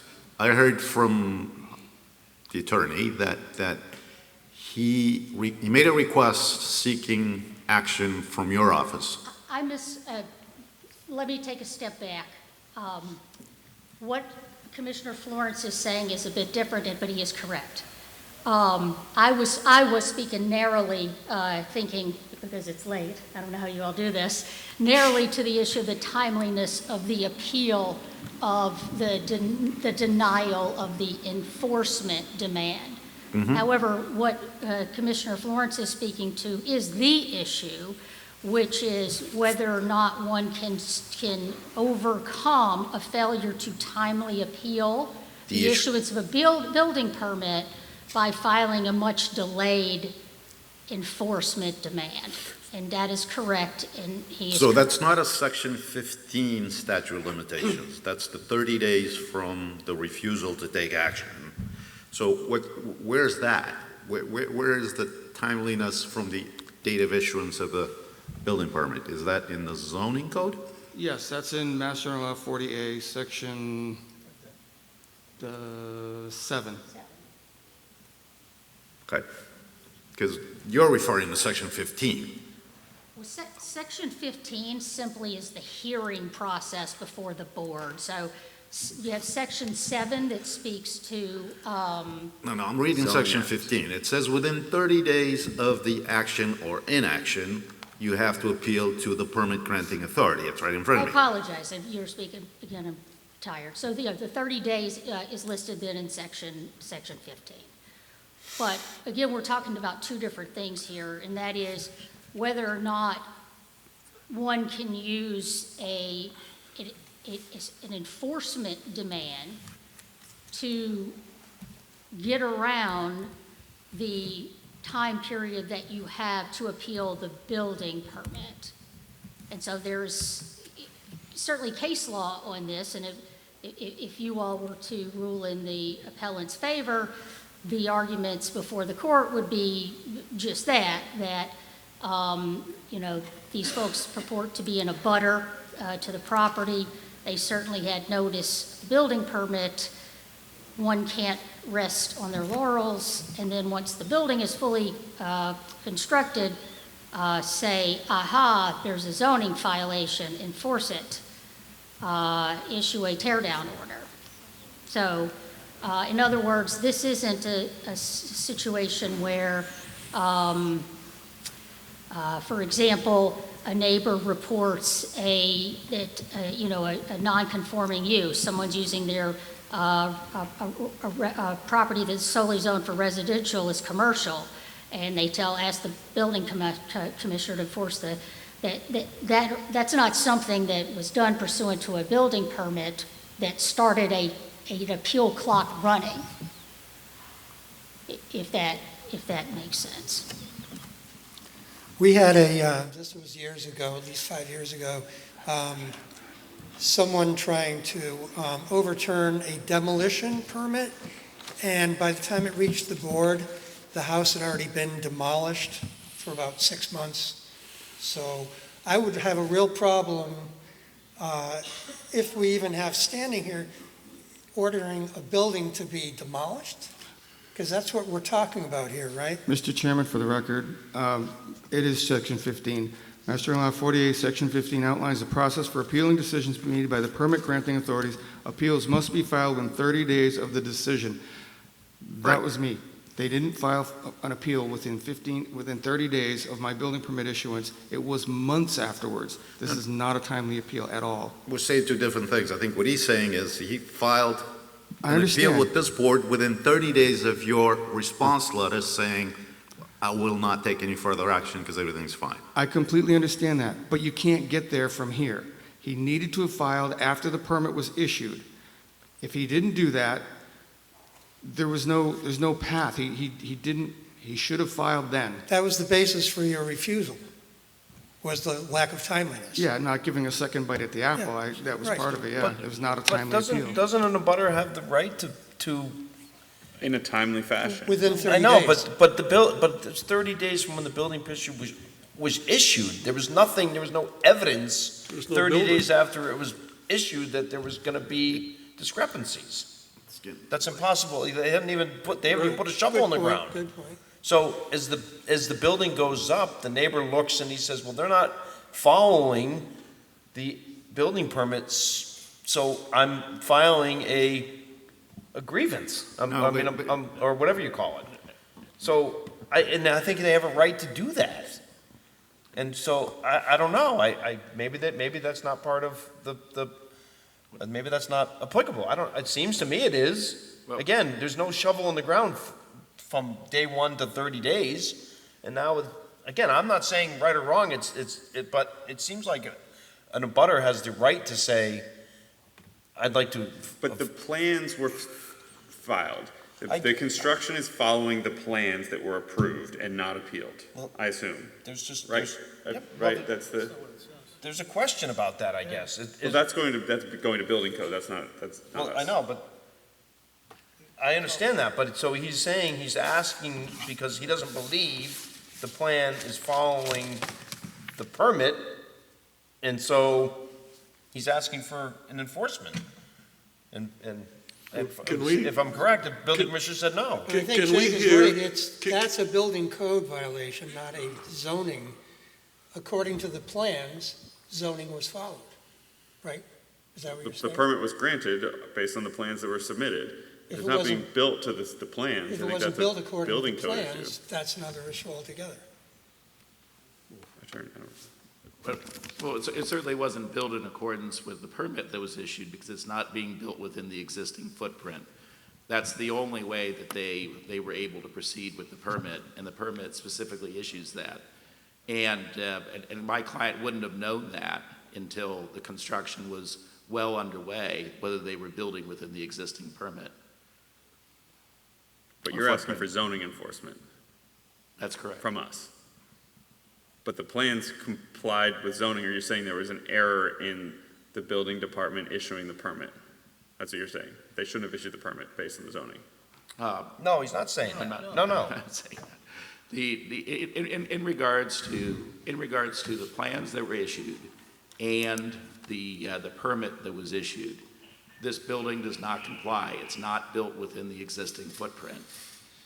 And when my client became aware of that, when some of the siding was put on the side of the building, he brought that to the attention of the building commissioner immediately. The building commissioner took no action. The building commissioner didn't go out and look at the site, did nothing. And again, that's why we were asking for enforcement, to make sure that the building that was actually being built was being built in accordance with the permit that was issued, and this exception to the zoning code that the permit was issued under. And we're not asking, there are other issues in connection with this building. We're not asking zoning to address the multiple, and I mean multiple, building code issues, just the zoning related issue. So can you address the point about the amount of time that lapsed from the date of issuance of the building permit till you approached the office of the building commissioner? Because that's what he seems to be saying is the statute of limitations that you filled.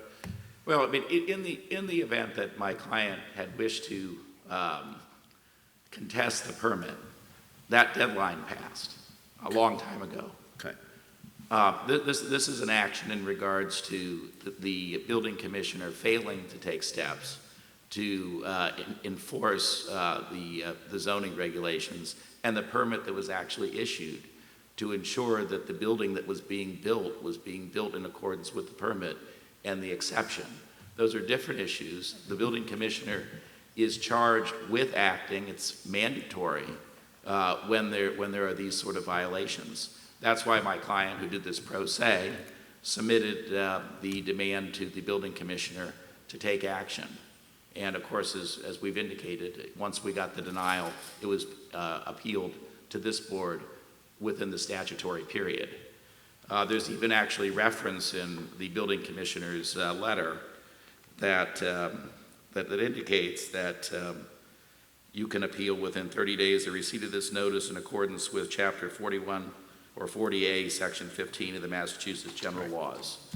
And that was complied with, and again, the reasons for this are set forth in the papers that we've submitted. So this is both timely and enforceable. I hate to do this. I gotta make a motion to continue. This is absurd. It's almost midnight. 10 minutes It's long. midnight.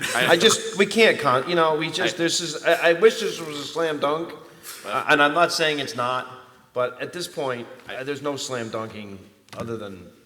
No, I'm having, frankly, I I'm having apologize, trouble. and I apologize to the building commissioner again. I don't think I have the bandwidth to process a slam dunk. I'm having trouble concentrating myself at this Okay, hour. Sorry, so we have a motion to continue. Do we have a date certain, Anna, that we can go to?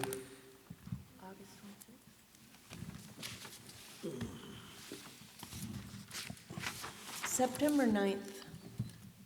Online. That would be a Online, remote. yep. Oh, remote? Because we're going fully remote. We are. Yeah, did you not see After that memo? September 8th. We're going Elevator, fully escalator. Fully remote? I didn't know that. We're going fully remote for like 6 months or something. I didn't get a memo. No, I didn't get a memo. Oh, did that not go to the whole board? I guess it didn't, sorry. We'll talk about that in a So second. is, attorney, is that agreeable, September 9th via remote? That would be ideal, thank you. Perfect. All right. I So move do to we have a continue second to September 9th. on a motion to continue to September 9th? All those in favor of 2026-014 going to September 9th, 2026? Aye. Aye. Aye. All right, so that is continued. We didn't have any correspondence. I don't think we had anything not anticipated. Upcoming hearings. So April 12th, we're in person at Town Hall. August 26th online, September 9th online, and then, Anna, it starts September 18th is when Town Hall becomes no longer accessible. It's September 8th, Oh, okay. and for several months, we will be remote. Frank? All regulatory boards, except the town council, I think, is staying hybrid. Okay. Yes. Elevator needs to be replaced. So from when, September 8th? September to, I think we said till mid-February at the minimum? And the August, what would that be, 26th meeting is also remote? Yes. Yes. Okay, so after August 12th, all remote. We'll never see each other again. Send us a message, would you please? I can't All right, I'm going to make a remember. motion to adjourn. Second. All those in favor? Aye.